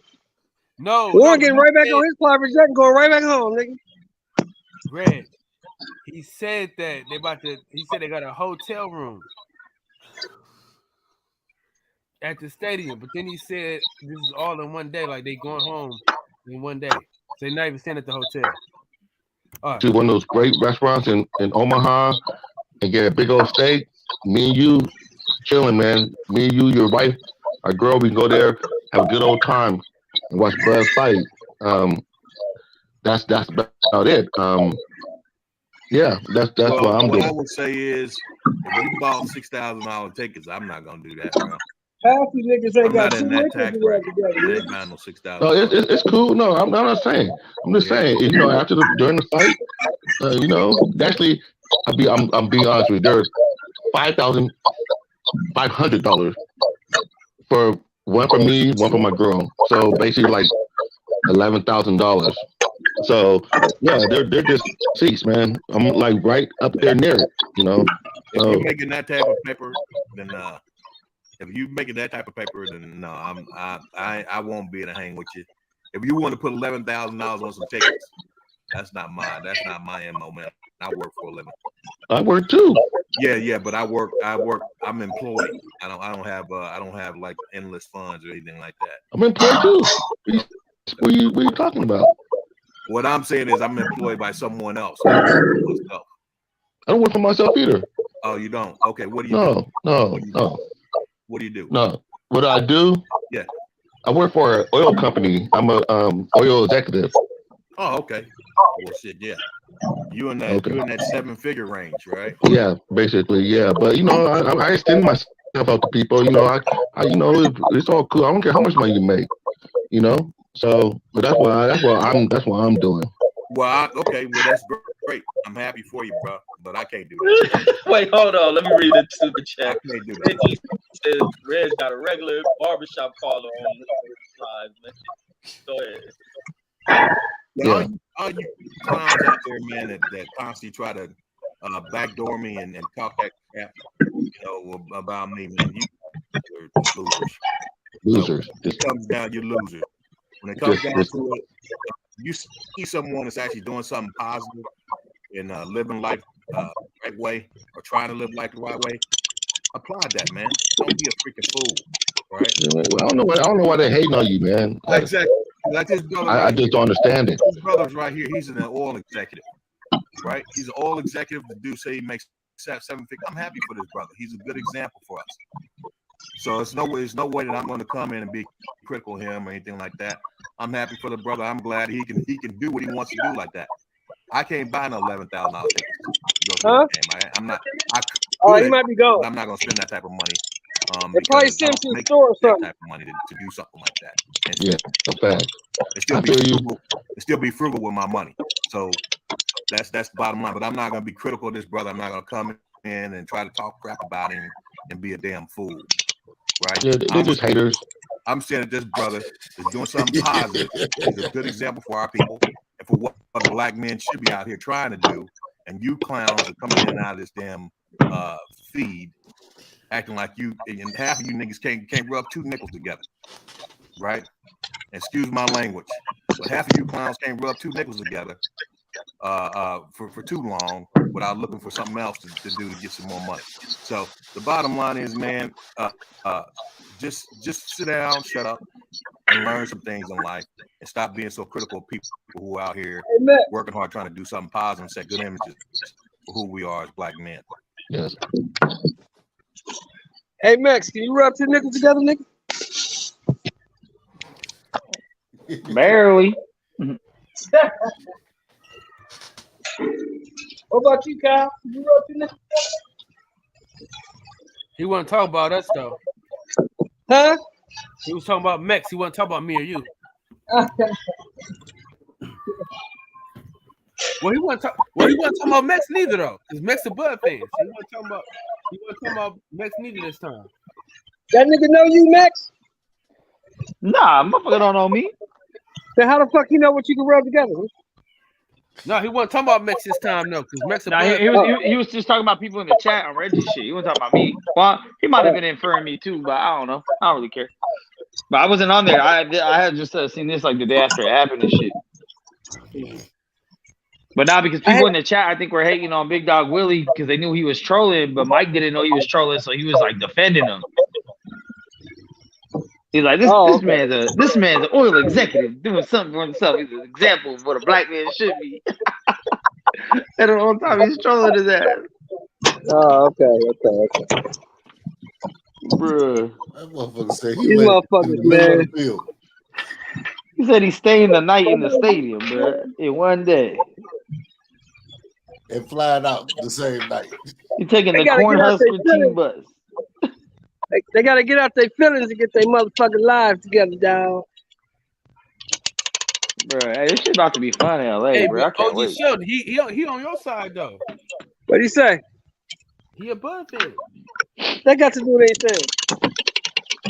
You still a dumbass nigga worried about what another nigga making and No, they was getting on him for supporting the Bud fight. They was getting on him about Bud?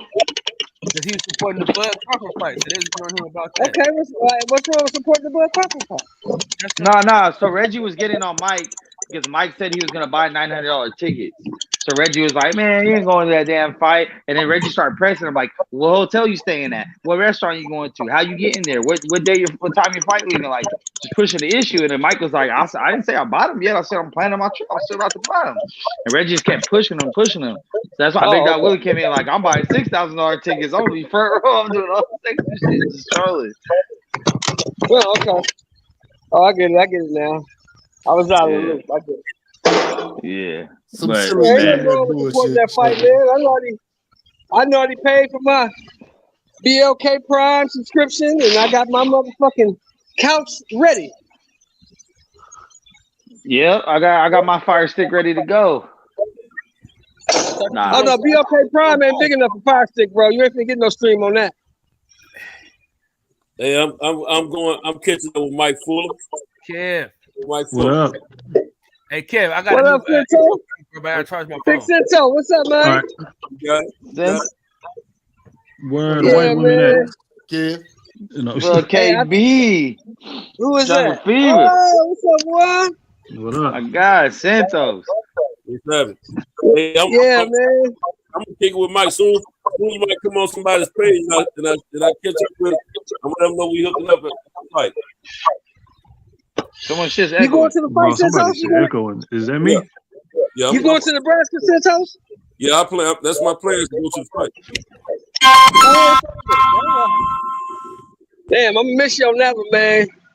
I done watched too many Cornhusker football games. I know what December 10th gonna be like in Omaha, Nebraska. I'm cool on that. Oh yeah, it's gonna be cold as fuck. But my couch is gonna be warm as a motherfucker. Thanks. Yeah, I'm gonna watch it. I'm actually buying it. Man, I was really looking into going, but it's too close to Christmas, bro. I'm gonna chill. I'm gonna watch this. I'm gonna be at this Russell concert. But yeah, that was actually one of the reasons why I didn't go either. It's too close to damn Christmas. Like, fuck that. Yeah, I ain't fucking with that. It's too cold, man. And already paid for my BLK Prime subscription and paid for the fight. Hey, if I can't get the app or at least the website up on my Fire Stick, I'm streaming that shit. So you better hope they make this shit accessible. No, I'm trying to buy it. I'm telling you right now, I'm trying to buy it, but I do not have anything to play it on but a Fire Stick on my TV. So if that shit is not easy to buy on there, if I can't go to blkprime.com.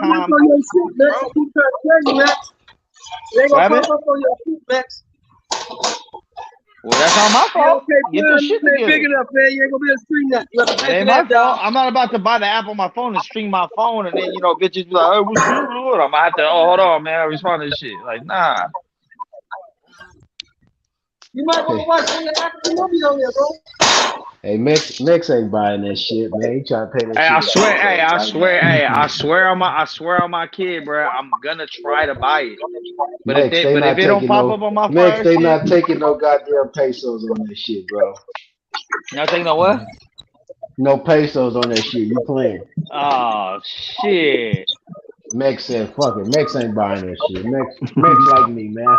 Mex, I'm like you, man. Fuck boxing, man. I just stream all that shit. Fuck it, bro. How about this? I will buy this because of Blue Blood.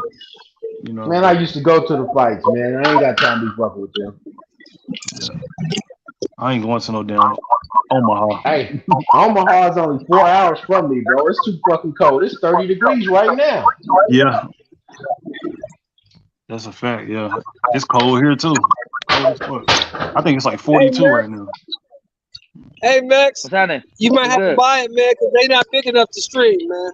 He said they Oh, ain't it's big gonna enough to stream. stream. Hey, Max, they Everything, might everything show it in stream. the movie for $10. They might show it in the movie for $10. Yeah, something like that, man. But you ain't gonna do In no streaming on Omaha. that, bro. Hey, bro. Hey, let me That tell you, nigga bro. never Hey, said Omaha. hey, last night I took the whole family to go see Wakanda Forever, bro. We took up the whole top row of the movie theater. We was Man, like I 10 hated deep. that shit, Max. I hated that shit. Hey, Neymar was cool, but everything else was whatever. It was overhyped. But It was like, a woman split. They no, turned for it into a sure. woman split. They turned Wakanda into woman ran shit. No. Oh my God. Hey, B. Oh my God. Yo, you know what the fuck I was thinking? I looked at shit. I said, how come there's no dudes? Not even the guards. Like all the guards are women. All the military's women. I was like, why is there no dudes? And then I The started dudes thinking, was I was weak like, as fuck. The dudes was weak. The only dudes were the mountain dudes, but there was like no actual like. And they didn't have them do nothing. They was weak. Mbappe got his ass Exactly. There's Right, gonna and be a then think lot of about movies this. like Think about that this, now. right? A Hey, lot of peep movies. this shit. Hey, peep this shit. Me and my brother was hella high. We think about this. We said all the main dudes in Wakanda, right? The Black Panther, the you know what I mean? They all died and left everybody to be single mothers. Hey, the way they ended the movie, they turned it into a single mom fest. Yeah, Hey, well, that's man, what stop happened. all that, Remember, man. T'Challa's I still dad. want to see Wakanda Forever. Don't tell me the ending, nigga. Oh, okay, we do. All right, Sheldon. I'm sorry, bro. Damn. Sound like it was trash though. Sheldon, No, man, but hey, this is Neymar was a this is beast chick though. flick, bro. Hey, Neymar was a fucking beast, but they turned him Mexican. He Yeah, was in the a comics, Mexican. he's not a Mexican in the comics. He's a Roman. No, That's they made where that Neymar comes from. Neymar comes from Roman. It's Yeah, 'cause he was backwards. supposed It's basically backwards. and they changed his whole origin story, like with some weird shit. But I mean, but this will say, hey, Pete, this will did. I'm one spoiler. This will say his name was Namor. I thought his name ain't Namor, motherfucker. His name is Neymar, the submariner. God damn it, what the fuck? I was like, man, they really tried. But the whole point of the movie was kind of like, hey, blacks and Mexicans, we're all alike. We go through the same struggles. That's right. It was like go fight the mighty white man, wasn't it, Max? Yeah. It was pretty much just like, yo, Mexicans and blacks unite and fight the white people. It's like Kyle and Mex, Black Panther and Neymar. Hey, that shit was fucking man. That shit was stupid, man. I was like, damn, there's some strong racial undertones in this movie. Hey, because what? Every time something went bad, it was like, it was the Wakandans. And me and my brother were like, yeah, it always got to be the black dudes. It's always the Mexicans' fault. That's what they You is not lying, bro. That shit crazy. Every time something happened, I look, hey, because once again, we got the whole top row, bro. I would get down and run all the way to my brother and be like, yo, this shit's crazy. We come all the way back up, bro. That shit was crazy. But I was like, yo, they really blaming the black people for everything going wrong in this movie. And then if you think about the history of Wakanda, like T'Challa's dad died and left his mom to be a single mom. You know what I'm saying? It's just like and that was it. It was like only it's like a Wakanda. They turned that shit into a Wakanda tradition, bro. Yo, that's crazy. But that shit was bullshit, bro. That's why I'm like, man. This I will tell you this right now for any Marvel fans out there, because we know how these movies go. Don't wait until the end of the credits. There's nothing. They didn't give us no bonus clip at the end of this one at the very end. So just so y'all have to waste your time. They pulled out the single mother trope at the end. Well, yeah, but you know how in Marvel there's always the one after there's quick credits. There's the one, and then there's a long ass credit, and then there's another one. There wasn't another one after the long end of the movie. So we sat there to the end. Motherfuckers was trying to clean. We're like, we waiting for the credits. So like, there is none. I'm like, yeah, right. We sat there. Man, that shit was the sequel to The Woman King, bro. I knew you already know. I didn't go watch that shit either. But shit crazy. Dude, I'm tired of all this damn single mother empowerment bullshit, bro. This single mother propaganda, bro. This shit, bro. They are fucking failures. Most of them. Hey, Marvel was the worst thing that happened, bro. Hey, I'm gonna tell you this. I don't know if you guys have watched. Did you guys watch the last Thor movie? I watched some of it and I turned it off, bro, because they was turning it into that too. Yeah, it was the same shit, right? It was the same shit, girl in there, right? Yeah, but hey, she was hard though. She was the best part about the movie, right? But peep this. Did you notice this? Okay, so in Namor they changed his origin where it was like where his dad died and he had to take his mom had to take some drink to make her have him like super mutant or whatever. But the regular origin story was just like the same shit, like the flower. They made him take the flower. But the original origin story is that his mom's was already one of them people in the sea, and she fell in love with a dude on Earth, and they had a baby, like old school style, right? So it's like, okay, they like changed that origin. Yeah. Yeah, they changed that origin so it wasn't a man and a woman having a child no more. And then if you remember in Thor, that Korg dude, the rock dude, they kept the origin of it takes two dudes have sex and make a little baby, a little rock baby. And they double back on it and showed it at the end of the thing of them having a little rock baby. It was two dudes. But they didn't change the origin of that shit. So how you gonna change? You ain't gonna change the origin of two dudes having a baby, but you change the origin of just a man and a woman having a baby to some other shit where he had to make it drink a drink. Ridiculous, Disney, bro. Disney on that bullshit, bro. I'm telling you. Yeah, Disney on that bullshit. They on that Disney bullshit. been on that for a long If you time. notice, bro, Hey, but buy their stock. No, I'm not buying shit. Like I'm not buying none of that shit. I canceled Disney Plus a long time ago. Me Fuck too. that. I watched the whole X-Men animated series and I was done. Yeah, bro. Like I don't support none of that bullshit at all. Yeah, that shit's some bullshit. Hey, Kevin, only reason I ended up picking it because I wanted to screen it so like you don't want your kids to be watching certain shit. Yeah. So, Okay. Like Yeah, the shit makes is sense. weird though, bro. Because the shit is weird because what they did is they basically dropped that shit and they erased all the strong male characters. So it ain't no more male characters in Wakanda. You can forget about it. Yeah. Nope. That's how they do, bro. That shit's sad, man. Like how actually you doing that. How to you have us. a black Kevin? How you have a black superhero and then they kill the nigga in real life and then they make the movie like a funeral for the nigga, a whole funeral pretty much. Shit's sad. Like, bro, this shit is like a funeral about a real man that lived, and then they basically telling you we can't give y'all no black superhero. No. They said we can't give you no black superhero no more. So we killed him off, and he died in real life. So we can't put another one in, basically. So we gonna give it to the bitch. Oh, that's ridiculous. First off, it was a memorial to Chadwick. That's why they brought the little boy in so they can do a time jump and bring another Black Panther. So you really think they? Well, they could have like grew up. Multiverse shit. Wait, let's let him talk, y'all. He just came in. Go ahead. Go ahead. That's why they put the son at the end, so in the future they can do a time jump and bring the nigga in. Yeah, they doing all this woman empowerment bullshit in every movie, but they still gonna bring a nigga back to be the Black Panther. That's why she grew the herb back, and they got a nigga at the end that was his son. He gonna be the rightful heir to the throne. But listen to how they did it though, bro. So they bring him in as the rightful heir to the throne, right? He don't attend his father's funeral that they had. That's the story that they wrote. I just want you to follow this stupid ass story. Right. And then they made his mama, who was Lupita thick in the movie. Give her that. Fuck too. Thick as a motherfucker. And bad. She looked bad. She looked good as a motherfucker. Hey, she looking right. She looking right.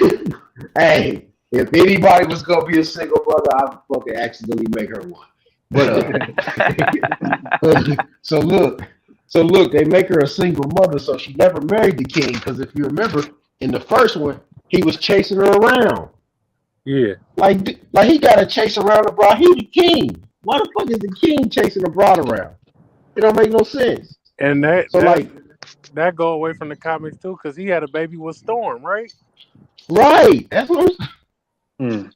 Like, bruh. Like they could have made Lupita be Storm or something. Maybe she might be. He gotta be a bumbling. The X-Men into the Marvel pit yet, so they can't, and that's why Namor. But he got the rights already. Before his mama drunk the shit. That's why he got the wings on his shit and nobody else do. He was gonna be a mutant already, but then his mama drunk the shit, and that's how he became able to breathe underwater and shit. He was a mutant and nobody could fuck with him. But think about this, bro. He was a god. He was a god. But look, the way they did the movie is they made it like Shuri was more powerful than him with the suit. Yeah, that little ass 100-pound bride. Yeah, she That shit was unrealistic, bro. They hyped her up when she got the Hey, power. you know the part I didn't get? The part I didn't get when she let the motherfucker know her strategy, right? She fucking gonna dry him out. And then she said, when that shit started going down, take me to the desert, which, like, he already knew she tried to dry me out. So as soon as they get there, they gonna fight, and he's not gonna try to just get back in the water real quick and get his strength back and then beat her ass. Like, yeah, that was the whole fight should have been him trying to get to the water and her trying to stop him from doing it. That should have been the whole fight. And not knowing. Yeah, the story, that part of that story was ass right there. It was ass. It did. Hey, but I'll tell you right now, Neymar will fuck Aquaman up, dog. Man, Neymar would have fucked them up, bro. Think about it. They got some chicks to beat him up. They was getting whooped by the nigga whole army. Shit.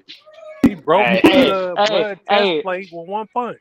Hey, me and my the brother shit didn't make no sense though. Max, it didn't make no sense because all the people that came from under the water had vibranium in them. And you telling me these Dora Milaje bald head bitches gonna beat them up? That nigga called her a bald head devil because I was in there. We was talking about they was making a black and Mexican thing. We say, yep, they sure some water Mexicans. They showed up like 100 deep on them whales, bro. You know they packing the car, bro. Bro, there was like 100 of them motherfuckers holding the whales when they pulled up. Hey, them Mexicans did pop up like a motherfucker. Hey, yeah. I did like how powerful they made that nigga though. Like he wasn't no little pushover. He's like, a god. Yeah, that nigga. Yeah, but that made you. But see, that made you realize like we got Neymar going against some bitches. Yeah, bro. Like, bruh, Whole like this crew is goofy females shit, for real. Because if you paid attention to the movie, bro, all the dudes was in the back when they was fighting. All the girls was fighting up front. Yeah, that's what I'm saying. Michael. Yeah, except that one guy and his crew. Those are only men in all of like Wakanda, bro. Hey, M'Baku got hit. M'Baku got punched one time and damn near died. And got scared. They got He scared. Said, maybe we shouldn't do this. That's how they bitched up the Hulk. Nigga, I'd be so mad every time I watch the other one when they beat up the Hulk. Nigga never came back. Right. Like That's they made the crazy, Hulk bro. weak as fuck, bro. Like this shit crazy, bro. They put that nigga on a shirt and turned him into a professor. No, they gave the Hulk a sense of humor. That motherfucker's a comedian now. That's what they trying to make everything funny, bro. Did you what like when the Hulk bumped his head and he goes, oh, ow. Like, nigga, you're the Hulk. That shit didn't hurt that you bumped your head, bro. What the fuck you mean? Hey, where did Kevin go, man? Damn, I had his intro queued up. He might have dropped out. But y'all do remember though that's how it was when Chadwick Boseman when he was the what's the name? When he was Black Panther. His females were the riders. The females was the Well, ones that look, was soldiers. they was his guard. They his guard, but they really in the comic book is his wives, bro. So like at the end of the day, the way they made his character though, like if you're not gonna recast him and you're gonna put a broad in his place, because he told them before he died he wanted to be recast. He told his brother. His brother came out and said he wanted to be recast because he wanted black boys to still have their superhero. See, they out of pocket. But it gave little black girls one because they ain't got shit. Hey, yo, I'm not even gonna lie, bro. You know how I be about this female shit. But I was there think with my about little it, bro. 4-year-old niece, and she was like, "It's a girl Black Panther, Uncle." I was like, "It is." And she's like, "I'm gonna be her." Okay, but think about that though, right? They give if they take something from the boys and give it to the girls, what do the boys actually have? They never have nothing. They're not. It's not. Hold on, It's still got Miles Morales, dog. Hold on, bro. Miles Morales is a Latino. No, he's not. He like Dominican or some shit. Yeah, motherfucker Dominican. Man, but do you think hear his about it, last though. name? Okay, hold on, Max. This is what their argument is. So you telling me they got to take Superman away to give a motherfucker Wonder Woman in? Nah. Okay. You see what I'm saying? See how the shit work? But we the got shit only Black work Adam when you here. get a black character. They give you a black character, they kill the nigga off, he die in real life, and they don't give you shit back. No, we had Storm back in the day. Storm was for the girls. What are you talking about? You got War Machine. No, that's what I'm saying. No, he was talking about the Black Panther being We the got girl. Falcon. We got War Machine. Prowler, We Rocket got Racer. Blade. Oh, Nobody was stronger than hey, Black KP. Panther, dog. Hey, Black Panther was the guy. Man, what you talking about? KP, Captain America is black now, bro. What are you talking about? That's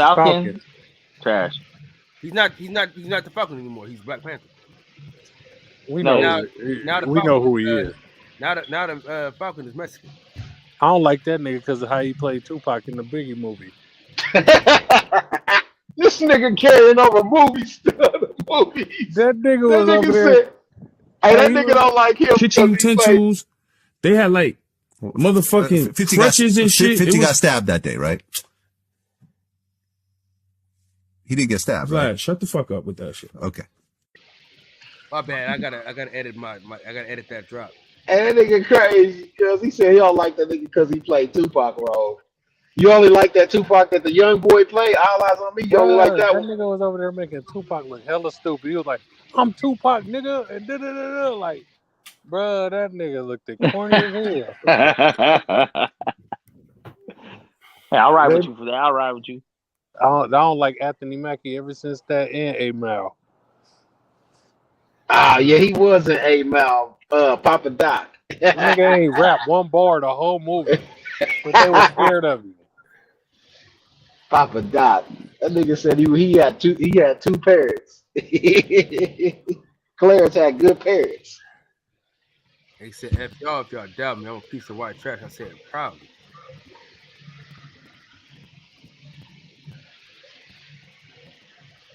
I'm gonna jump back on in a minute, Cal. I gotta make a run. I gave Black Panther like a 6.5. Damn, you lowered the score?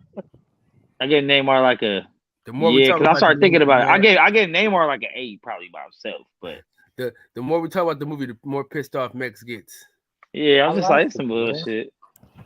I liked it. I wish they would have recast the Black Panther though, instead of rewriting the whole script. Yeah, because the way that they have it is like it could just be something that's passed on anyway. And I'm happy You know they didn't have no fucking CGI Chadwick Boseman. Oh yeah. I would have been hella mad. Like, come on, blood. Let him die. Yeah. Man. Hey man, I think my new mission is just gonna be every day of my life to just try to get Michael Fuller to say the word nigga as many times as possible. Max, you gotta stop doing that shit. Max, what's wrong with you? They gonna catch Max off of these panels and they gonna as soon as he gets in these feelings, you know it's gonna come out. You want me to Max, let you want we're me not to let talking you about no run racial issues, brother. No, I'm not. We just talking about earlier when Big Dog Willie was trolling Michael Fuller on Reggie shit. Oh, Big Dog Willie was trolling Michael Fuller today? No, it was like the other day. It was on Reggie shit. Oh, bro, it was hilarious. I don't even want to know. This shit crazy, man. Y'all And crazy. look, he told Michael Fuller he was a oil executive. You niggas is wild, boy. Bro, he said he had $6,000 for his ticket. Cool, Big Dog Willie is a nurse, right? Yeah. Yeah, he's a nurse. No, but look, so that's what he told him. He said that he said he was gonna take a private jet, right? He said his hotel was at the stadium. He was gonna leave it the same day. That nigga's crazy. That nigga crazy. Big Dog Willie troll. Big Dog Willie troll every day. Yeah. Yeah, he got good Wi-Fi at the hospital, dog.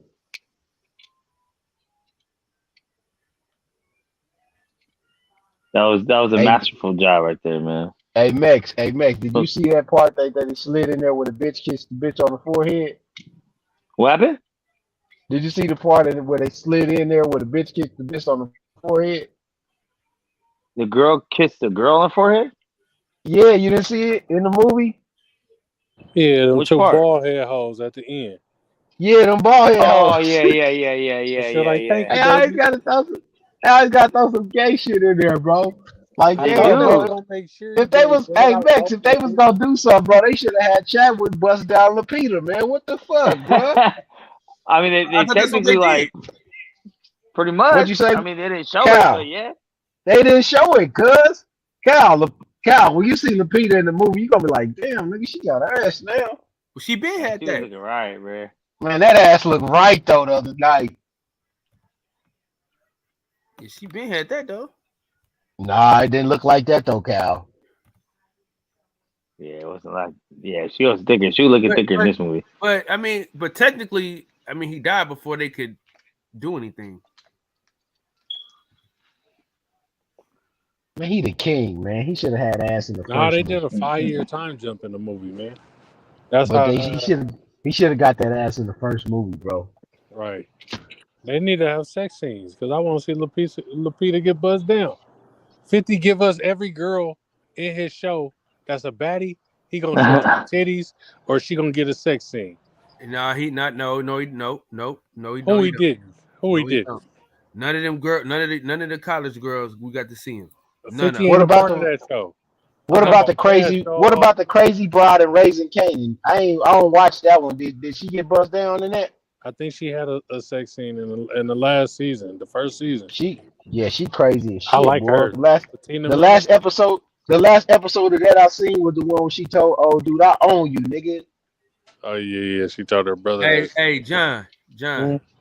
Light skinned Keisha still ain't showed us nothing, nigga. Man, 50 ain't over that show. She got to come over to the real shows. What show is she in? The book 2, the one with the youngster in the college and shit. Oh, okay. Oh, how he not over that one? He ain't got nothing to do with that one. I think that one don't even got the Courtney lady on it no more.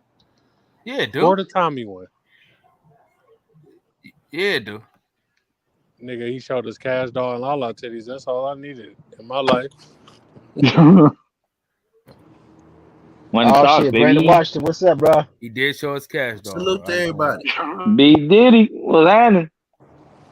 Salute. Hey, salute to everybody. Salute. Hey, hold on. Did you watch? Salute, bro. Hold on real quick, Brandon. Hold on, man.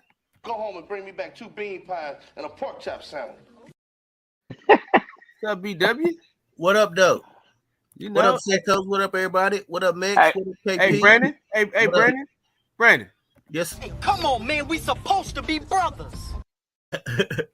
Man, will you stop playing all that shit? Hey, man, I gotta make a run. I'm gonna be in listening though. I gotta make a run. All right, man. Hurry up and make your run and come back, man. What y'all got going? Oh man, we ain't got nothing. We was just talking about Wakanda and shit. But that is hilarious. Yeah, I saw the movie. I didn't like it as good as the first one. It's like the magic. Same. It's like it wasn't magical. It was weird. Like I didn't like forced. Yeah, that's how it felt. It did. It felt forced. I didn't like it. I didn't enjoy it. I mean, my son enjoyed it. It was for him anyway. We saw it in 3D, which they didn't even. That wasn't even worth the damn money. But I mean, it never is. You got to see if the movie was actually filmed in 3D, and then that shit's that's why hard. I fucked up at. Yeah, I fucked up. Yeah, because I thought that I was gonna get better visuals, and I didn't. But I didn't like the storyline. It was lazy. It was sloppy. It was just sloppy. I mean, you mean to tell me all these fucking people just keep popping up out of nowhere? They didn't explain the blip. What? Okay, where was these people when Thanos snapped his fucking fingers and everybody in the galaxy went gone? Half the people. What happened to them? But there was a hidden You still get snapped. Everything in existence. Nobody but the Wakandans know that it don't matter. Even the Namor niggas exist.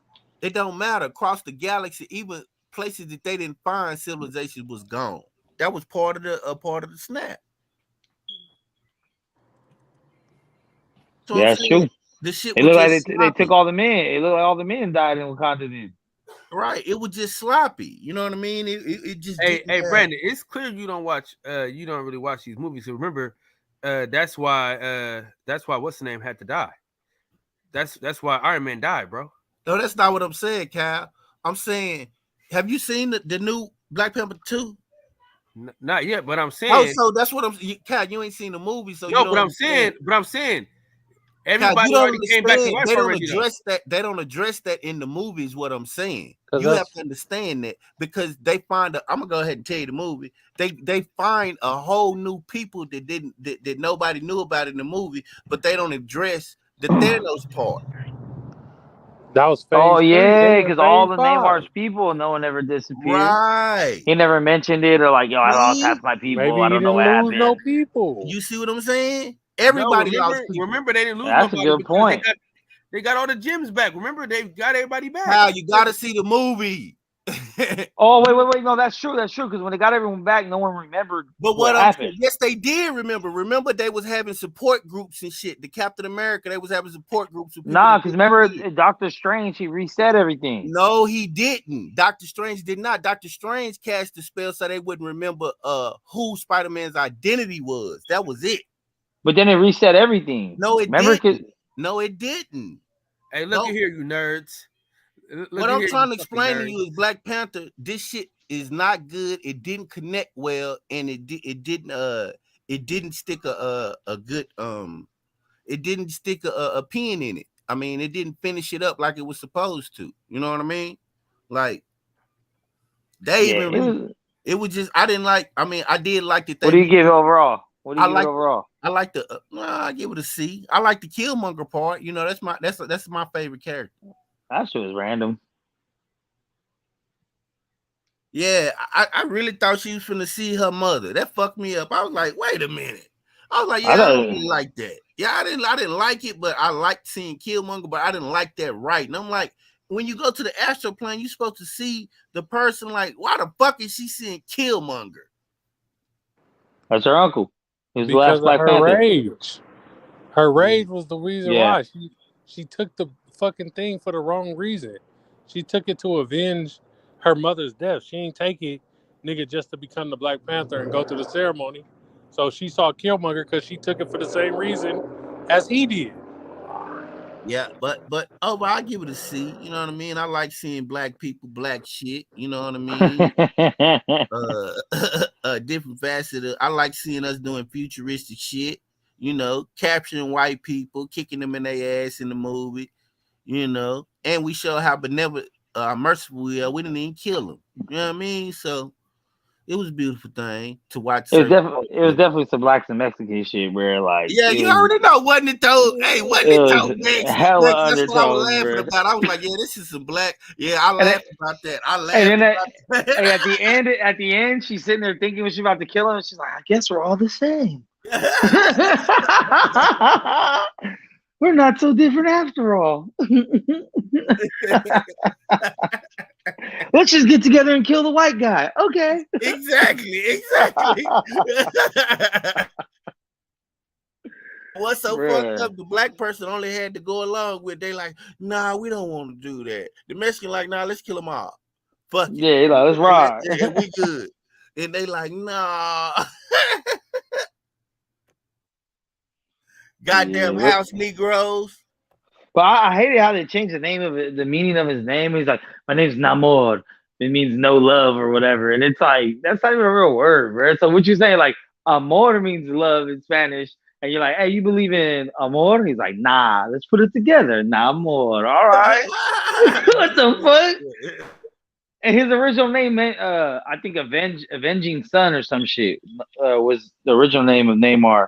Because the way they killed his original dad. Look at here, you nerd. Look at here, you nerd. We don't care. I'm saying, I fucks with Neymar, bro. We don't care. If you're going to watch these movies, you got to understand them and know the backstory. They connected. Me and my son been watching these movies. I started watching them with my daughter. She's 21 now. She don't want to go to watch more of a movie with me. But my son, we still go. So it's like a connection. You know what I mean?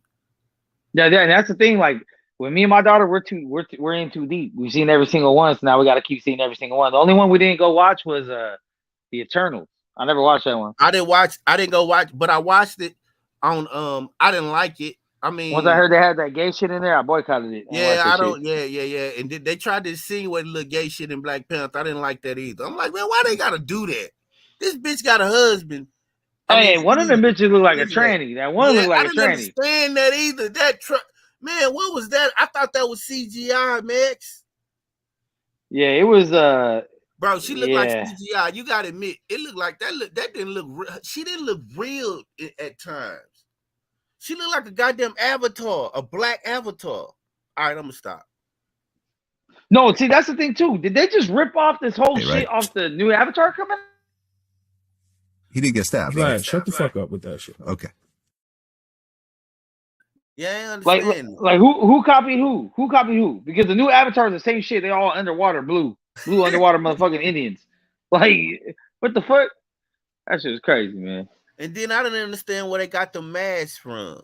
You know what I mean? Like they got technology, all the that technology. Shit was wild. It was primitive, but it was developed, but it wasn't because all of a sudden they can speak different languages. They got this translator, but they primitive because that shit was just wild to me. Hey, what's her name? Lupita. She came down and just like easily just rescued her ass. Yeah, that shit fucked me. I ain't like that either. She's like, "Yep, I found Atlantis coming in. Pop, pop. All right, let's go." Yeah. Like what? That shit was wild. Hey, I would say the other thing that fucked me up watching Ironheart make her shit, and you like, why the fuck is she hammering shit when we ain't seen nobody make not now uniform but hers, and she making that shit out of iron, but all this other shit is high tech and all this other shit. You feel me? Here's my thing. It's funny you say that because when she was hammering that shit out, I go, if that little 19-year-old girl can strike a hammer and bend that metal, what the fuck is that metal gonna do on your fucking armor, bro? Like you got rockets and shit coming at you. What the fuck? Oh man, they don't give a fuck. They're just here to push an agenda now and just fuck up the comics. You know, I thought about this shit, Max. I said, man, but I'm so dumb. I didn't catch it until this movie. They made a movie about everybody trying to make a movie to appeal to certain demographics. Like they already made the movie for the Asians. That's Shanghai. They made the movie for the Arabs. That was the little young girl. They made the one for the black people. We got Black Panther, and then they hooked y'all up, threw a little Mexicans in there on Black Panther. You know what I mean? Think about this shit. And then you go over to the DCU. Black Adam was about basically Arabs. You know what I mean? Like this shit is just wild to me. You know what I mean? I'm like, it's too much virtue signaling, bro. Like, yeah, this shit is wild. I don't know, just let it be. They got us watching comics and superhero movies. When I grew up, it was like Friday, but you'll get a Godfather in there. You'll get epic shit. Man, we don't even get shit like The Departed no more. Like everybody talking about Ant-Man, Quantumania next and shit like that. Like this is bugged out. Yeah, that shit.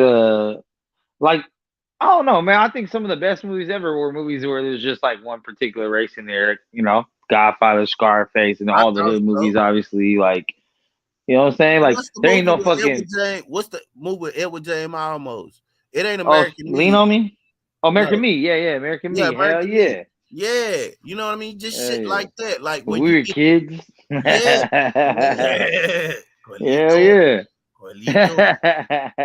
Like in Blood In, Blood Out. Like this is like you. It's like don't be a not Don't Be a Menace, but a fucking Menace Society wouldn't have been as good if they had a token Asian and a token white boy in the hood just fucking with them. Like, well, it kind of did have a token white boy, but you know, yeah, but you know what I mean. Like as far as the main character, but at least he got slapped around a little bit.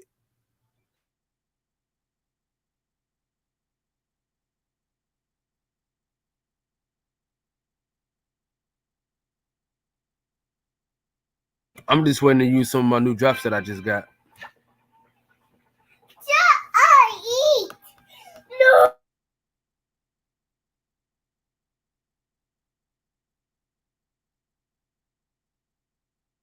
I don't know what happened, but yeah, it's a lot of dead there. What up, Centos?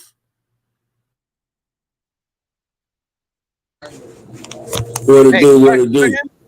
Y'all hear me? Yo, what's happening? What's the word? Thunderbird. Hey, that's a Southern thing. Y'all don't know nothing about that. That's a South thing. I knew you was gonna say that. That's what we do down here. What's the word? Shit, Thunderbird. Word. I was checking my traps, man. I think all these bras sleep today. Hey, Centos, it's cold down here. I don't know about what you y'all hear me? Yeah, hear me? I thought you was locked on one. Centos, what happened? Hey, can you hear me? Yes, Cal. Well, hey, let me tell you what. One of the best general managers I ever worked for when I was in the car business. He said you never stop recruiting. So, you always keep your ace in the hole, but you never stop recruiting just in case one wake up, subject have something on her mind that she ain't feeling some certain day. Move on. You know what I mean? You never know. You never know. Hey, What's going Kyle, on, brother? hey, Kyle. Hey, what up, Santos? Hey, Kyle, just so you know, I am going to see Nas in New York. King's Disease 3 tour? Come on, man. He ain't doing. What the fuck that got to do with me? I just want you to know, great music. And 21 Savage don't know what the hell he talking about. King's Disease. Nah, he don't. He was off. He was out of bounds on that shit, bro. KD3, the best album of the year. Facts. I don't know about that one, but it's up there. It's at least top 5. Man, Hit Boy smoked that album. Yeah, but that Freddie Gibbs album is fire too. The Soul separately. Freddie Gibbs ain't Nas. I don't know, bro. I know he's not. He's not. I'm not saying he is. No, Nas is in my top 5 all time. But I'm saying Freddie's been moving up the ladder, bro. He rarely makes bad projects. Down and broke down some of those metaphors with you, it'll blow your mind because a lot of that shit you probably don't catch. Guaranteed. There's definitely shit I don't catch, but I look it up. I just Google it. Yeah. I forgot. Yeah.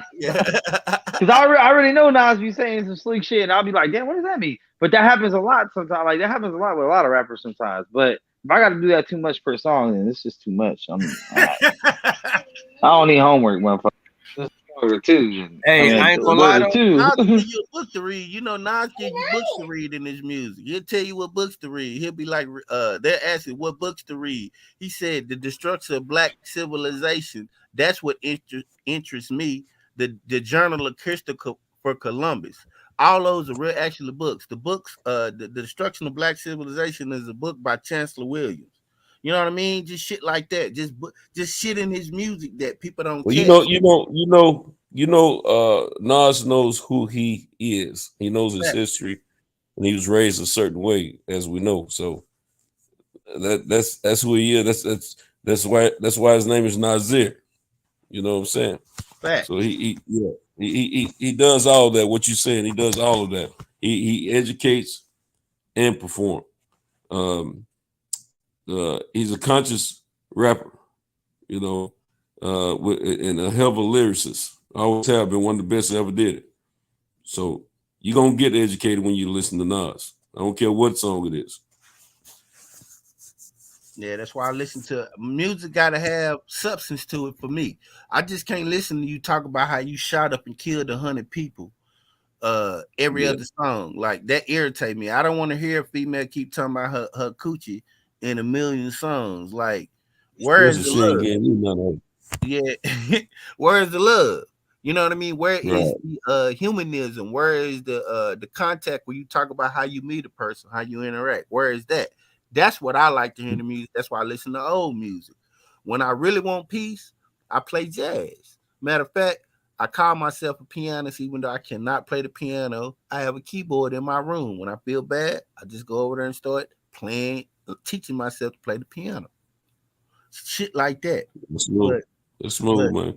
Yeah, because what we don't realize is this world is a low vibrational world. So when we out here, most of the time we getting a lot of bullshit thrown us that's not high vibration. When we gotta eat, most of the time we gotta grab something to eat because we working men, so we gotta grab something to eat quick. So it ain't the best of food most of the time. Then when you around these women, most of the time they not cooking food to nourish you because they working women too, so they eating the same bullshit, and they don't know how to go in that kitchen and make nourishing food. It's not necessarily. It's because of the way society is set up. I ain't necessarily blaming them, but when you get in your home by yourself, sometimes you gotta turn this shit off and just get to the and put yourself in high vibration. You can't expect the world to do that for you or this shit to fall in your lap. Man, you gotta put yourself there. Yeah, that's real. That's real. Yeah, I believe in getting off line and getting in line. That's what I believe. Yeah, like this is my outlet. This is my outlet. If I ain't come on YouTube, man, I'll probably be somewhere looking, learning, reading something on something else. Or if my boy here trying to spend some time with my boy, and I gotta remember that even work. I work at night. I gotta take my work sometimes and just say, man, fuck work. I'm gonna stay home with my boy. That's right. That's right, man. You know what? My television brand is on two things nowadays. Either it's on music or no, I don't do. I get porno videos sent to me. I don't have to do none of that. But anyway, it's either on music or YouTube. And I don't really be hitting these networks anymore, man, because I don't like what I'll be going on. Unless I'm watching football or something, you know what I'm saying? But man.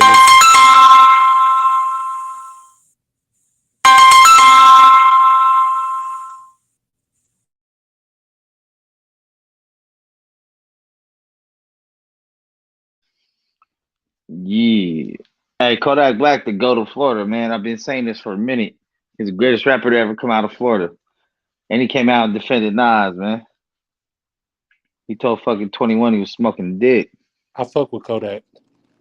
Kodak a real one. He pressed Future on that shit. And he's like, I only feel alive when I take dick. He's like, hey, what does this mean, big bro? Hey, Kodak a fool, but like I say, I love genuine people, bro. I love people that are who they are, the good, the bad, the ugly. Just be who you are. Fuck it. You gotta be perfect. Hey, was that little midget y'all put on Instagram? Was she pregnant? I don't know. I didn't put that one up. Who sent it? You said what? Talking about the midget from the chat on IG. The one that said she was she said she was pregnant. She looked like she was pregnant. She got one of them little fat bellies. She had some nice little meat drippings on them shorts, though. What you call it? Oh, that's some old Texas lingo for you. I already know. I know what you're talking about. They know. You said meat drippers? Drippings. He said meat dripping.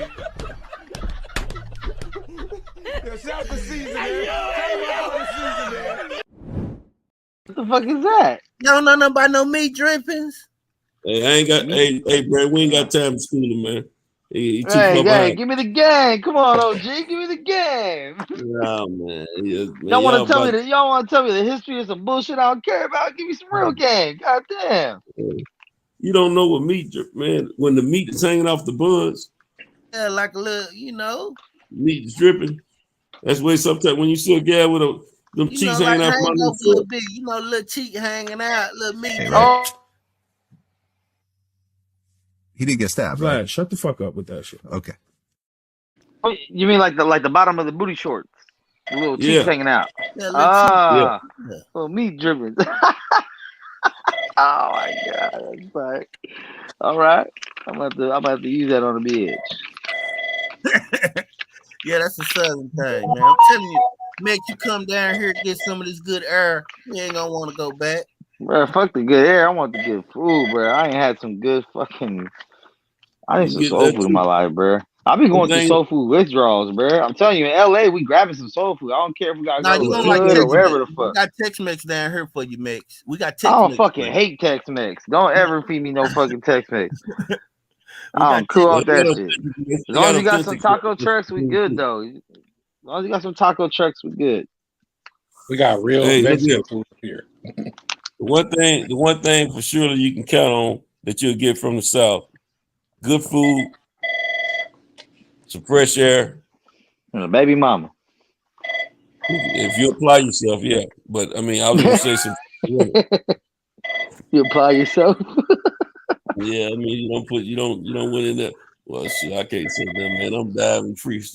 I'm free falling right now. You know what I'm saying? Free falling. Hey, don't do Hey, but I'm free falling. I'm free falling. Hey, I'm free falling six digits a year, so I feel a little safe, you know. Hey, but you ain't an oil executive, Santos. You ain't making 7 a year. No, that ain't. Hey, I ain't talking about what I'm earning. Hey, Hey, he ain't catching what you putting down, Cinto. Hey, remember what Kevin Samuels was saying? You got to get your tell them women calling in to they want a high-powered man. Yeah, high value. Yep. Well, I'm running into them kind of women. High power, you understand?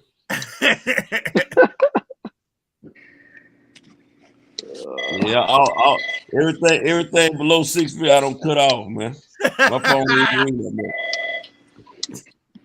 Someone's phone's ringing. Hey, Brandon, I wasn't planning to do that. God damn. I like, man, forget that. Too. I'm still on this side of the tracks. Things look more positive. Hey, things look more possible to get done on this side of the track. Like you finna be in a big old house pretty soon. Nah, we talking about, we do something like that, man. We're gonna keep out the houses we have, We'll invest in some real estate. Mm-hmm. Hey, all my folks talking about it, they want to be a power couple and all that old kind of stuff. I don't care nothing about all that, you know what I'm saying? But I like to make it do what it do, though. You know what I'm saying? Make it do what it do. Yeah. Fuck out of here, Santos. Hey, Santos. You know what I'm talking about? This how I'm starting every show before I start. Let me tell you something, bitch. I'm more important than your dumb ass, bitch. How you more important than me? I'm more important than your dumb ass. That's a bad little boy right there. He be cussing. Like Kyle, man. I don't even know why you eat that. Ain't even that little boy. Talking about his grandmother's cooking and everything.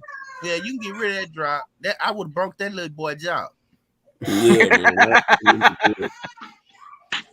You see, Kyle, my brother, it is not helping our plight to put up negative stereotypes on your platform at all. I wouldn't just be telling that little boy I put my foot off until I actually do it. Bruh, I would fucking choke slam and tombstone that motherfucker. They respect that little dude. But you know what? They letting them do all that so they can get some YouTube money. Yep. That's bullshit. Yeah, man. Don't play that shit. I mean, no parent want their child or even your relative talking like that around you. If you got any sense, you don't raise children like that. That's a child is headed for. We see where he going. What do you think he is? Somewhere between 9 and 10? Yeah, about 9 to 11. Yeah, something like that. He get what's the old punch song? in the chest. You're headed for self-destruction. Self-destruction. Yep.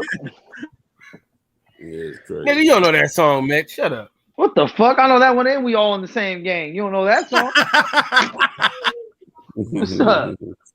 Right, and Eazy-E's verse wasn't even about stopping gangbanging. His shit was just like, if you ain't built for this shit, stay the fuck out. I was like, damn. And he went last. Everyone's like, yeah, we need to stop killing each other. We need to come together. Eazy-E's like, we say, my baby ain't shot nobody or hurt nobody. Still got shot at baby's party. I'm like, damn, Easy. We ain't gonna have no more of those though. Nah. None of these rappers getting together for none of that stuff. Bullshit. They too cool. They think they too cool. They too just like 21 Savage. I mean, he would say some dumb shit. Oh yeah, Nas, he not relevant. Like 21, you hopped on Drake's dick to get where you're at anyway, bro. Like, what are you talking about? You ain't been relevant since we found out you was a British kid. Yeah, that's low key a fact. Even though Kyle think Wale the best thing since sliced bread, but hey, Kyle, love him. Wale got bars, nigga. Yeah, no. Nah. Hey, look here, folks. Hey, Wale probably the weakest dude on MMG. He not on MMG. They kicked him off. Oh, hey, that's what we not gonna do. Wale the best rapper on MMG. Hell no. Nah. That's a fact. Gunplay a better rapper than Wale. Facts. Who? Thank you, Max know music. Hey, right? He didn't get stabbed, right? Shut the fuck up with that shit. Okay.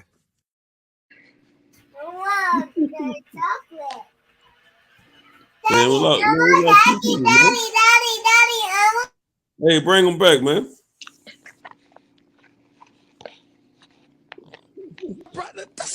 show. I do what the hell I want on my show. I bring him back when I feel like it, nigga. Hey, fuck you, Kyle. And just for the record, thank you, Max. Gunplay is a better rapper than Man, you Wale. crazy. Yeah, he do. He make better He do. music. You crazy. Listen to his verses. Go listen And to he his got verses. he got Kendrick on his own shit. You He crazy. did. I'm talking about, he did. Saw all of my wounds, hear my tears, all of my tongue. Hey, that's a flawless verse. That's probably one of the most flawless verses ever written. What's the other verse where they at the table? He say tell my enemies fuck them. They already know it, but fuck them. Man, come on, man. Nah, he better than Wale. He's better than Wale. Gunplay with Wale. Way better than Wale. Man, shut now between Meek and Wale, you might have. You need to shut the fuck up. But Meek got Shut the fuck up, you little prick. Stop being mean, Kyle. That's pathetic. Who put you up to this? Who put you up? Yeah, that's what he's being a bully. Let me ask y'all something. Yeah, you being a bully, Kyle. Stop bullying us. I would ask America, do not attach any association of this to me whatsoever. I have nothing to do with such idiocy, such blasphemy, such ridiculous nonsense. This is so disrespectful. It really, really is. Boo this man!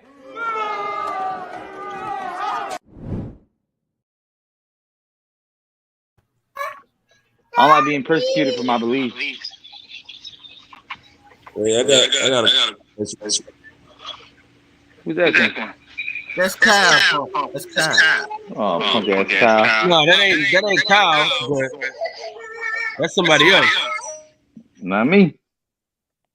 I don't think it's me either. Was it me? Nope. It was not me. Not me either. Was it punk ass Kyle? It's probably John. Oh yeah, it's cool.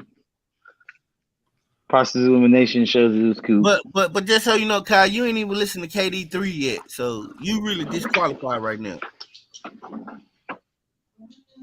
Now Nas my top 5. Nas and Black Star be going back and forth for me. Nobody's checking for Nas, bro. Damn. Nas about to have the top album in the country. And your phone echoing. Yeah, this shit echoing like a motherfucker, cool. Turn the background down. Nas about to have the #1 album in the country next week. 17 songs, no guest features, nobody, no Drake, no 21 Savage, no Jay-Z, no Beyonce, no nobody. Yeah, He doing a J. Cole. Huh? Hell yeah. J. Cole, no features. Yeah. Nas started to J. Cole. My first album, good outcome. Found the best lyrics. So yeah, Cal, just like Cal going to DC, to see Wale. Damn, man. Damn, dog. Bro. Listen. Brandon watched. Hold on. Y'all look like I got my son with me. Hold on. Nas ain't had a good song since Rewind. He can't get his bars off. Hey, Kyle got a Wale onesie. Hey, I'm gonna get ready to turn it in, man. I gotta get ready. What you say? I got a what? Yeah, I took off tonight, Santos. I'm gonna play Madden with my boy tonight. Okay, man. That's what's up, man. Yeah, I gotta get this bread, man. I got expenses. I ain't mad at you. I got expense. I ain't ready. Hey, Kyle, remember that time you tried to say Wale was better than J. Cole? We all laughed at you. Yeah, we had a little playoff. I mean, but like I said, because y'all niggas are idiots and y'all don't know. He tried to cheat on that playoff too. Wale is a better artist than J. Cole, bro. Lyrically, Wale is better. No, you're damn, man. All right, I got 21 Savage. Let them sell some concert tickets. See how that shit don't matter, nigga. It matters. Oh, that matters. Yeah, it has a lot to do with the fan base. And music is real. It's real serious about fan base. This ain't no boxing match.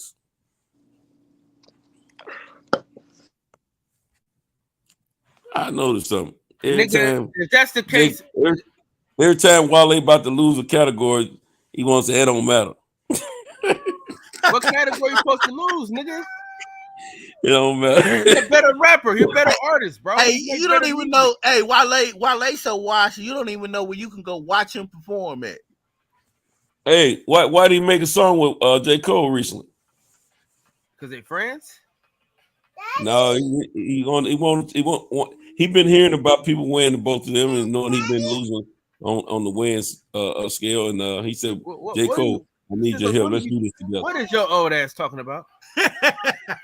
Yeah, they got. Oh, so I'm ahead of you apparently. They got a song together. At least it's I know that. They got several songs together. Jackass. Okay. All right. But why he don't? Why you stuttering, nigga? Why does Wale not appeal? You know he get emotional about Wale. You know that's his favorite. I know that's why I'm riding right now. That's why I'm. You know you ain't riding me, gay nigga. Now I gotta be gay. Now you know ain't nothing gay about me. You know this. And y'all, I can bring some testimony now. You know I can do that. I'm back in the fold. I'm back in the fold, nigga. I'm back in the fold. I bring some testimony. This is a sick Negro. Exactly. I'm hiding for females that I can't service right now because it's just too many of them. There's only one of me and a whole lot of them. So you can only apply wood so many times a day. Like you said, I'm an old nigga, but I get the job done just like Kumo D. I go to work. How you like me now? Hey, like Kumo D, you gonna have to go see the doctor. No. Not that. That was a young Kumo D. I'm talking about the more mature one. They want to hit you. They go to work. Look at what you got cooking. What did I just stick my dick in? Hey, Kyle, Mex, you gotta admit, you gotta admit, Mex, hip hop music was fun back then. It was. You know it was. But that's why I still appreciate fun hip hop music. That's why I say I don't put like I can enjoy a Waka Flocka, I can enjoy mumble rappers, trap rappers, and still be like, okay, they're not the best rappers, but it's cool music to listen to. All day. Like I listen to Waka all the time. I listen to Bankroll, Fresh, Pee-wee Longway. I listen to a lot of trap rappers, but then they're never in my top 5. They're never in my top 10 and 20. But they might be in my top 20 most listened to. Hey, I for real got to jump off, man. My alarm just went off, said call your hoe. So I got to get off, man. You turned your back on us, man. Man, okay, let me. Would you rather be born with one leg? Man, shut the fuck up. That's exactly what I'm saying. Now look here. If you got, got the split tail sitting over there, just calling you, just saying, please look inside of me. And then you got the hard legs over there talking about come on the panel. What you gonna do? You don't left us out to drive plenty of nights, Cal. No, that's true. Damn. We got you on recording. Hold on. I done saved Joe old crusty ass on many a nights. Soon as you get I wasn't getting none. You know what, man? Hey, you never let me get none. Hey, quiet down, boy. Hey, I need Cinto's boxing back because this side nigga, he got too many women. You know what I mean? When you didn't have nobody, you was just Cinto's boxing, you was here every night. But look, man, that's my name, man. Side nigga. What you think I'm supposed to do? I'm supposed to come from the side and hit that joint. Put your back on this, man.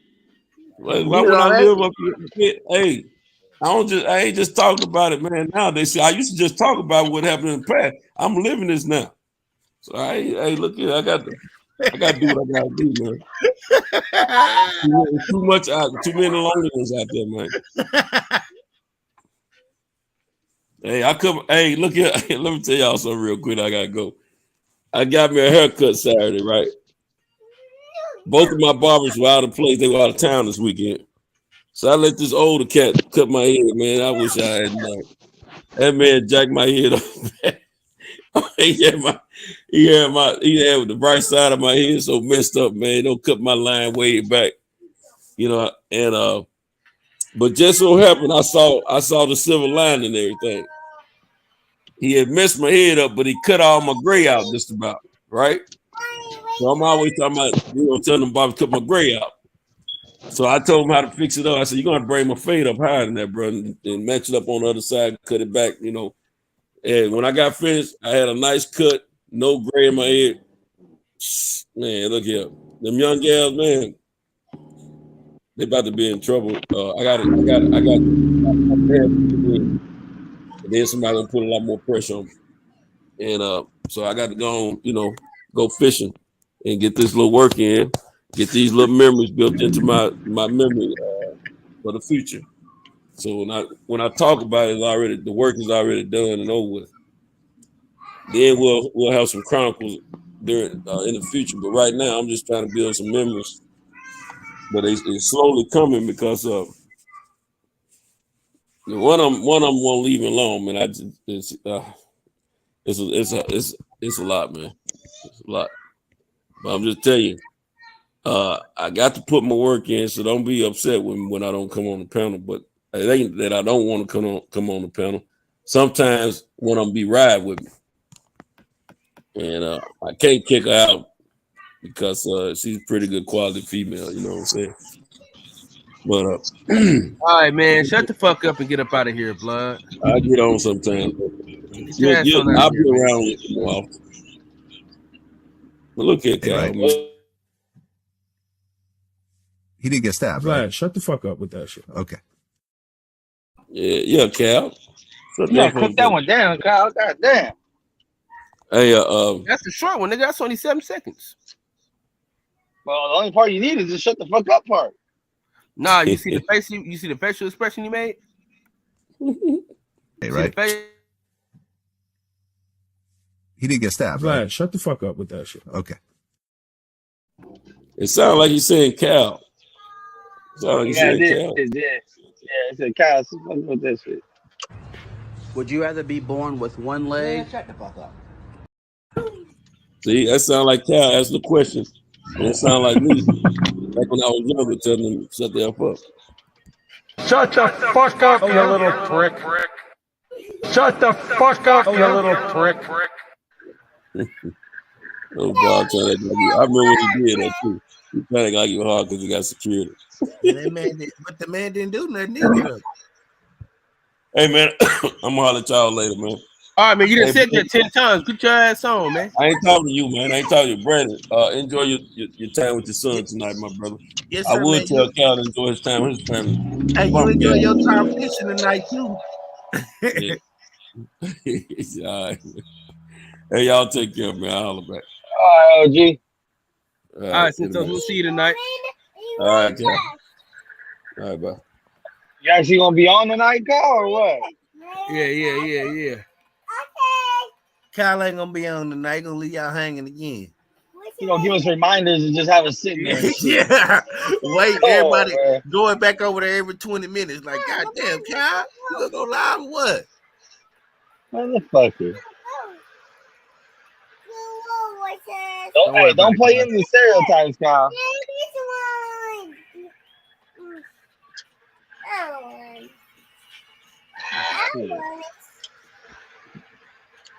Hey, Mexico.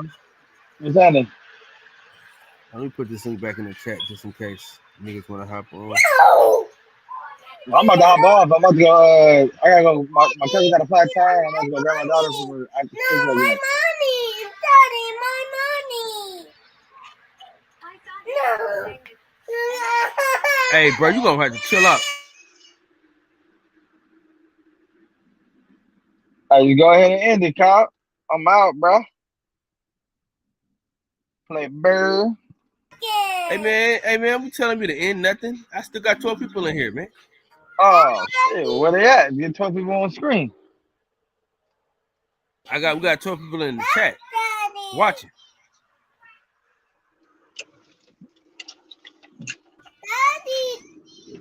I might shut it down, bro. This dude is not. I gotta call my nigga right now. I'll call you back. We out. In the words of the great philosopher Lil E, I want y'all to breathe air and live life. You know, all you treatment players me think I'm bringing bread with me at that. We out. Peace. At the roots, he let the beats build, bitch. And we never switch. Even if I'm rich, I'll be broke like I'm Mitch. Niggas talking down, but that's headed in the wrong direction. But I knock that shit out like the boxing section. Cause they can't touch what they can't see. All I gotta do is be the same me. All I gotta do is keep it cheap. Always be the same me. While I'm solid, boy, they can't change me. No.